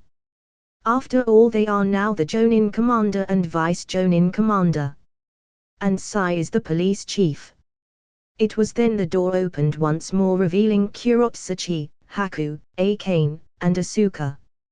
Haku smiled as he gave Kimimaro a warm hug. Maro, I haven't seen you in a few months. It's been a long time since Big Brother, you and I have all been in the same room. Kimimaro nodded. It has. It's good to see you all again. Let's take our seats. The auction should begin soon. The adults all gathered and took their seats in the back of the room. Kimimaro, Izaya, and Haku sat next to each other as Kurotsuchi, Hanabi, and Akane took a seat near each other. Meanwhile, all the kids gathered down in the front by the large window. Hiroshi, Ira, Kon, Kaito, Asuka, Zen, and Shikadai waited with great interest to see what items would be revealed. The very first item up for auction was a very ancient and old scroll containing the technique for a sealing jutsu related to the first Sushikage during the Warring Era. The bidding price started at 80,000 ryo. All of the kids immediately widened their eyes in a bit of shock at how costly the very first item's price was. However, they were even more shocked at how high the bid suddenly became in a mere few seconds. Zen was the only one who wasn't shocked, as he wasn't too accustomed to dealing with large sums of money, so he furrowed his brow and asked, "Is 80,000 ryo a lot of money?" All of the kids gave Zen a weird look except Ira, as she commented, "Right, you probably aren't too familiar with the scale of money on this continent." Zen nodded. "I don't really pay attention to what I get paid for missions, so I don't really know." Ira let out a small laugh, causing all the kids to drop their jaw in shock again, as they rarely ever see Ira so relaxed in front of others. She then proceeded to explain, "Here, I'll give you a quick summary. In terms of missions, a D-rank mission averages 5,000 ryo as the payout. C-rank missions average about 30,000 ryo. B-rank missions average about 80,000 ryo. A-rank missions average approximately 150,000 ryo. And S-rank missions start at 1 million ryo. So the scroll up for auction is already worth an average B-rank mission. Only high-level Chunins and Jonins are ever assigned B-rank missions, and those missions can be dangerous enough to cost one their life. The fact that the starting bid is equal to a B-rank mission is kind of surprising. That's a lot of money. It was then they heard the auctioneer announce the winner of the first item, with the ending price being 210,000 Ryo. Zen stared at the auction below with a bit of surprise and intrigue. 210,000 Ryo. The price more than doubled. That means its true worth is about an A-rank mission. All the kids nodded as Kaito commented, "That's right. Well, I'd say its true worth is probably around an average of 150,000 Ryo, but that's because although that sealing scroll is rare, it isn't the only one in existence. I think Mom has one too stored away in a well-protected place. The people bidding for it are those who either wish to study more about sealing jutsu, are fans of the first Sushikage, or are collectors of rare and ancient artifacts." As they all watched with excitement discussing the next few items, the 9th item up for action not only shocked the kids, but all the adults as well, as they stared at the katana on the auction floor. The auctioneer began his description of the weapon at that moment. "Ladies and gentlemen, may I introduce to you a rare artifact indeed. This weapon was found on the remnants of the 4th Great Ninja War battlefield.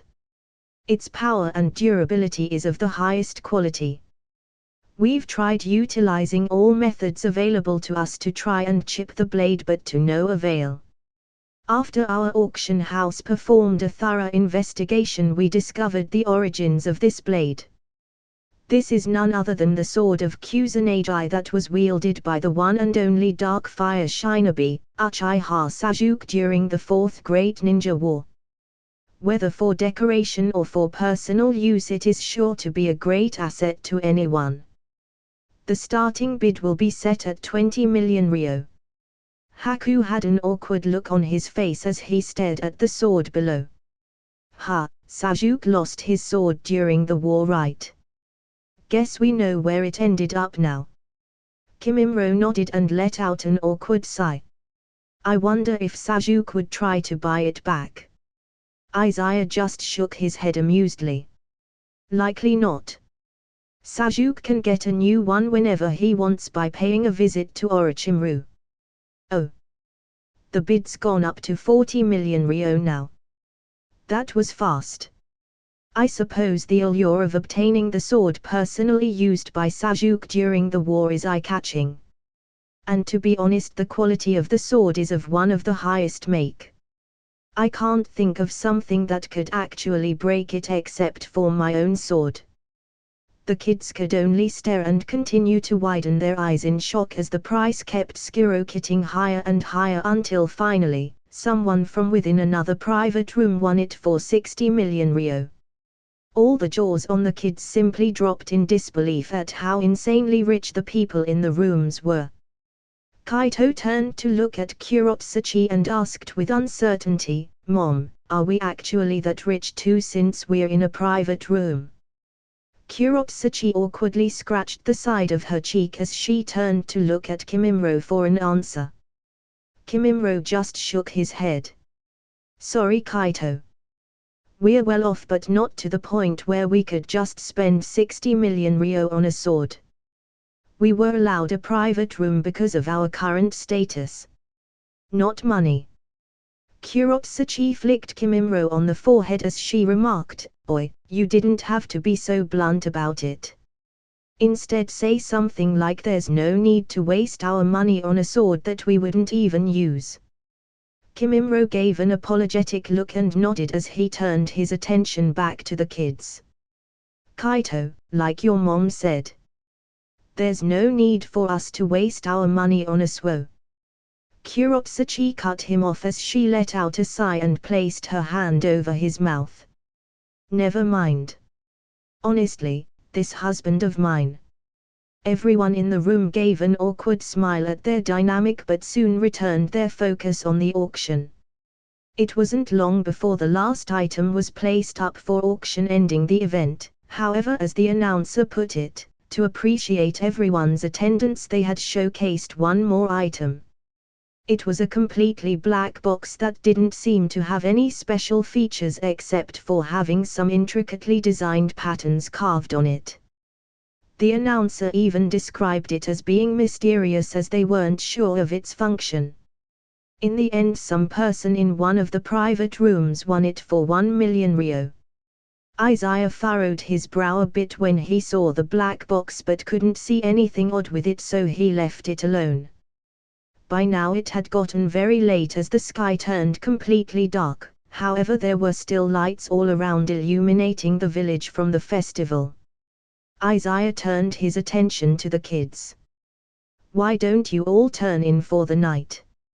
It's midnight now and you all have to wake up early in the morning to prepare even if the game doesn't start until noon. You need your rest. You'll have plenty of time to enjoy the rest of the festivities on another day." They all nodded as Zen, Kaito, Hiroshi, and Shikadai quickly took their leave. Ira then asked, "Papa, is it okay if Asuka and I keep walking around? We don't have to compete in the morning." Izaya simply smiled and nodded. "All right. That should be fine. Just don't be out too late. You still want to wake up in time to watch the second game, right?" Ira and Asuka simply nodded in reply as they dashed off while Kon dashed after them shouting, "Hey! Wait for me. I'll show you guys around." The adults could only shake their heads in amusement at the kids before Kurotsuchi yawned. "All right. It's getting late and as kid I have to be up early tomorrow too for the games." Kimimaro nodded. "Then I'll walk you back." "But, Maro, it's fine if you want to stay. You haven't seen Izaya in a while, right?" Izaya just smirked. "It's fine. Kimimaro and I will have plenty of time to catch up. It's only the second day of the games. Plus I'll be around for a while so there's no need to rush." Kimimaro nodded as he held on to Kurotsuchi's hands, causing her to blush. All right. If you say so. Then, let's go, dear." Kimimaro nodded. "I'll see you in the morning, Izaya, Haku. And it was good to see you again, Hanabi, Akane." Haku, Akane, Izaya, and Hanabi watched the two couples walk off into the night as Akane gripped Haku's arm and said excitedly, "Haku, let's go take a look at the games." Haku awkwardly glanced at Izaya, who simply smirked in response. In a defeated sigh, Haku nodded and gripped Akane's hands. "All right. You win. Sorry Izaya, Hanabi, maybe we can hang out tomorrow. I have a score to settle with Akane." Akane smirked as she dragged Haku away. "It's currently 3-1, you know. You need to step up your game, honey." Izaya and Hanabi just watched them slowly disappear into the crowd as Hanabi commented, "I didn't know Haku was that bad at games. With his skills as a shinobi I thought he'd be really good at them. At least the ones requiring hand-eye coordination." Izaya glanced at Hanabi amusedly and kissed her on the temple. "Silly wife. Haku is letting Akane win. For now at least." Hanabi raised her eyebrow curiously at Izaya's answer. "What do you mean for now?" "Ha ha, well I was the one who taught Haku how to gamble. If you want to win big then you have to downplay your skills a little. Give your opponent a bit of hope. After they take the bait and think they have you on the ropes, then you go all out in the end." Hanabi pouted at Izaya's answer. "HMPF. I'm never gambling against you." Izaya smirked and softly whispered in her ear. "What if the stakes are when we both win?"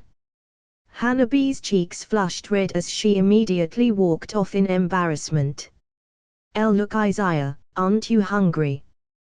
The okonomiyaki looks good." Izaya could only shake his head in amusement at Hanabi's reaction, However, in the next moment he frowned as he noticed how many of the men in the crowd started eyeing Hanabi up and down. He quickly walked over and placed his arms around her shoulders, pulling her right next to his frame. Hanabi, please be a bit more aware of how attractive you are. HMPF. I honestly think I should be the one telling you that. Hanabi pouted as she took note of all the women staring at Izaya with glossy eyes. They explored the festival for the next 2.5 hours before deciding to turn in for the night. As they walked away from the area filled with festivities and into the much more quiet neighborhood where they were temporarily staying, Izaya sensed someone approach from the shadows of an alley, so he halted his steps warily. Izaya, what's wrong? Don't move, Hanabi, Izaya said as he stepped out in front of her. It was then a cloaked figure appeared before them and removed his hood, prompting both Izaya and Hanabi to widen their eyes in a bit of surprise. Kai? Hanabi questioned as she recognized his face. Kai nodded and smiled amiably at her. It's been a long time, Hanabi. More than a few years since we last saw each other. Hanabi furrowed her brow a bit and asked, what are you doing out here at this time of night? I was just passing by when I noticed your presence. You know it's dangerous out at night. Especially with large festivals like this going on. You never know what kinds of people happen to sneak in. Izaya frowned at Kai's wording. You sensed Hanabi's presence. And you were hanging out in a dark alley. Why not meet us in the open? Kai glared at Izaya and smirked. Right, Karasuma Izaya. You are here too. Izaya furrowed his brow at Kai's condescending tone. Seems you have an ulterior motive for meeting us here like this in secret where no eyes are around. So, out with it. Kai just laughed. Ha ha ha ha. Right. Very well. Hanabi, I don't understand why you chose to stay with this guy. I hear he leaves you alone quite often, going on some sort of excursion of his. Surely you aren't happy with him. I can give you more than that. I can give you the life you want. I don't even mind that you have 2 kids already. Hiroshi and Ira, I'll treat them as my own. Hanabi narrowed her eyes in disgust and confusion. I've never been happier in my entire life. What you're saying is insane. What happened to you, Kai? You weren't like this before. Kai just smiled sinisterly. So that is a no, I presume. It's fine. Sometimes people just need to experience things before they realize that it's what's best for them. I'll take you away and you'll see it was everything you ever wanted. Izaya let out a sigh as he didn't want to hear any more of Kai's nonsense. Just as he took a step forward, he widened his eyes in shock as Kai pulled out a black box. The very same black box that was sold at the auction earlier. Before Izaya could even say anything, a silver black light filled the area for a split second before it disappeared along with him. Hanabi widened her eyes in panic and shock at what she had just witnessed. Just as she activated her Bakugan and was about to attack, she felt a nick behind her neck in her blind spot. In mere moments she slumped to the ground, unable to control her body's movements. Kai. What have you done? Where is Izaya? Kai just smiled happily as he stared at Hanabi with possessive eyes of desire. Don't worry about Izaya. I've trapped him in this box. It's known as the Dark Moon Box. It contains a powerful sealing jutsu on it and is made out of very special material that conceals its true nature. Complementary work of the Otsutsuki clan. Hanabi widened her eyes in shock. What are you saying? Are you working in conjunction with the Otsutsuki clan? Impossible. The 3 that arrived on this planet were already dealt with. Kai just laughed, ignoring her questions, and continued.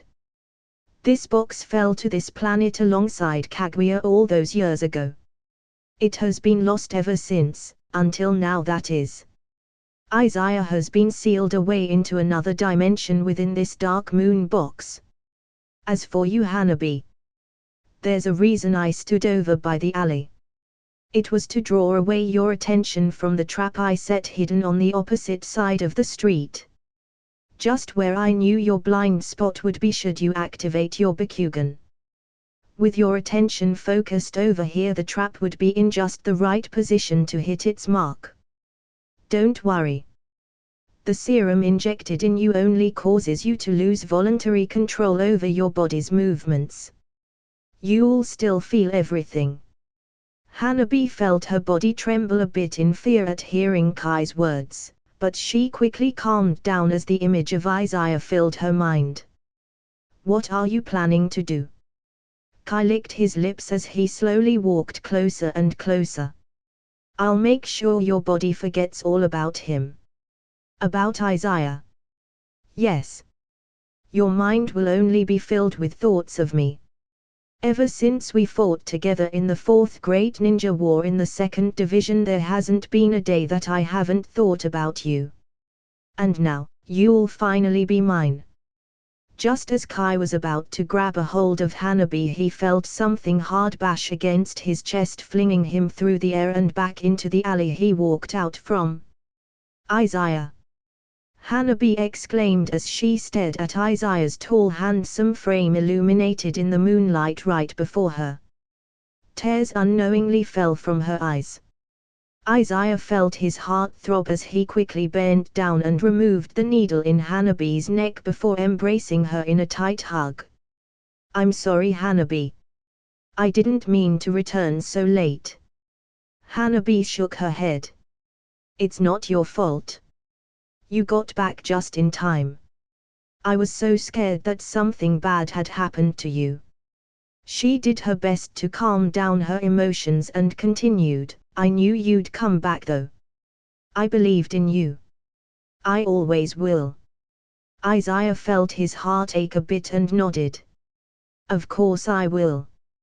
You're the most precious person in the entire world to me. Can you move? No. He used some sort of immobilizing poison. He prepared all of this in advance. Be careful, Izaya. He said that black box of his came with Kaguya all those years ago. I don't know how he knows. Izaya frowned at Hanabi's words and quickly raised his hand, catching several more poisoned darts aimed right at him. He then infused his chakra into the needles and shot them back from the direction they came. Bam! Bam! Bam! Instantly the device they were fired from were destroyed. Izaya furrowed his brow as he commented, scientific ninja tools that can fire projectiles via remote control. And highly toxic needle-coated poisons that even I don't recognize. I heard from Sajuka a while back about an underground drug problem that was happening around the world, along with trade of many illegal substances and weapons. Kai, don't tell me you're affiliated with this. He gently leaned Hanabi against a wooden pillar he made with his wood style as he turned back to the alley where Kai had gotten up from. Now Izaya. No need to jump to conclusions. You've been a thorn in my side since the day we've met, but to think that you'd be able to escape the prison I obtained just for you. Tell me, how did you do it?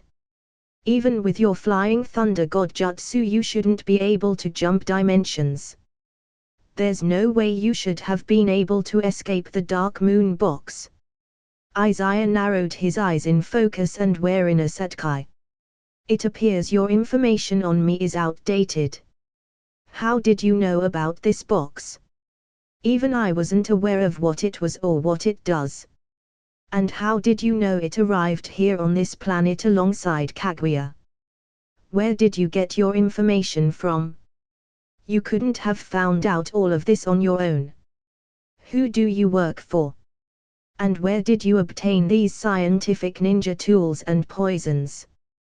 Kai just growled with anger and dashed out at Izaya, trying to kill him. Izaya simply frowned and easily avoided all of Kai's attacks before quickly kicking him in the side, causing Kai to crash into the wall of the alley. Before Kai could make another move, Izaya bound him in his wood style. It's fine if you won't answer me. I have plenty of ways to obtain the information I want with or without your cooperation. However, before Izaya could take a step closer to Kai, he quickly turned around and used the sheath of Muramasa to parry and deflect a barrage of shuriken that was aimed at him from the distance. After successfully deflecting the last shuriken, he took note of two cloaked figures on the roof of a building off in the distance. One wore a red blindfold and the other a mask. As he quickly glanced back in Kai's direction, he widened his eyes in shock, noting that two shuriken had pierced and killed him. Incredible! I wasn't only defending myself from the barrage of shuriken, but I was careful to make sure that none of them hit Kai as well. To be able to get two shuriken past me, exactly who are they? They definitely aren't ordinary, that's for sure. Before Izaya could say anything, the one in a mask spoke up. Our apologies, Sixth Hokage. If that man has offended you in any way, please note that his actions tonight do not reflect on us. The man in the red blindfold spoke next. He has been punished accordingly. We will take our leave. Izaya frowned and shouted, wait.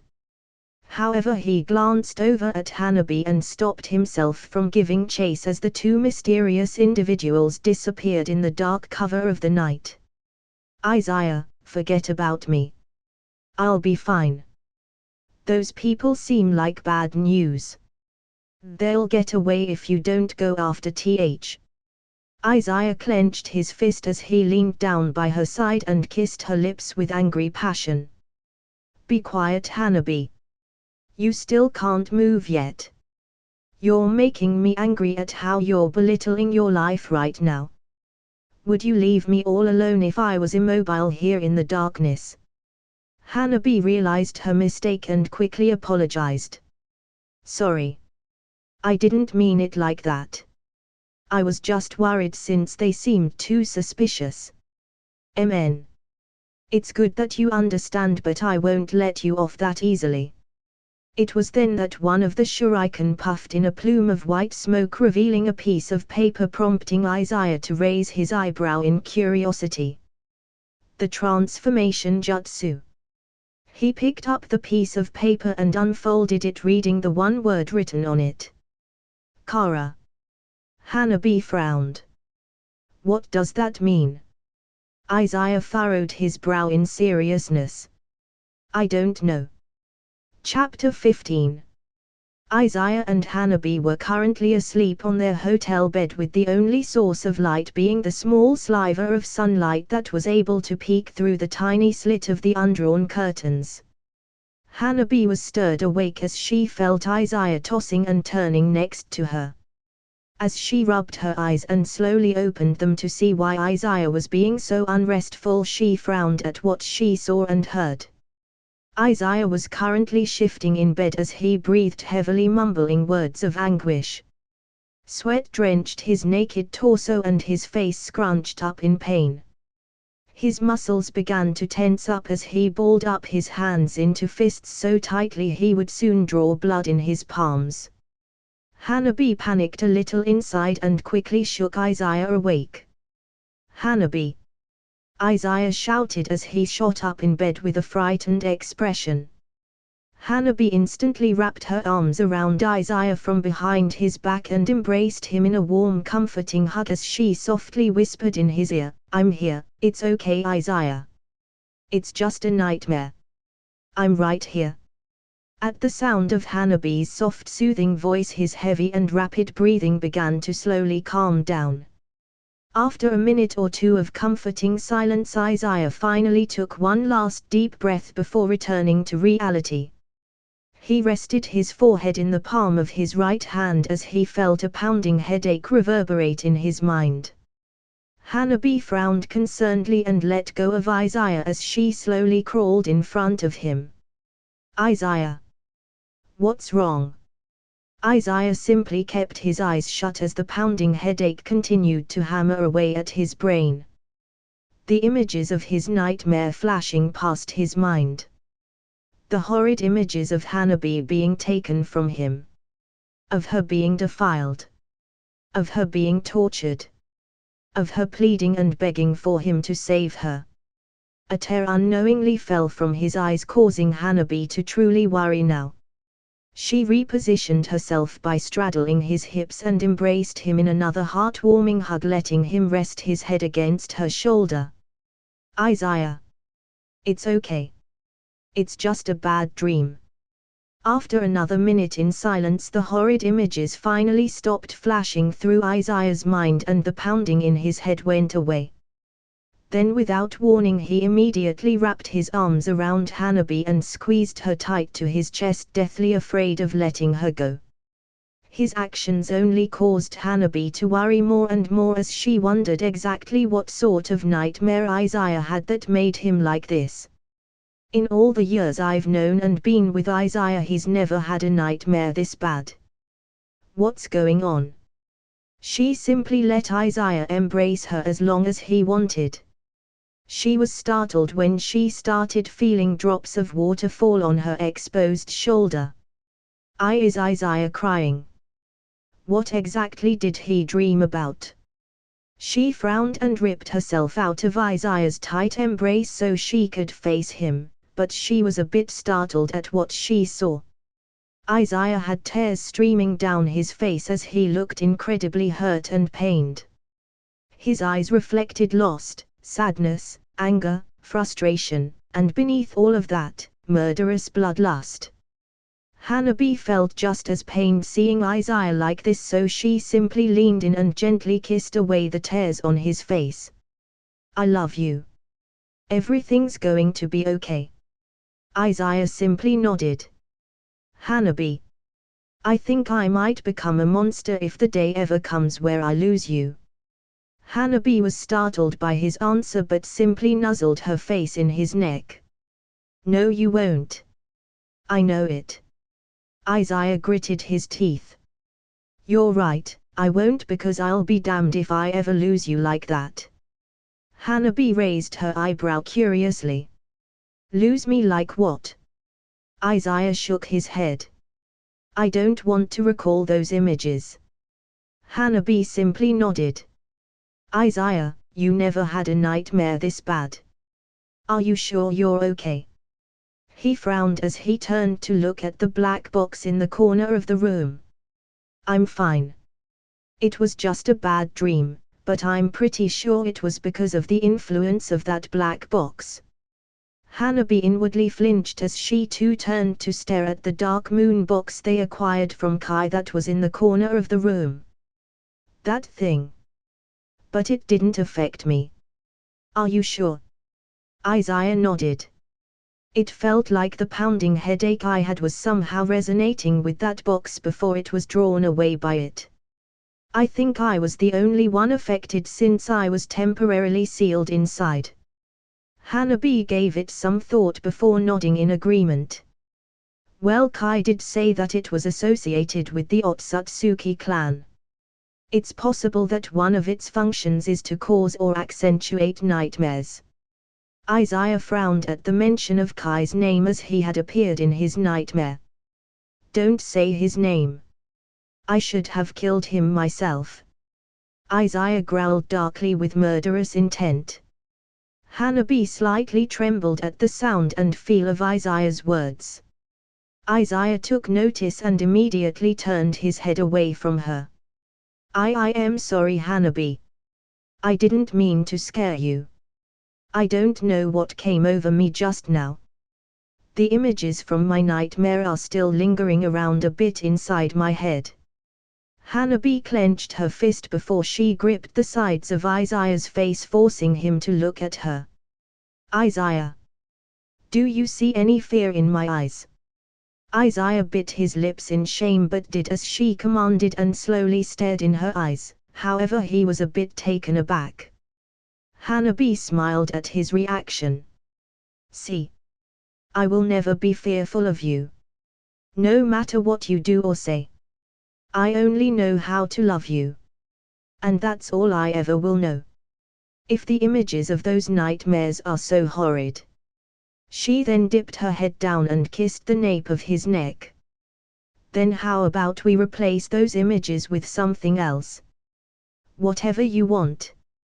Izaya's heart pounded in his chest as he gripped Hanabi's waist and growled in possessive desire, "You're mine."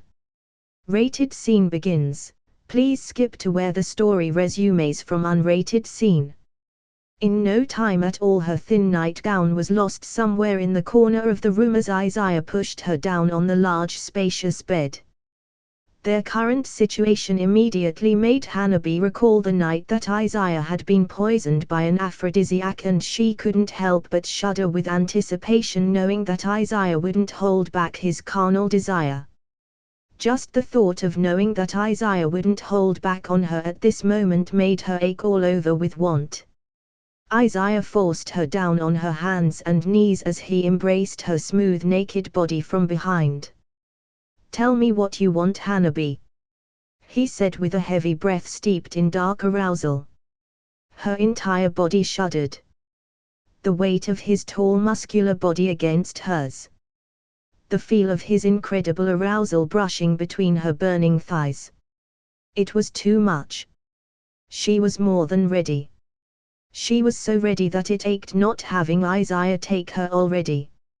She clenched her fists around the bed sheets and replied in near desperation, "You, please Izaya, I need you. Damn it Hanabi. You're mine."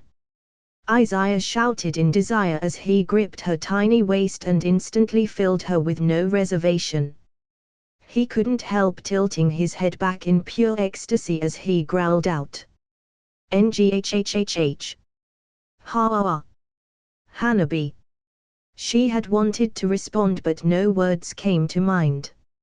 She had already gone over the edge, but Izaya didn't let up for a moment and she didn't want him to. She simply felt too good. She couldn't even scream in pleasure because she was losing her breath at the rough way Izaya was loving her.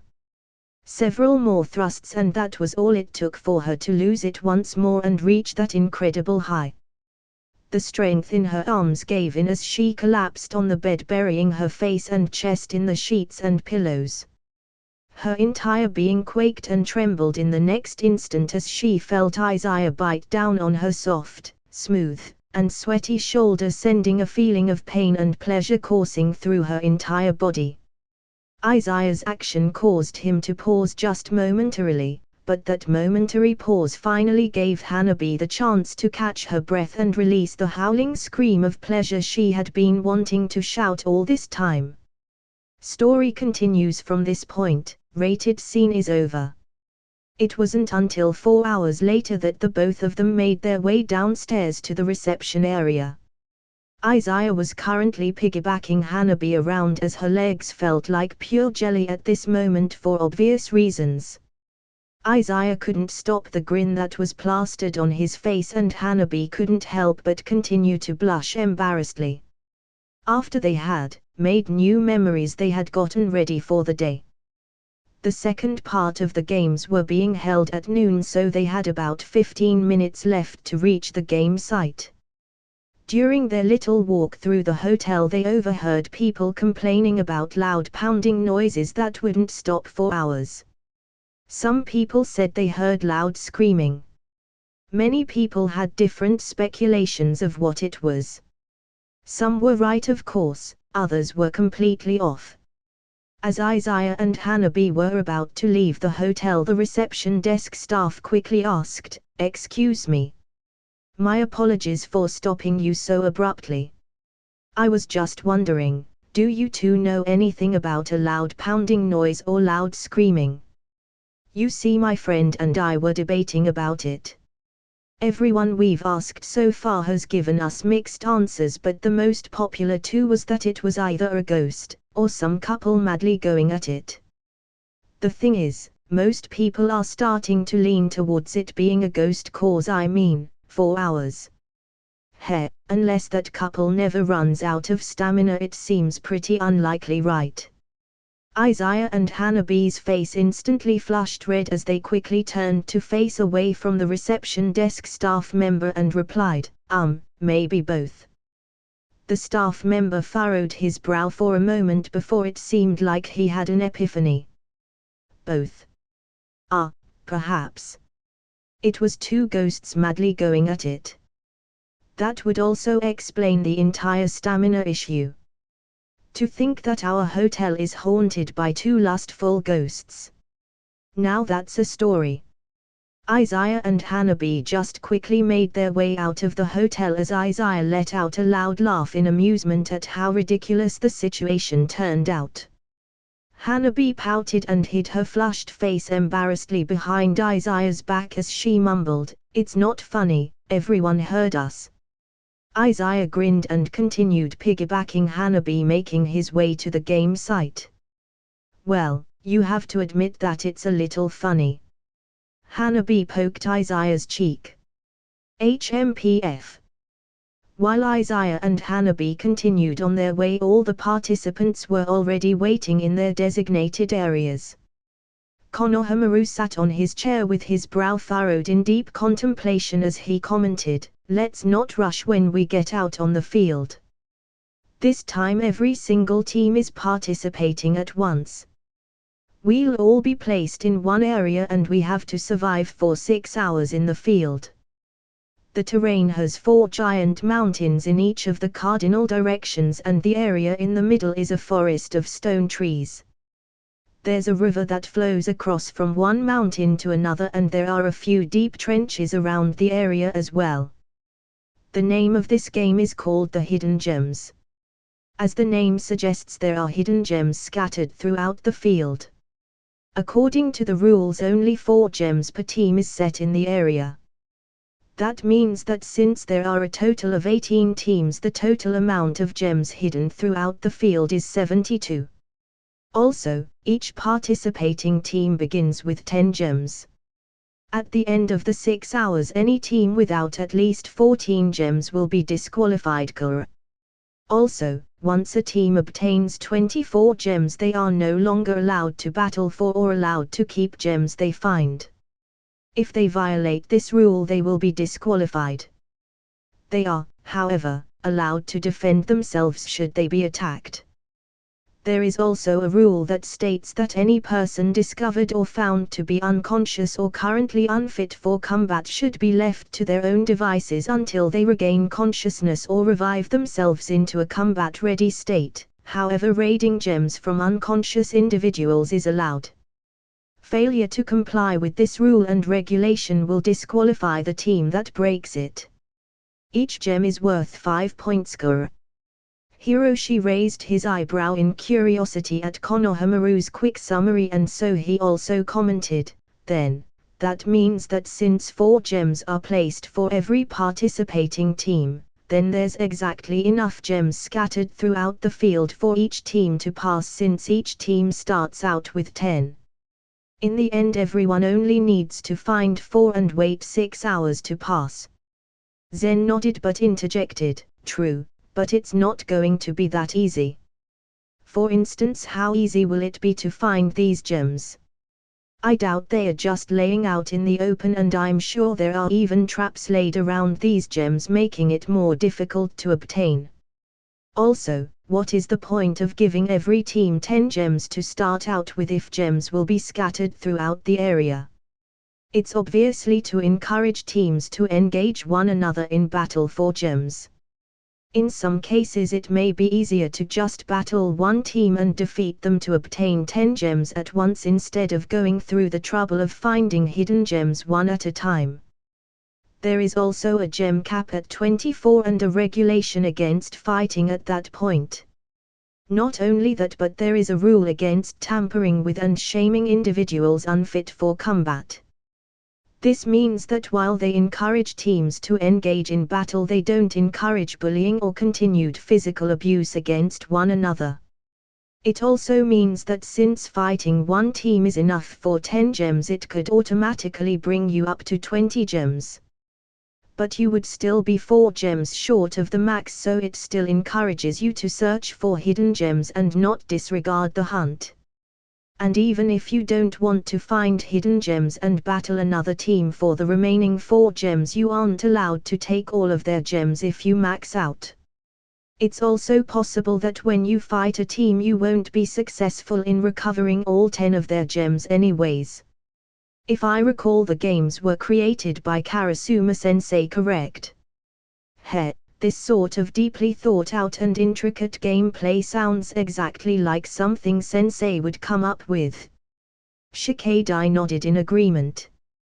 My dad said that one of the purposes that Lord Sixth designed the games for is to give a proper stage and environment for Shinobi to continue honing and testing their skills so they don't remain unpolished. It's a way to help Shinobi gain proper experience without the need to kill each other. Anyways, I agree with what you said. Teams are probably usually encouraged to find 4 gems themselves and then engage in battle at least once for 10 gems, totaling 24 gems off the bat, and then they just have to wait out the 6 hours. Obviously this isn't the only combination to reach 24 gems, and obviously the requirement isn't even a need to obtain 24 gems. It's just 14. But if any team wants a better chance at winning the competition, then they will try their best to obtain as many gems as they possibly can.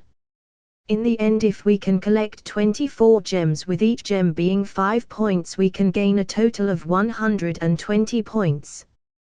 Konohamaru nodded at everyone's analysis and took out the 10 gems given to them earlier on. Alright, now let's decide who should hold on to the gems. Shikadai thought for a moment before suggesting, how about this? Konohamaru-sensei, you hold on to 4 gems and the rest of us will hold on to 2 gems each. This way if something happens to you we'll still have our gems, and if something happens to one of us we'll only lose a small portion of our gems. It won't hurt us that badly. Everyone nodded in agreement. It was then every single team was called to step out from their designated area and into the field. After confirming the legitimacy of everyone's gems, the start of the second game began. Konohamaru took the lead as Hiroshi and Shikadai ran in the middle whilst Zen brought up the rear in their formation. Immediately Hiroshi activated his Bakugan, allowing him to easily scope out the area. As they continued to run and dash about, Hiroshi smirked and pointed in the northeast direction. Over there I see a gem. It's 900 meters away. Surprisingly, these gems are distanced quite a ways apart. I don't see another gem nearby for at least another 1.7 kilometer in the distance west of our location. Shikadai stared at Hiroshi in amazement. Oi, Hiroshi, just how far can you see with your Bakugan anyways? Hiroshi smirked and proudly replied, when I use my Bakugan I can naturally see everything within an 800-meter radius around me without having to focus. If I focus hard enough I can extend that range to 1.5 kilometers all around me.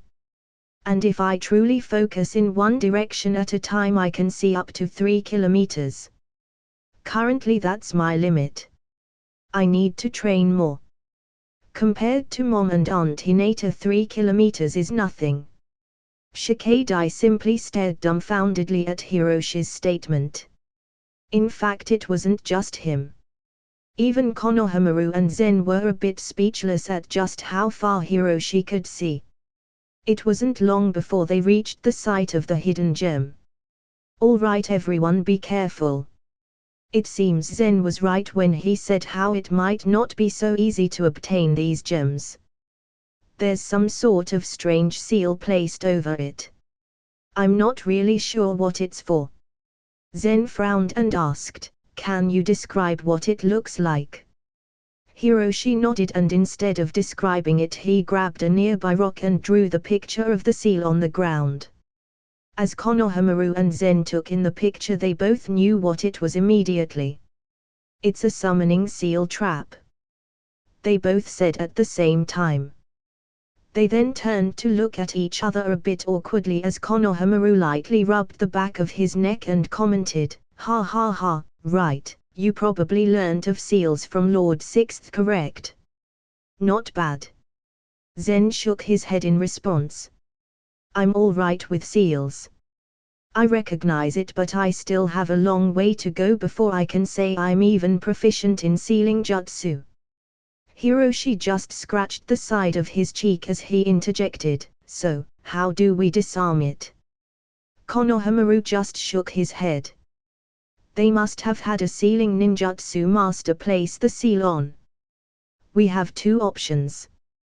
Waste a lot of time to remove the seal, or just trigger the trap and deal with it hoping that it isn't anything too crazy." Shikadai just let out a sigh.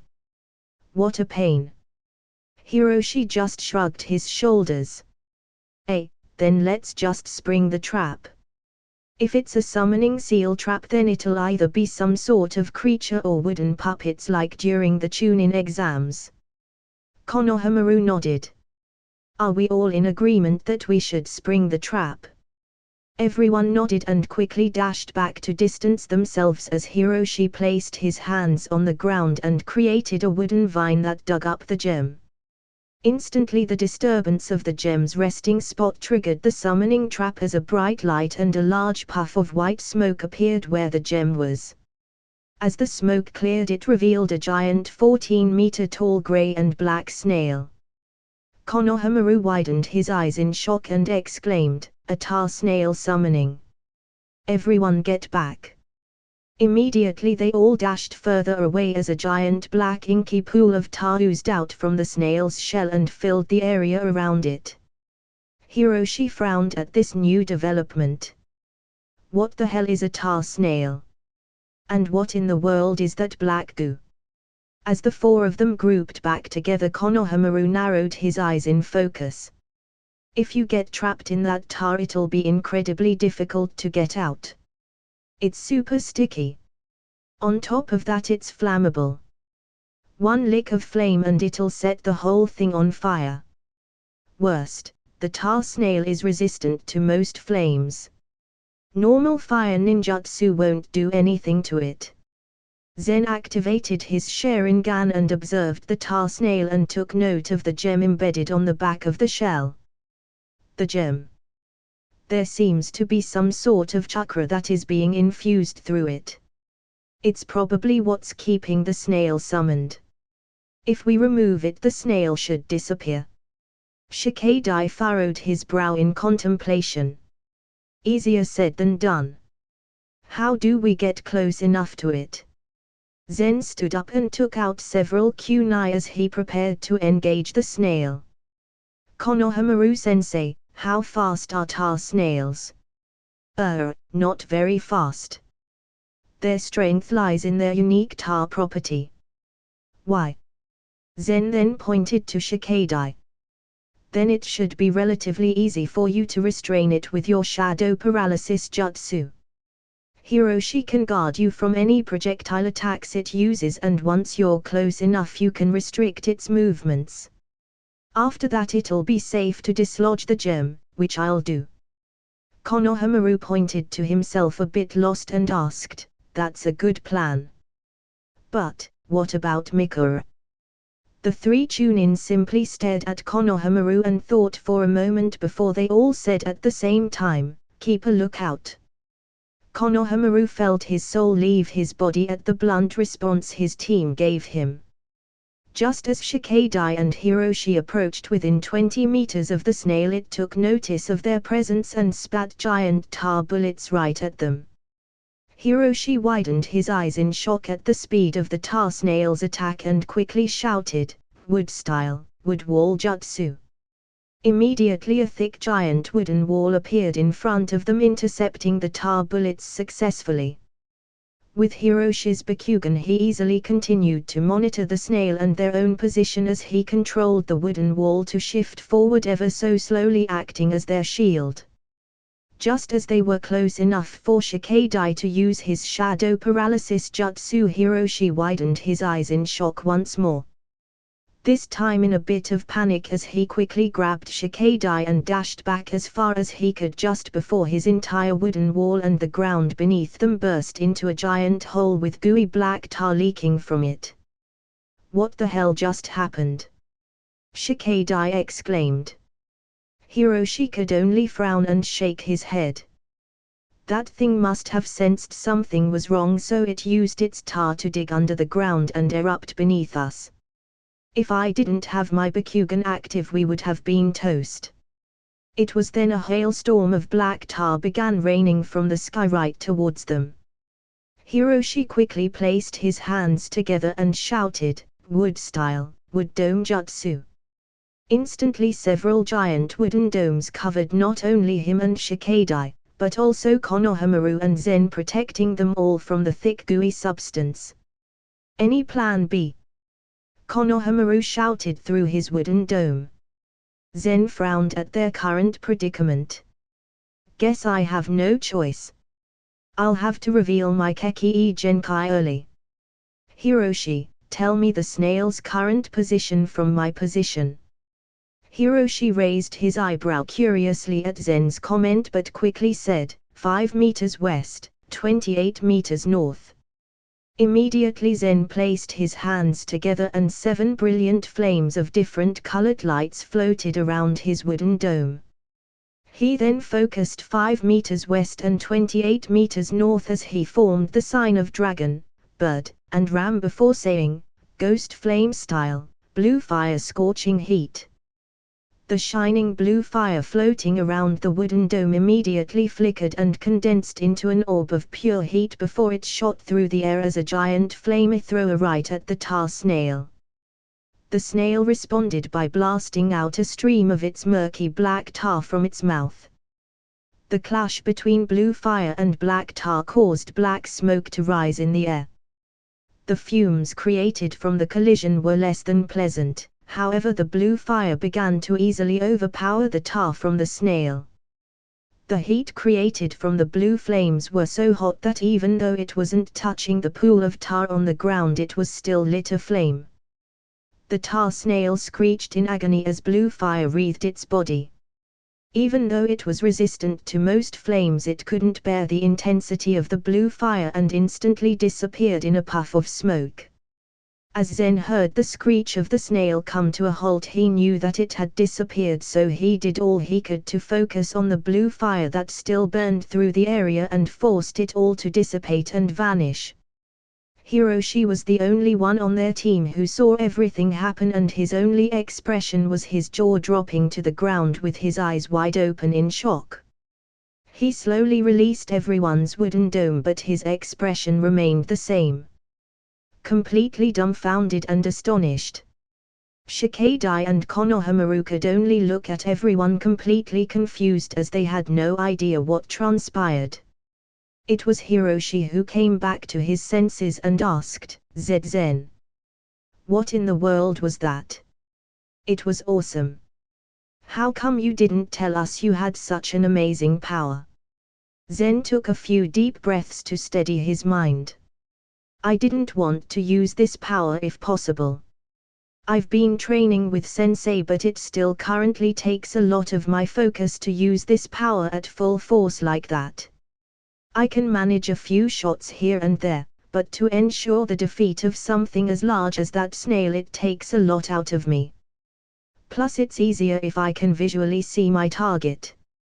I haven't gotten to the part of my training with Sensei yet where I can efficiently use this jutsu without sight."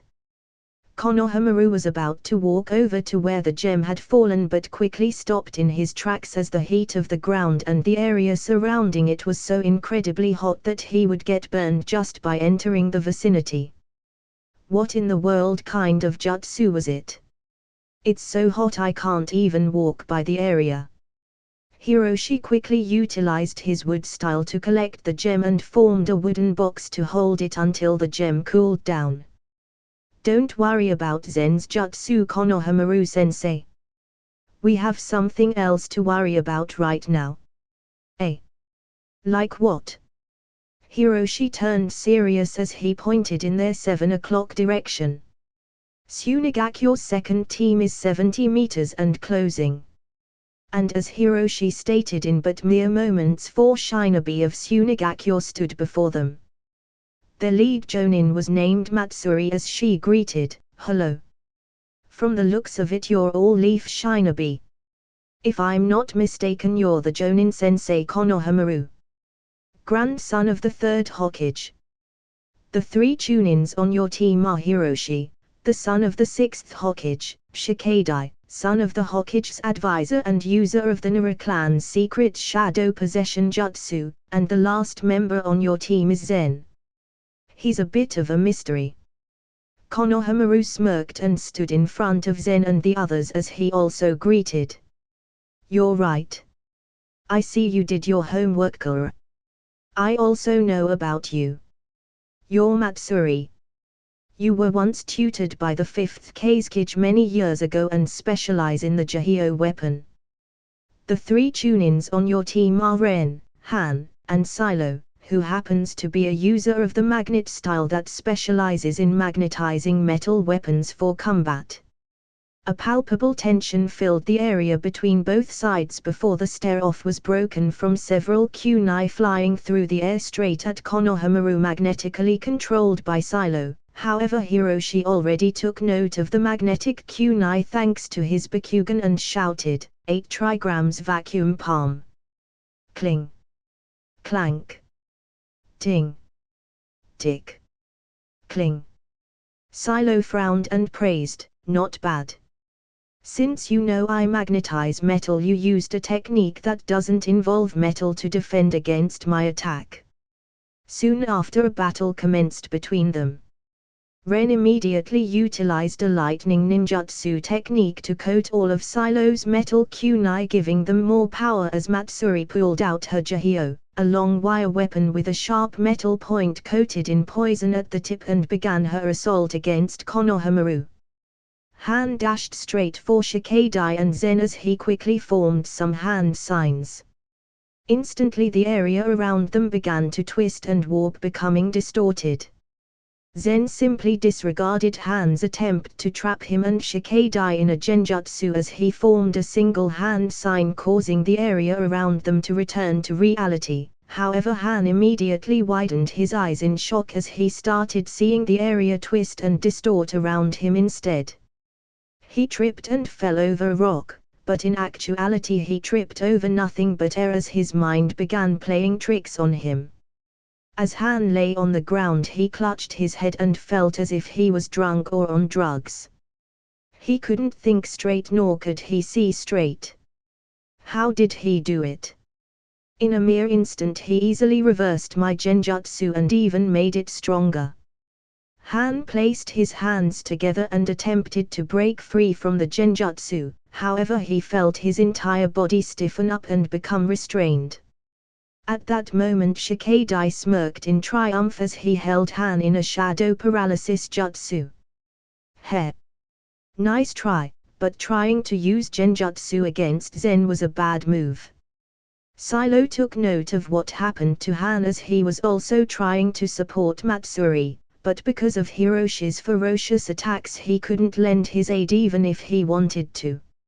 Ren dashed over to Han as Silo aimed all 20 of his lightning-infused kunai straight at Hiroshi. Hiroshi simply smirked and shouted, 8 trigrams palms revolving heaven. Bam! Instantly all the kunai were deflected except for one, which Hiroshi purposely let inside. He quickly formed the hand signs of rat, boar, and snake and grabbed the kunai, holding it for but a mere moment before tossing it right back at Silo, who stared confusedly at Hiroshi and easily controlled his kunai to stop right beside him. "Why the hell would you want to let one of my kunai into your defense and then grab it? You must be a fool. Now my magnetic chakra is attached to your hand. I won't miss my next attack." Hiroshi simply smirked. "Oops. My mistake." It was then that the kunai Hiroshi had touched exploded right by Silo's shoulder, causing him to scream in shock and pain as the recoil of the explosion sent his body crashing right into the ground. Hiroshi easily trapped Silo in his wood snake jutsu and suppressed his chakra as he walked over. Just kidding. Silo glared at Hiroshi in shock.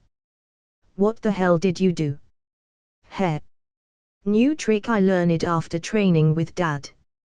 Explosion style, time bomb jutsu. Matsuri, who was still engaged in a fierce battle against Konohamaru, widened her eyes in complete shock. No way. Just how many tricks and skills do they have up their sleeves? Genjutsu reversal. Shadow paralysis. Bakugan, wood style, and explosion style. Impossible. Silo's down for the count. So is Han. And now Ren as well. This isn't good. Matsuri was snapped out of her thoughts as she heard Konohamaru shout, "You're too distracted, Kura." It was then that all Matsuri saw was darkness as Konohamaru knocked her out. He let out a breath of relief as he retrieved 12 gems from Matsuri. Well, it looks like they found 2 gems before confronting us. Including the one we found, that makes 23 gems. We're shy just 1 for maxing out. Hiroshi nodded as he looked to Silo, who was the only conscious one left on the opposing team's side. So, what should we do with them? Konohamaru just let out a sigh. Let's go. We can leave them as is.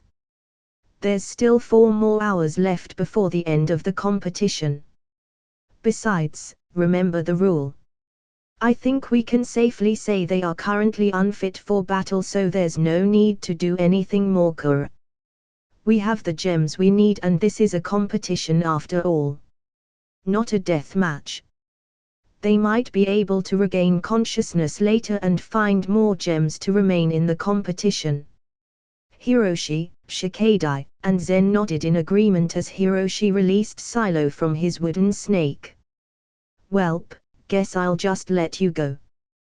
Better tend to your teammates. Thanks for the gems, guys, see ya. With that, the 4 of them dashed off, leaving a very unsatisfied Silo behind. In the 4 hours they had left, they managed to find another hidden gem thanks to Hiroshi's Bakugan. That time the trap that was set up was much easier to deal with than the tar snail from earlier. With that, they had capped at the max amount of gems and decided to do their best to hide and avoid conflict, as they weren't allowed to seek battle from others. With Hiroshi utilizing his Bakugan every half hour, they were able to easily continue avoiding unnecessary encounters with other teams. While they couldn't begin a fight, that didn't mean other teams couldn't chase after them, forcing them to defend themselves. Since they maxed out, they wouldn't be allowed to take any gems from a fight anyways, so a fight would only serve to be disadvantageous to them. After running and hiding for the rest of the 4 hours, the second game finally came to a close. The results of the second game were soon broadcasted. Konoha's Team 1 obtained 20 gems. Konoha's Team 2 obtained 24 gems. Iwa's Team 1 obtained 24 gems. Iwa's Team 2 obtained 18 gems. Iwa's Team 3 was eliminated for insufficient gems.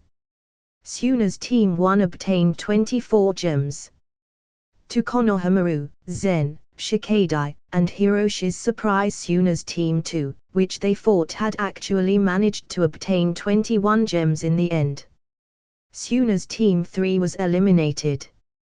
Kiri's Team 1 obtained 24 gems. Kiri's Team 2 obtained 19 gems. Kiri's Team 3 was eliminated. Kumo's Team 1 obtained 24 gems. Kumo's Team 2 was eliminated. AME's Team 1 obtained 24 gems. AME's Team 2 was eliminated. AME's Team 3 was also eliminated. Hoshi's Team 1 was eliminated. And finally Ishi's Team 1 was also eliminated. After the results of the second game were posted, the results of the overall total scores for each non-eliminated team was revealed. Konoha's Team 1 had 190 total points. Konoha's Team 2 with 300 points. Iwa's Team 1 had 300 points. Iwa's Team 2 had 90 points. Suna's Team 1 had 300 points. Suna's Team 2 had 165 points. Kiri's Team 1 had 300 points. Kiri's Team 2 had 95 points. Kumo's Team 1 had 300 points. And finally Ame's Team 1 had 300 points. All in all, a total of 10 teams were advancing to the third game. All teams had currently dispersed to do their own things afterwards. Some decided to go relax, others left to join the festivities, and others decided to drown away their sorrows with the results they'd gotten, indulging themselves in their own guilty pleasures, whether that be drinking, gambling, eating, or something else.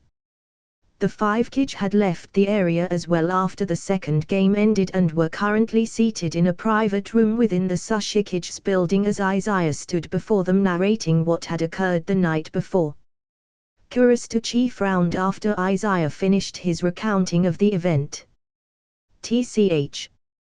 To think that something like that happened here in Iwagakure. And it had to be during the 5 Great Games competition as well. What do you think, Chojuro? Kai was a shinobi from your village, right? Chojuro furrowed his brow in seriousness. I had no idea that Kai was working behind the scenes like this. Kai's position within Kirigakure wasn't terribly high, however he was still someone notable who fought in the war. He was a platoon leader in the 2nd Division, and after the war he had a stable position in Kirigakure with a rank of lieutenant in our military division. I don't recall anyone reporting Kai doing anything suspicious, but one of his duties was to make regular contact with the feudal Lord of Water. It's possible that Kai was one of the people in Kirigakure fueling the hardliners in our country with the idea of war and dealing certain illegal products. Whatever the case may be, I'm also heavily concerned about how he died. Who were those 2 mysterious individuals who appeared that night? Izaya shook his head. I don't know. I can say this though, whoever they were, they weren't pushovers. In fact, they were quite skilled. No. More than that. The shuriken jutsu of that man in the red blindfold was easily one of the best I've ever witnessed. I dare say that even I couldn't have done a better job. Everyone frowned at hearing Izaya's comment. Naruto let out a sigh and rubbed the bridge of his nose. This is confusing. That man, he clearly attacked you, but what was his aim? His goal? To kill you or Kai? And why did he leave you a clue? What is Kara? Izaya also let out a sigh as he took a seat. I don't know. I'm just as confused. I believe the aim of those 2 individuals was to kill Kai before I could extract any information from him. It's because I believed their attack was completely aimed at me that I let my guard down and didn't defend Kai as well as I should have. I just don't know why they would leave me a note after with the word Kara. It's as if they wanted me to know something but didn't want me to know too much. One thing is for sure, we need to investigate and find any information we can about what Kara is. Gaara closed his eyes in contemplation. I agree that we should investigate this, however just the word Kara is very vague. Is it a code? The name of an organization? A password? A place? Location? Name of a person? Or is it perhaps a calling card? Something they leave behind at all crime scenes they commit? Derue rested the side of his head on his fist as he chimed in, well. One thing is for sure. We don't have enough information about them. Since that's the case, there isn't really much of a use speculating. We need to do our own investigations, however I doubt we can just do them openly. The fact that the 6th Hokage has praised their skill means that they aren't going to be easy to deal with. I'm willing to bet that they are some sort of organization since there were 2 guys on the roof that night. There's got to be more of them. If we openly search, they'll start to pick up on it too fast. Who knows what sort of crazy move they'll do.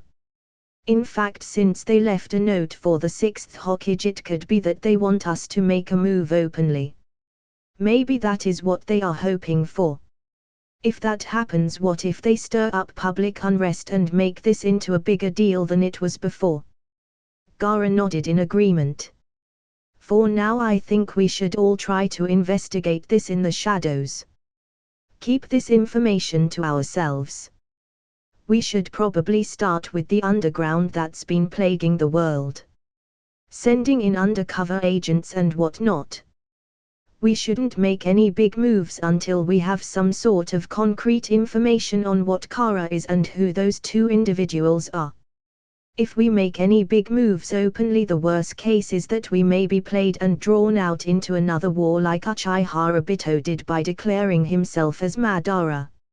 If that happens, the public might panic and this can all turn into chaos, especially if it blows up to be something more troublesome than it actually is. Chojuro nodded. Then we should leave it at that. Izaya has already drawn us a picture of the culprits.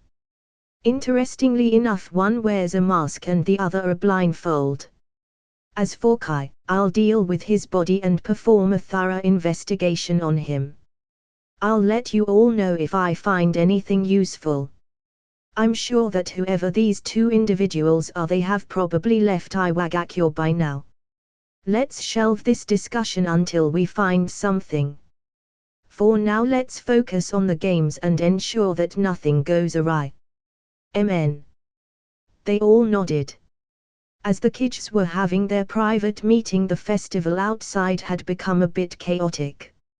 As the Sushikage building was located near the center of the village, the commotion happening outside hadn't yet reached them. By the village edge near the east gate of Iwagakure was a giant circular earthen wall erected by none other than Kon, as he gritted his teeth and dodged to his left, avoiding a fearsome strike from Kocho. Ira also performed a backflip, avoiding a deadly strike from an Iwagakure genin. TCH.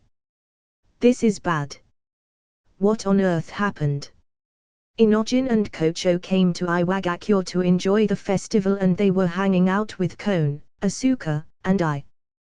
The 5 of us roamed around, ate some food, and played some games. Then Kocho decided to enter a food eating competition, so the 4 of us watched on the side to support her. There were 20 contestants in total. As the contest went on, eventually it was down to just 10 contestants. Kocho was one of the 10. Everything seemed fine until right after the 10 contestants began eating the hamburgers in front of them. After a few bites, all of a sudden they sprouted a red chakra cloak and got super strong. They even sprouted chakra tails. 5 contestants sprouted 1 tails and 4 contestants sprouted 2 tails. But Kocho sprouted a total of 3 tails. Her physical capabilities and speed are insane. Not only did they all sprout a chakra cloak and chakra tails, but they aren't in their right minds. It's as if they've gone rabid. Don't tell me someone poisoned their food. Thanks to Inojin, he's helping keep the civilians away, and Kon created this earth wall to seal in the 10 transformed contestants so they won't see and attack the civilians on the other side. Then he, Asuka, and I are trying our best to subdue them, but it's tough with 10 of them running wild. Ira was snapped out of her thoughts as she dodged Kocho's human boulder jutsu that was aimed at her. She then spun halfway to her left, avoiding an attack from behind her. It's a good thing I have my Bakugan and Sharingan activated. They're fast, but not so fast that I can't follow their movements. Papa's training has paid off. Their speed is nothing compared to his. But what are we supposed to do? Fwish. Bang. Whoosh. Boom. As Ira, Kon, and Asuka dashed around in the enclosed area, they began feeling the pressure weigh them down. Kon frowned and clicked his tongue in annoyance and frustration. Damn it. If only they were actually enemies, I would vaporize them. This would be so much easier. Ira frowned at Kon's comment and scolded him. Kon, stop complaining. Don't you dare use your particle style or you'll obliterate them. Kocho is my friend. And the rest of these guys aren't our enemies. We have to save them somehow. Asuka easily dodged an attack thanks to her insane speed and chimed in, and how do you suppose we do that? We can't just keep running around or we'll be done for. We should at least fight back. Knocking them out might work. Ira nodded in agreement. Let's go with that. Kon, use your earth style to try and slow them down by creating a rougher terrain for them to move in. Asuka, try to keep them from swarming and grouping up to attack us. I'll try to block their chakra pathway system with my taijutsu. It should be able to stop them and get rid of their chakra cloak. Alright, let's do that. Kon and Asuka shouted at the same time. Whoosh! Immediately they put their plan into action. With Asuka's speed, it was easy for her to draw in the attention of multiple enemies by closing the distance between them while safely avoiding lethal strikes. For Kon, he easily created trenches and erected rocks, making it harder for the enemies to move around. This made Ira's job easier as she could quickly focus engaging one opponent at a time. She quickly utilized her gentle fist taijutsu to seal off the tenketsu points of one transformed contestant after another. Bam! Bam! Bam! It wasn't long before only 5 remained. They were the 4 contestants who sprouted 2 chakra tails and Kocho who sprouted 3. They were much stronger and faster than the others. Just as one of them attacked with a punch, Ira sidestepped and countered with a palm thrust. However, she was forced to dash out to her left before she could be struck from above by another contestant. It was then that Kocho utilized her partial expansion jutsu to throw a powerful punch right at Ira. Before it could hit Ira, Asuka dashed in and pulled Ira into the distance. Before they could get hit by another contestant, Kon created a giant earthen wall blocking them off. The 3 of them regrouped together as they huffed and panted with extreme exhaustion. Asuka clenched her fist as she gasped for air. This, huff, is, huff, a bit insane, huff, fighting without trying to hurt them is a bit much, don't you think? Kon nodded in agreement. If we weren't trying to be so careful, we wouldn't be in this situation. We can't keep on much longer. We're exhausting too much chakra with only defending. Just then the 3 of them widened their eyes in shock as a red chakra arm erupted beneath them. Their bodies involuntarily acted by dashing away to avoid the blow, however that action left the 3 of them exposed. Immediately Asuka and Kon gritted their teeth, realizing their mistake.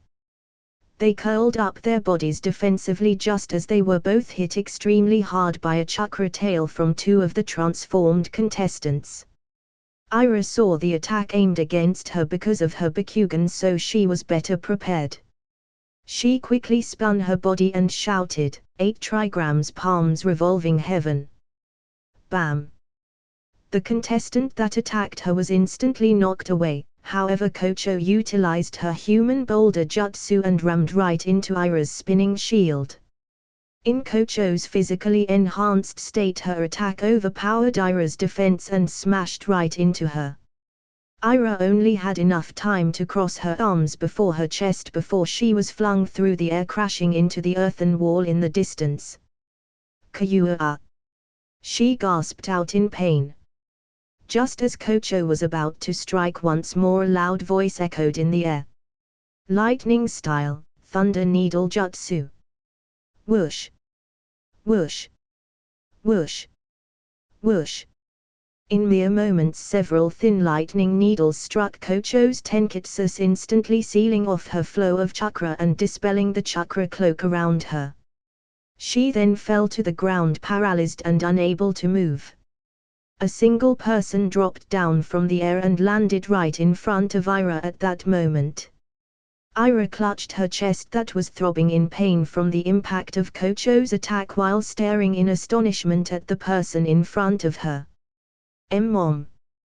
Hanabi simply smiled at Ira's comment. Sit tight for a moment, Ira. You kids did well. I'll take it from here. It was then the last 4 contestants dashed right for Hanabi, who quickly activated her Bakugan and engaged them in combat. She easily blocked and countered each attack with each of her strikes meeting their mark. In less than a minute of their exchange she had successfully sealed all the tenketsu points of the contestants, dispelling their chakra cloak and knocking them out. Ira simply stared in awe at how gracefully and easily Hanabi dealt with the issue. It wasn't long before news of this made it to the kids, causing them to all rush over. Izaya took note of Hanabi tending to Ira, Kon, Asuka, and Kocho's wounds, so he quickly dashed over to them. Are you all okay? Hanabi smiled and nodded. Don't worry, Izaya. It was thanks to Ira, Asuka, Kon, and Inogen that none of the civilians got injured. I already asked them about it. Apparently during the food eating contest Kocho and the other contestants were poisoned. Or rather their food had been doped in some sort of chakra enhancer. They sprouted chakra tails similar to the chakra cloak of the tailed beasts. However, whatever drug it was caused them to not only gain enhanced physical strength, but it also caused them to lose control of their reasoning. Luckily Kocho seems okay, as do the other contestants. It doesn't seem like it'll have a lasting effect on them, but what I can't understand is why something like this happened. It was then a loud scream was heard in an alley not too far away.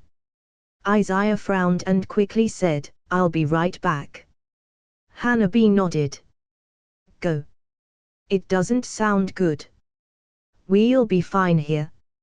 Izaya quickly dashed off to where he heard the loud scream, pushing his way through the crowd of people that were also heading in that direction. Just as he made it to the front of the crowd by the other kids, he stopped and frowned at what he saw. The body of a dead corpse in the alley. Gaara furrowed his brow in seriousness and asked, judging from the corpse, he was killed not too long ago. I surmise that not even an hour has passed since his death. Darue frowned. Do any of you recognize this man? Chojuro nodded in response. I do. That man is named Ojita. He's a famous business owner in the land of waves within the shipping industry. His company transports various goods all over the world.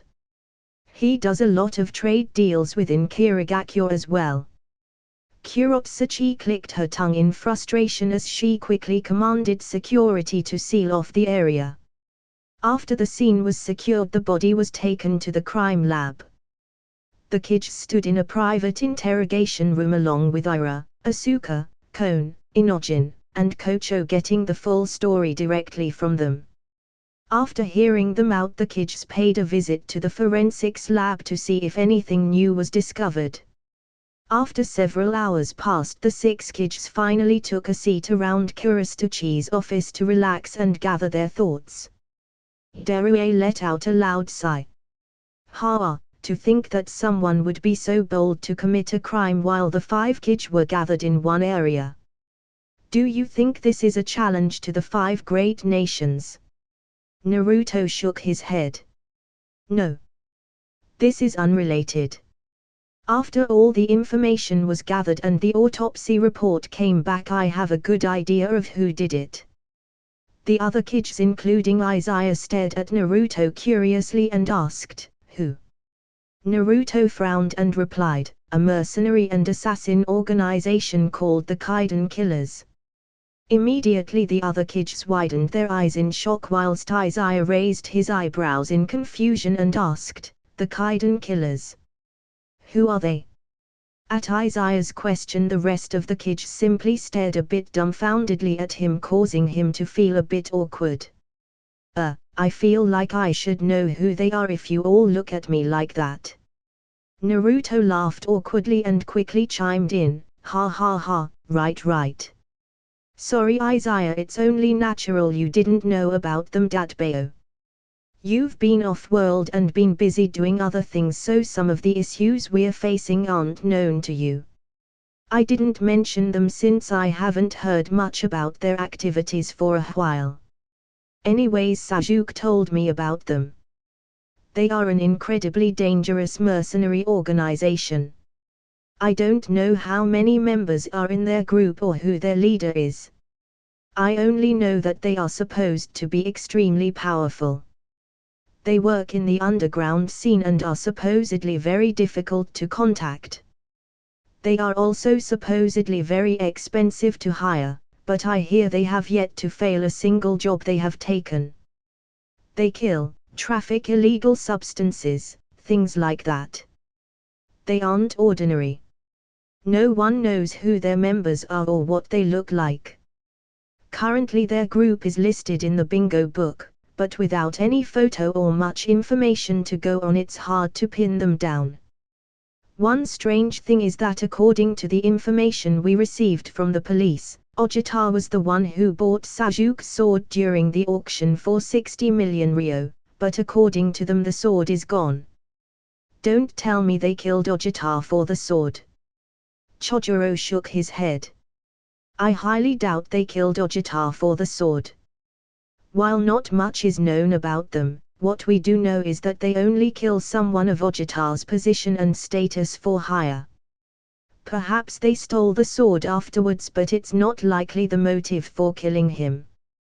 Kurotsuchi nodded in agreement before rubbing the bottom of her chin in contemplation. I wonder, what if the Kaiden killers are related to the two mysterious individuals that killed Kai and attacked Izaya? Gaara furrowed his brow in deep thought. It's not out of the realm of possibility.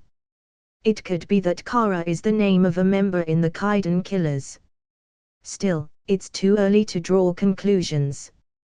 With this incident happening, it's going to cause people to be more uneasy now.